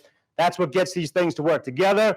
That's what's supposed to make them safe, tell it when it's charged, when to stop charging me, right? When I'm too hot, you know, my phone, I left it on the table out in the sun, and it said, I don't want to work anymore, shut me off, I'm too hot, I'm dangerous. That's the battery management system.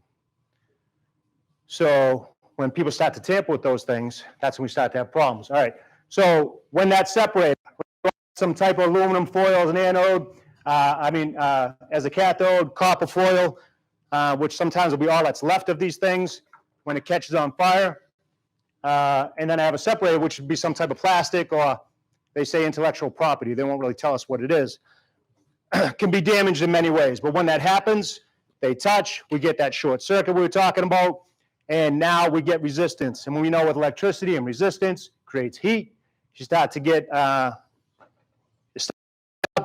electrolyte, that's the off gas, right? Through that vent. It's meant to do that. That off gas we know is flammable and toxic. Enough heat, it's going to ignite. You got combustibles around it, and we have a problem. Typical fires, 500, 800 degrees, 2,000 degrees.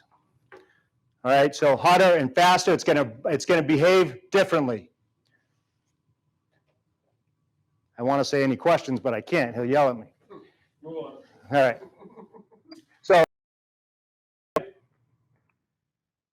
right, so we talked about thermal running. Cell failure, many reasons, right? Whether it's thermal, mechanical, being punctured, device going up and down curbs, banging off a curb.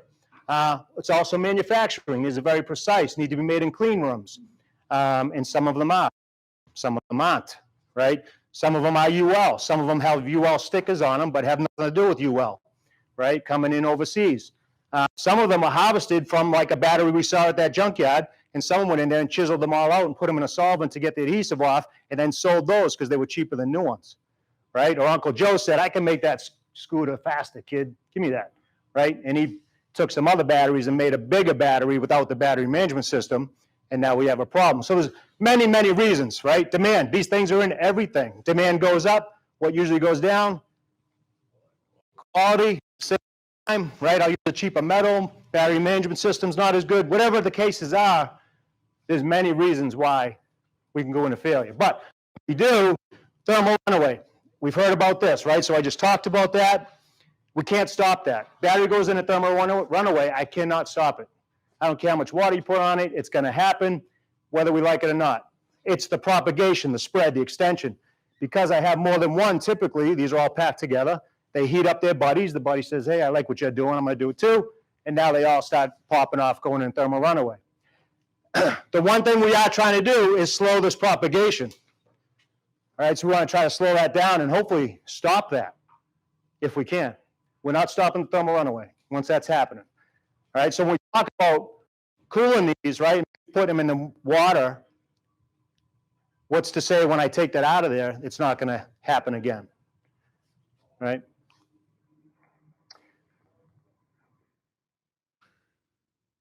So just keep an eye on a couple things here. Timing, temperature, you're going to see the temperature kick up. So Laptop battery, 9 cells in it that it's telling us, 95 watt, 94 watt hours. Volts times watts gives us our watt hours. So watch our timing, watch our temperature changes. Imagine this is on someone's couch, on someone's bed. So that was the first one. Not too big an event there. Temperature starts kicking up.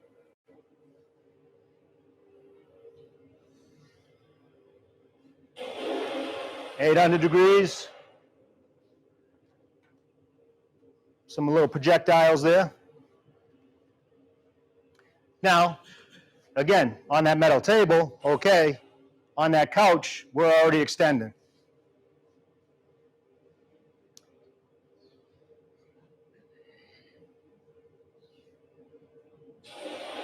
Almost 1,400 degrees. That was just cell 2.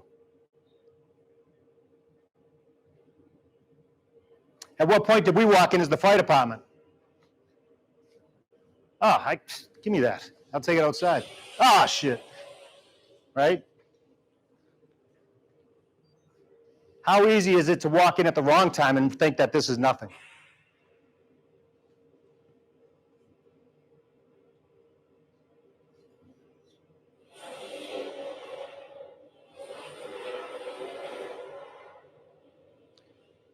So over temperature, I told you we're getting to around 2,000 degrees with these things.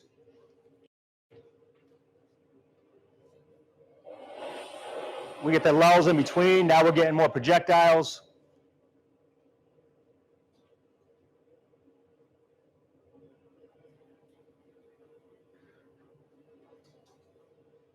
So how do we keep our firefighters safe? How do we keep that first company in from just grabbing that thing and wanting to walk outside with it? Right? Are they even geared up yet? Because it came in as, who knows, right? I had a problem with my computer. Okay, well, check it out. Right? 6 of the 9 cells went, so we had 3 more to go. And how would we know that? Would we know that? No. Look how far these things went, 13 feet away, and only because the wall stopped them.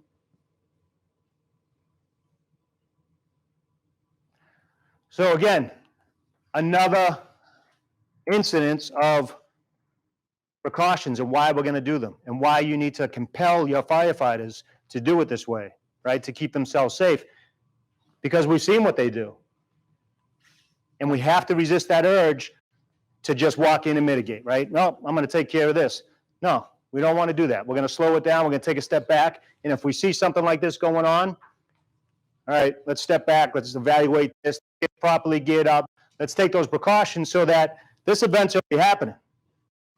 Right, let's get to that life safety incident stabilization stuff. Let's back people up. Let's make sure they're isolated. Let's get a line in here. Let's get geared up. Let's get on here, right, and do this the safe way, as safe as we can now.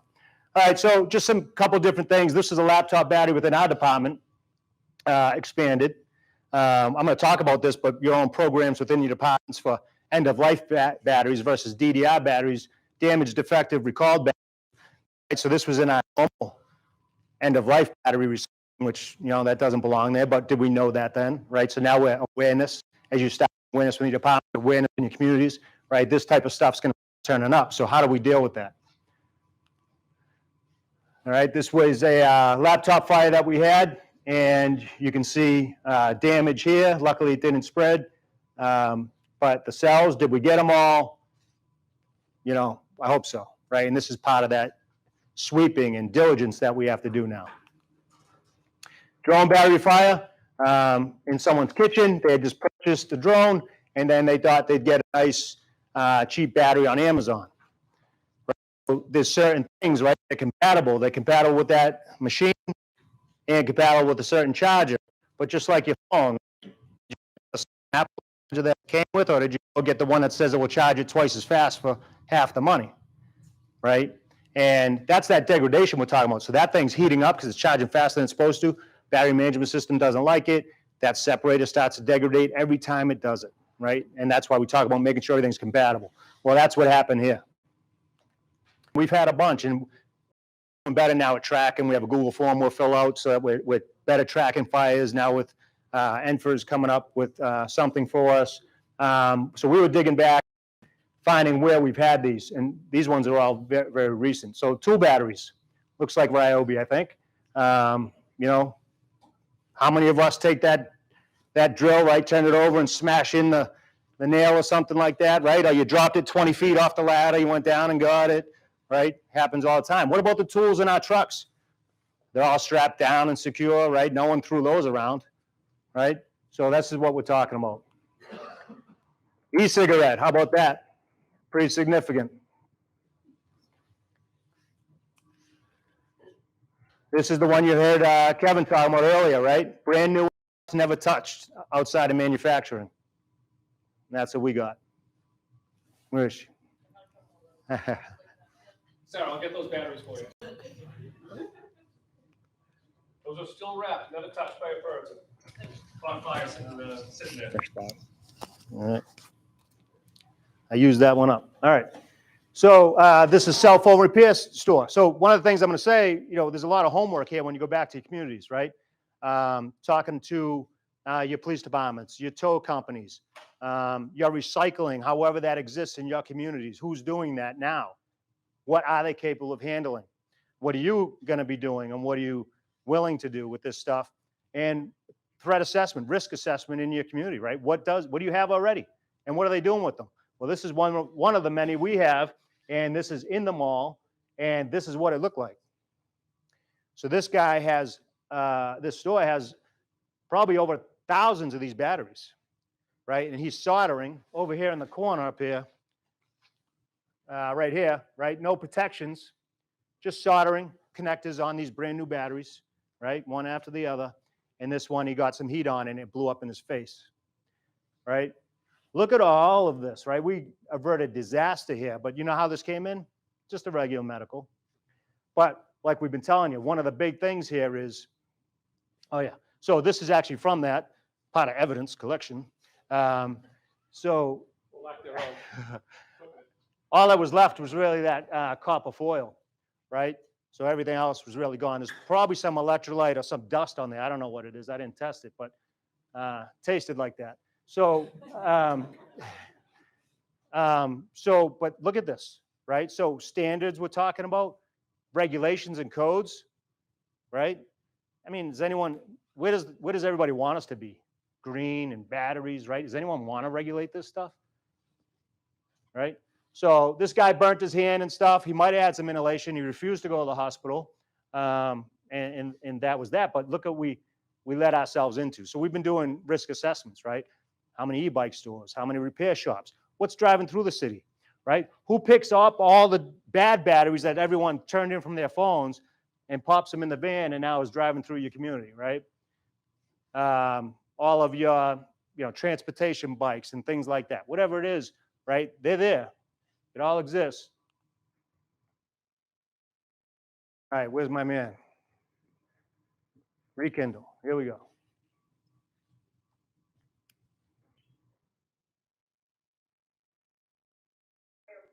Are 3 days later, but officials there say that the fire in an e-bike repair shop that spread to apartments and killed 4 people Tuesday rekindled earlier tonight.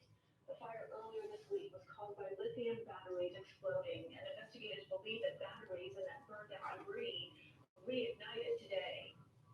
The batteries try to scatter ground debris, so we took out as much as we could, and it's working with contractors to remove the batteries so the factory. Fire Commissioner Laura Kavanaugh says so far this year, there have been more than 100 Did I skip over the 5 alarm? and 13 deaths linked to them. You're up. Okay, so New York had that Rekindle, that e-bike store. We hear about them all the time, right? The disasters, the dirty word, no one wants to say it. It was said, right? It happens. It's happened many times. It's probably going to happen again. Not your typical Rekindle, though. We're gonna give it a pass, no, right? But involving lithium-ion batteries, right? We expect, right? So we're going to take certain precautions because I expect an event. We're doing this with these cars because I expect something to happen. We're going to do stuff with these at house fires or out in the street with an e-mobility device because I'm expecting an event. I'm expecting this. I'm treating this like a mini pipe bomb. I'm thinking rekindle. I expect an event. That's why I'm doing certain things the way we're going to do it. All right. So Bartlett Street, the first fire, second alarm fire, shut up, right? So the second time, I'll just get to this now. That was the most underwhelming, melancholy second alarm I've ever hit on arrival. The second time, right? It was terrible. Usually those don't feel terrible. They feel pretty good. Like, all right, let's go, right? This was bad. So anyway, the first time we get a call for a house fire. We got smoke showing, report of a basement fire. Guys get down there and find it. And it was a basement fire. They do tell us they got some lithium-ion batteries down there, e-bike charging, and they weren't wrong, right? And this is like that e-bike store. That was an operational period of a week or 2 weeks, whatever it was for FDNY, because it was over their capacity, over their capabilities to overpack and deal with, right? And this probably was actually for us too.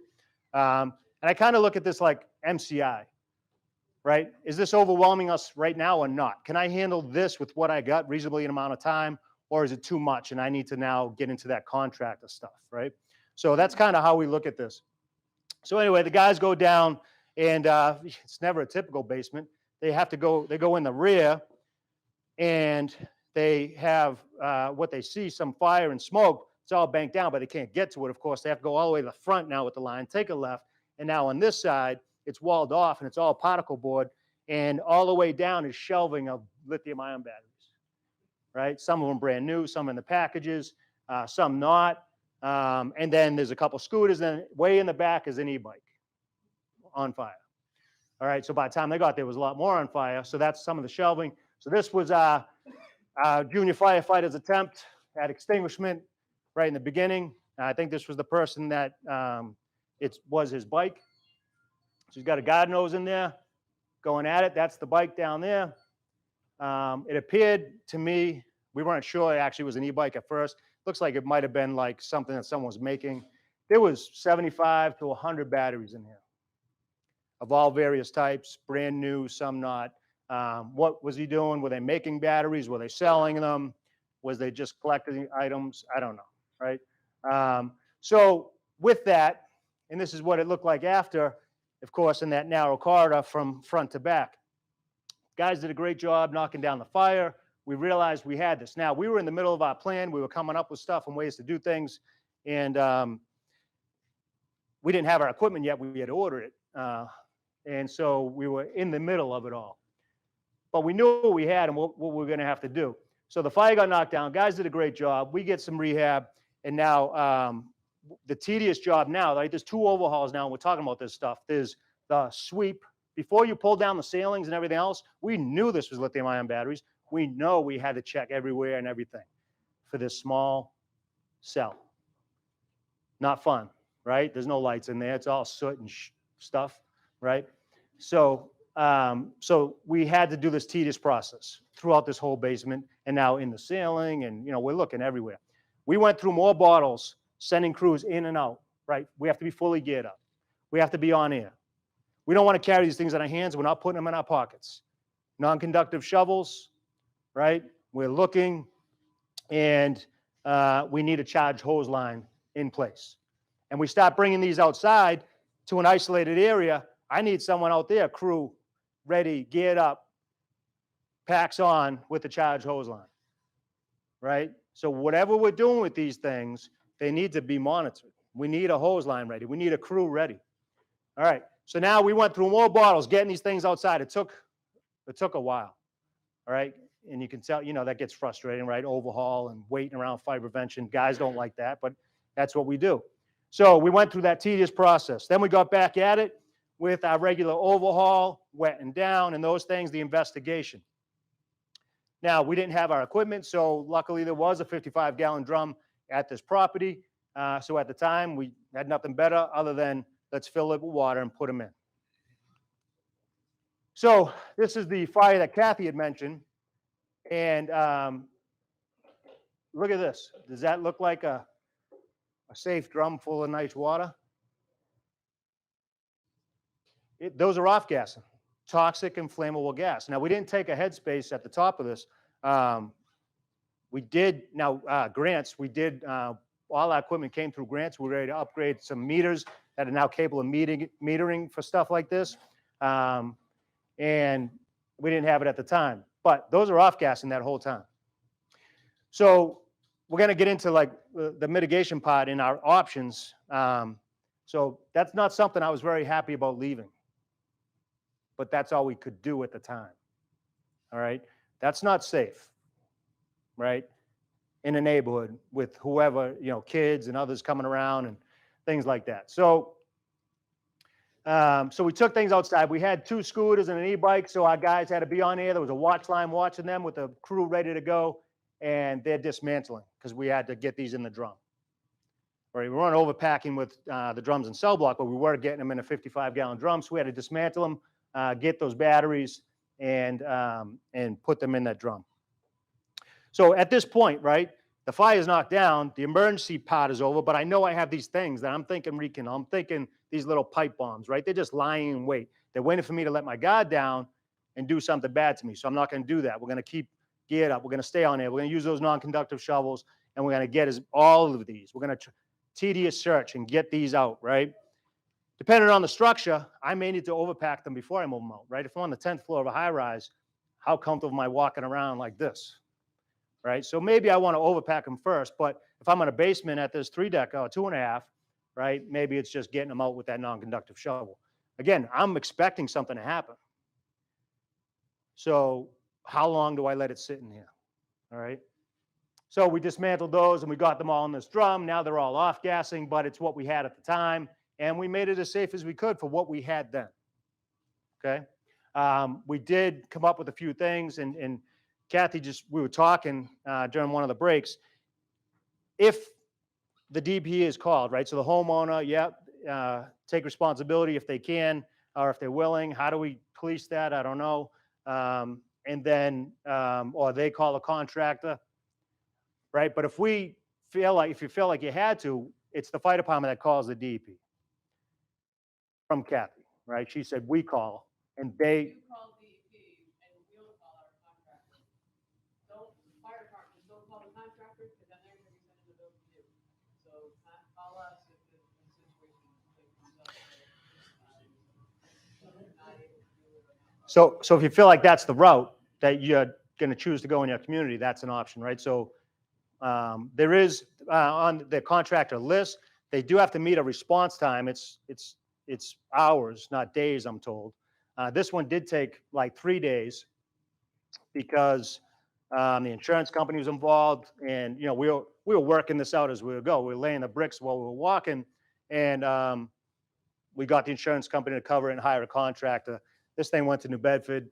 I ran into the person, add another hazmat thing, and they still had the drum and couldn't get rid of it. So, there's a lot there.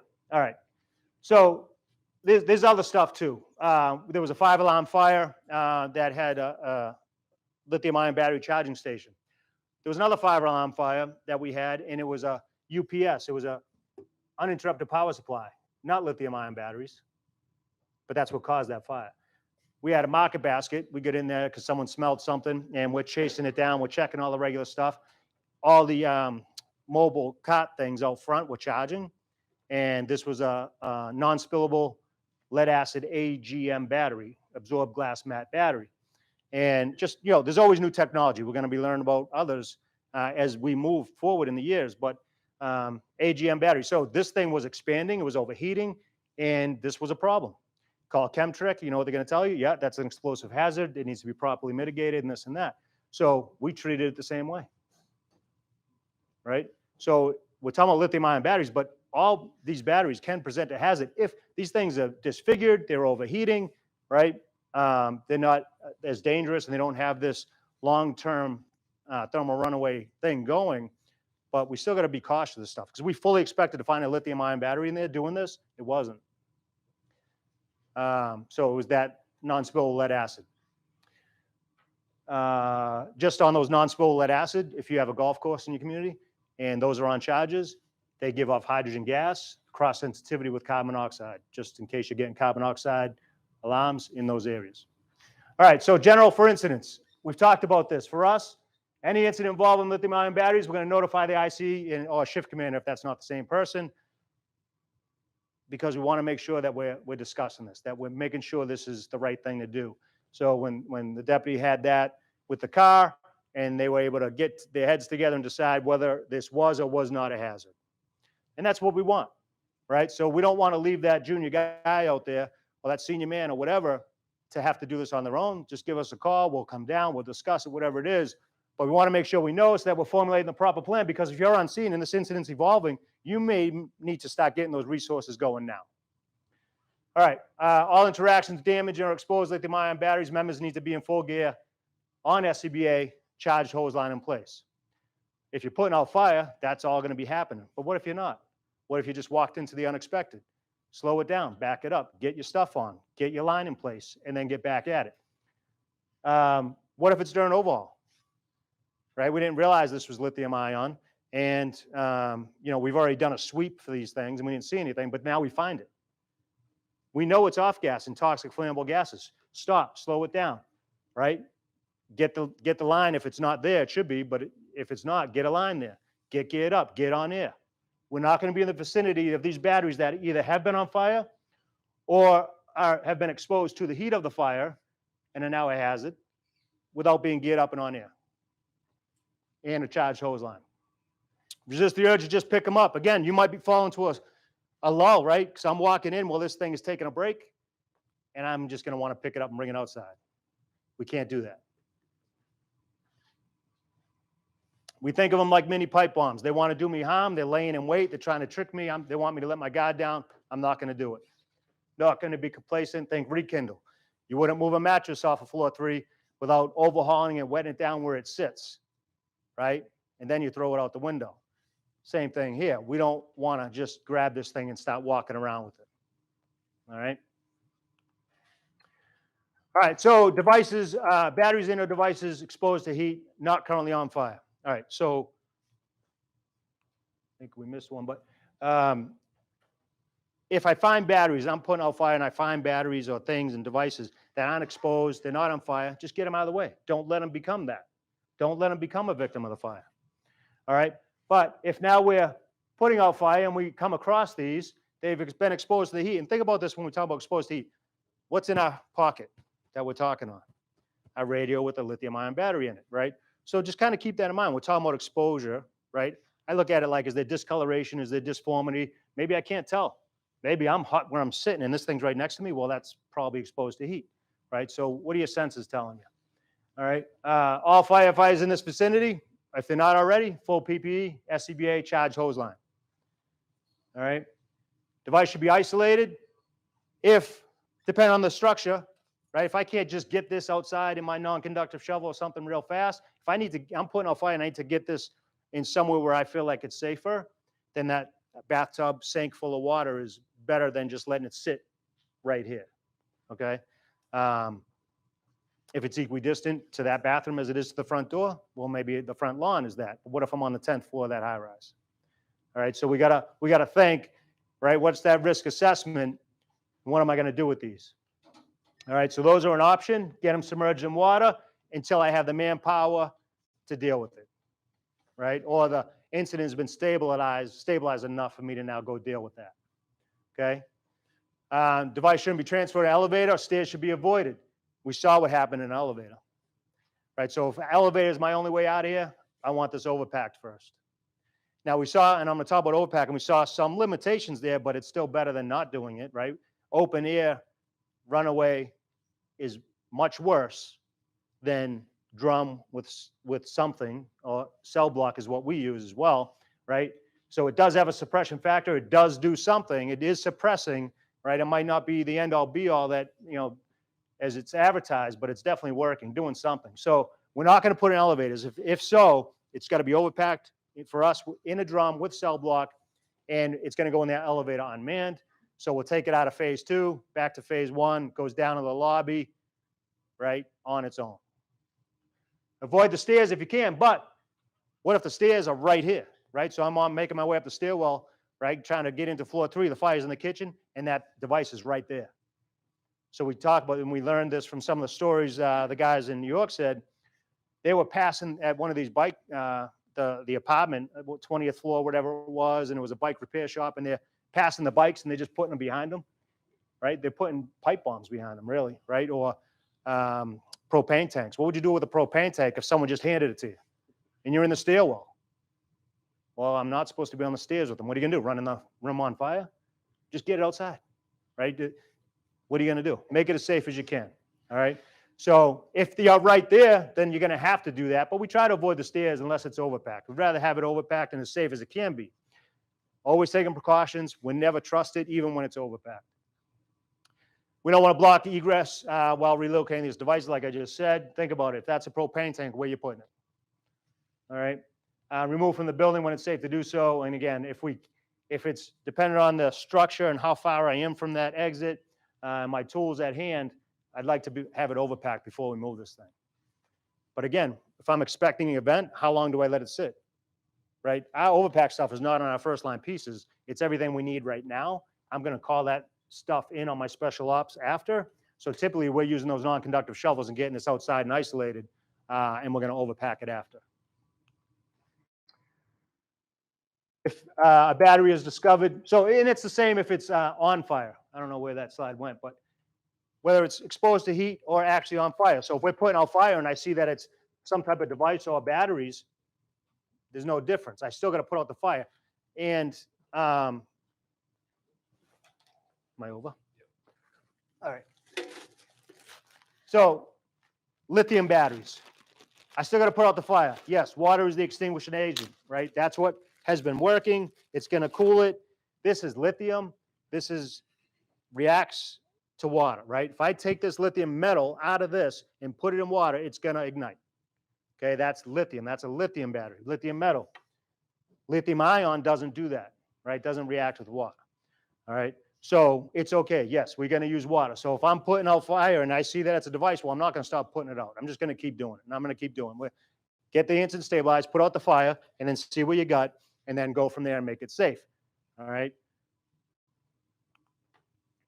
Again, overhaul. So maybe we noticed these during overhaul. Maybe we knew it before. We didn't realize that that's what we had, and we put out a fire. We have to get in this mindset. We know the batteries are everywhere, devices are everywhere. Get in the mindset before you rip the whole ceiling down to take a look. That's when we need to look, because we might not know it yet. How many fires we had in the past, but maybe this was the cause, but we blamed it on the device, right? That transfer station, the recycling transfer station, how many fires you been to there, right? Or the dump trucks or whatever it is. And now we know. Now we kind of know what we're looking for. So before you, any fire, before you start that overhaul, have you guys get in the habit of looking for this stuff, all right? If it's discovered during the overhaul, take a step back, make sure you got the line, make sure guys are geared up, all right? And before you keep pulling, let's stop and start over. Start looking again. Do another sweep. It's tedious, but you got to keep your people on task, keep them in gear, keep them on air, and rotate them, right? I got one crew in there looking for batteries. I got a crew on standby with the watch line, and everyone else is in rehab, right? We got to keep it going. You're going to use a lot of air doing that, but it's what we have to do. Talked about this advisory and the contractor. So here's my feeling on this. And actually in the advisory, there's a sentence that says, when rendered safe. When are these rendered safe? Is anyone comfortable with calling a civilian and say, hey, take this bomb, would you? So my opinion on this. I'm the incident commander. I own this. And if I call other people in to deal with this and they get hurt, that's on me. So that's my opinion on it. So we are going to do what we can with what we have right now, operationally, boots on the ground. We're going to put the fires out. We're going to get these things isolated.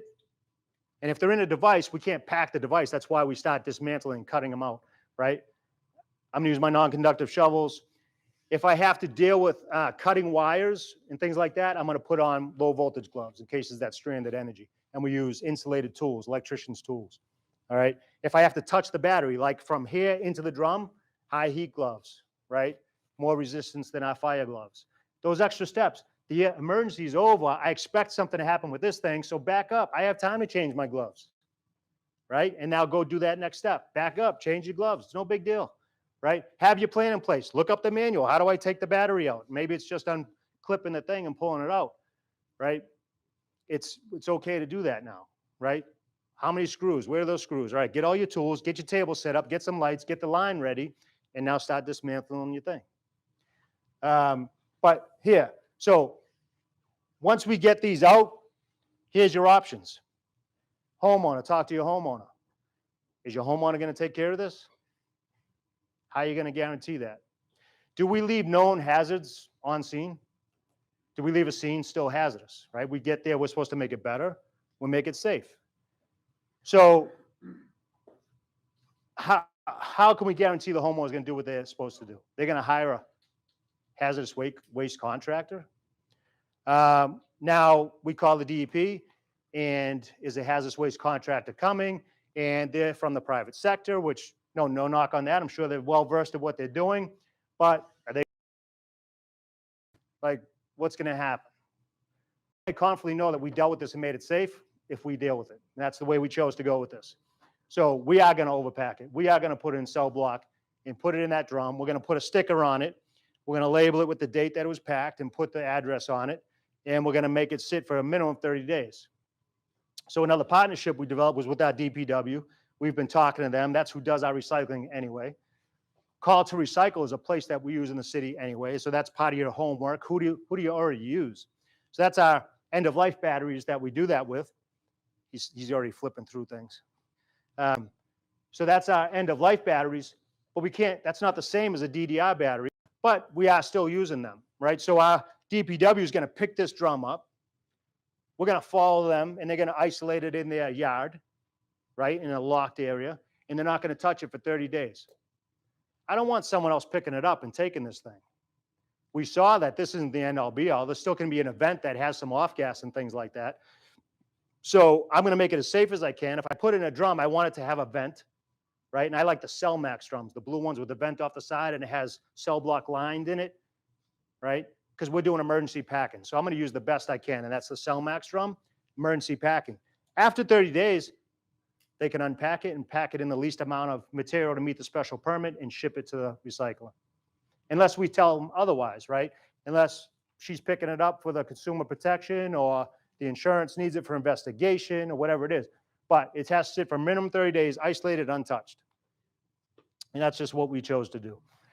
I feel much more confident in that plan than leaving an open 55-gallon drum off-gassing in someone's backyard, than having a civilian pick it up, right? All these other things that have the potential for bad stuff to happen. We know the dangers, we're taking the right precautions, and being as safe as we can with what we know now. And I feel much better about that plan, that we handled it, and then we'll pass it off after 30 days. So batteries moved to the outside and isolated, crew PPE. Again, have your plan in place, have a table set up, lighting, whatever it is, if you got to dismantle something. And then when we're overpacking, so that's a Cell Max drum. It has a vent in the side. They're not weather tight, by the way. If you leave that outside and for 30 days in the rain, the water's getting in, right? We learned that one. And the basics of these are cell block, 3 inches on the bottom, put your cells into packs, right? So we don't have to dismantle this to get to the cells. I can pack it in the pack, right? I'm not going to be able to put a whole bike in there, so I might have to dismantle that. And if I got to cut wires, I'll put my low voltage gloves on. If I have to cut the frames and stuff like that, then I'll do that, and I'll cut it right out, and I'll put that in there. And then I want 2 inches of separation, right? And then more cell block and layer it like a cake.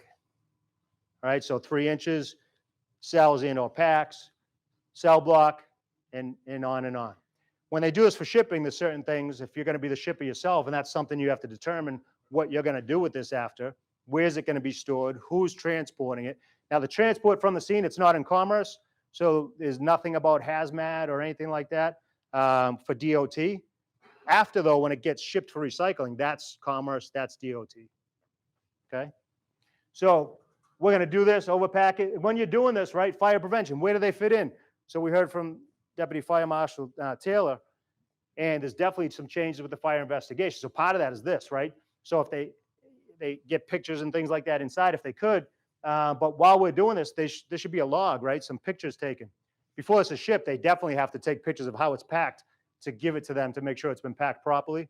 So photographs, log the contents, have fire prevention investigating involved at that point, so we know what we're putting in there.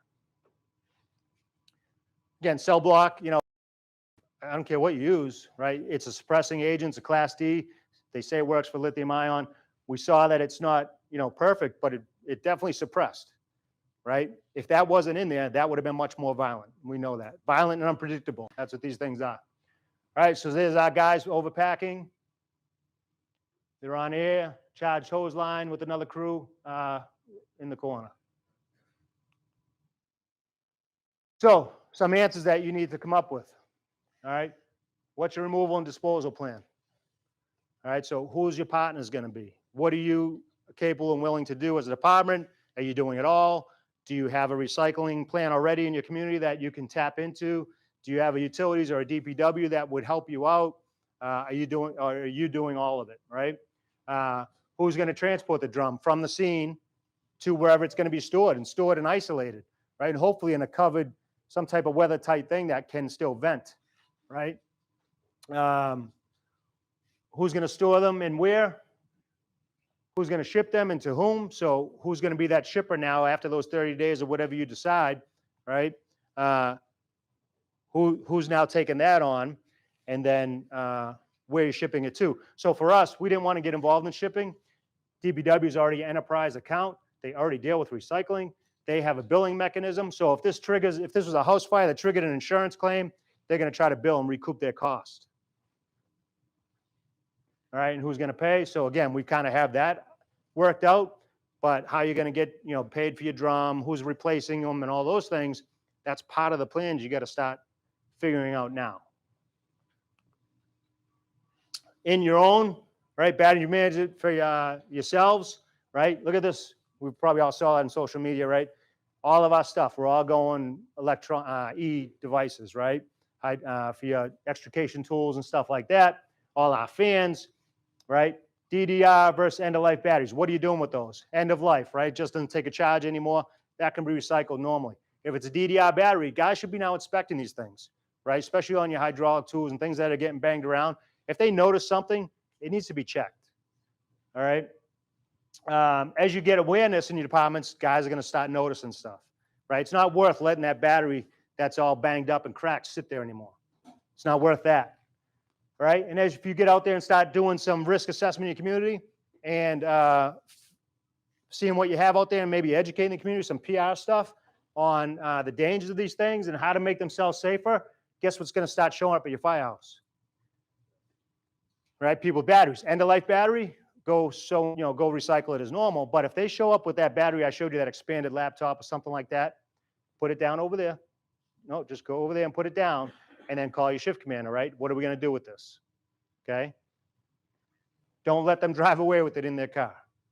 That could end badly for you. Go on. He's so mad at me.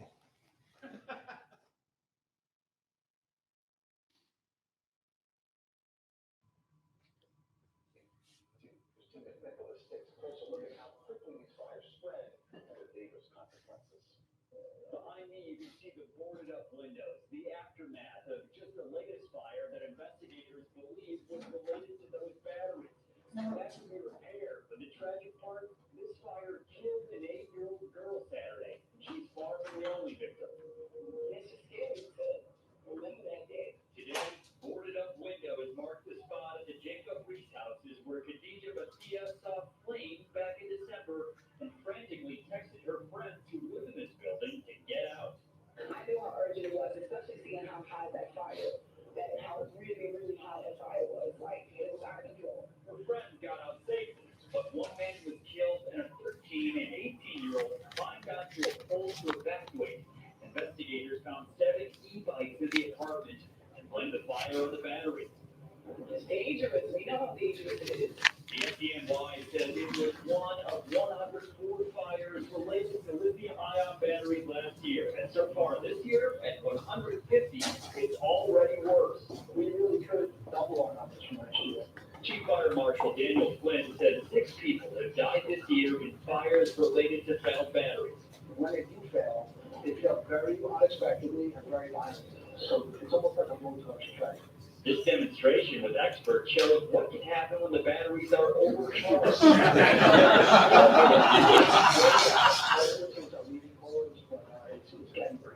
FDNY said you should only use chargers that are compatible with the battery. Don't try to repair a faulty battery and never charge your batteries overnight. A lot of these fires that we're seeing where people are getting seriously injured and killed, if they had followed our recommendations, these things wouldn't have happened. NYCHA has pushed to ban e-bikes on their properties.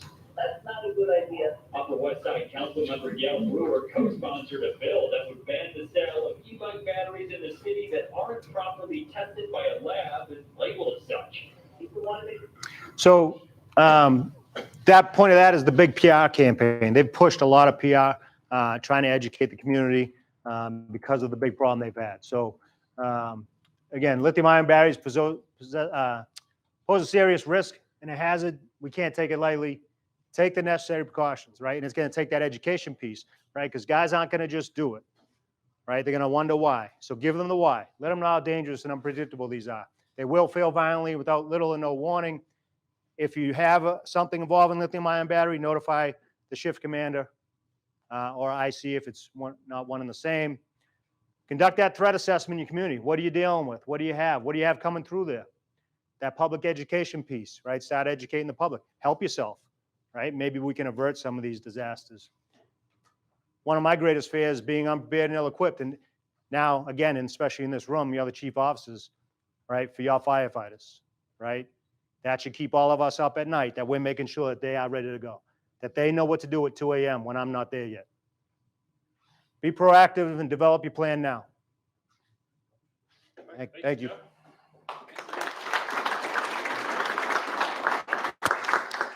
All right, so we'll go right into the question and answer session so that we can get back on the road pretty quickly here. Yes, sir? Is there any talk at the state level of making some legislation similar to like 21E to mandate that we can go for reimbursement for costs of mitigating lithium-ion batteries? Is it with oil?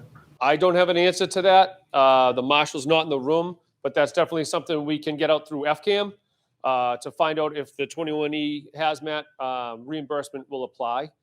You could almost be kind of close as it is. But yeah, we'll get the marshal to get an answer out for that. Sir. Two quick ones. The cell block that you guys put in and let it sit for 30 days, then you take it out and repack it. Is the cell block reusable? Are you gonna get rid of that? When do you want Two, to? the nozzle that you guys put under the car in the slides, they seem to be like in different spots. One was in the rear, one was in the front. Is that where the fire was? Because I thought the battery plates kind of covered the whole bottom of the car. So does it matter where that nozzle is for your 45 minutes? So the first question was cell block and is it reusable? So the cell blocks for us, again, we pack it in 30 days and then we will because we're using those Cell Max drums, we will open it. And if there was an event, then no, right? But if everything's clean and there's been no event in there, then yes. Okay.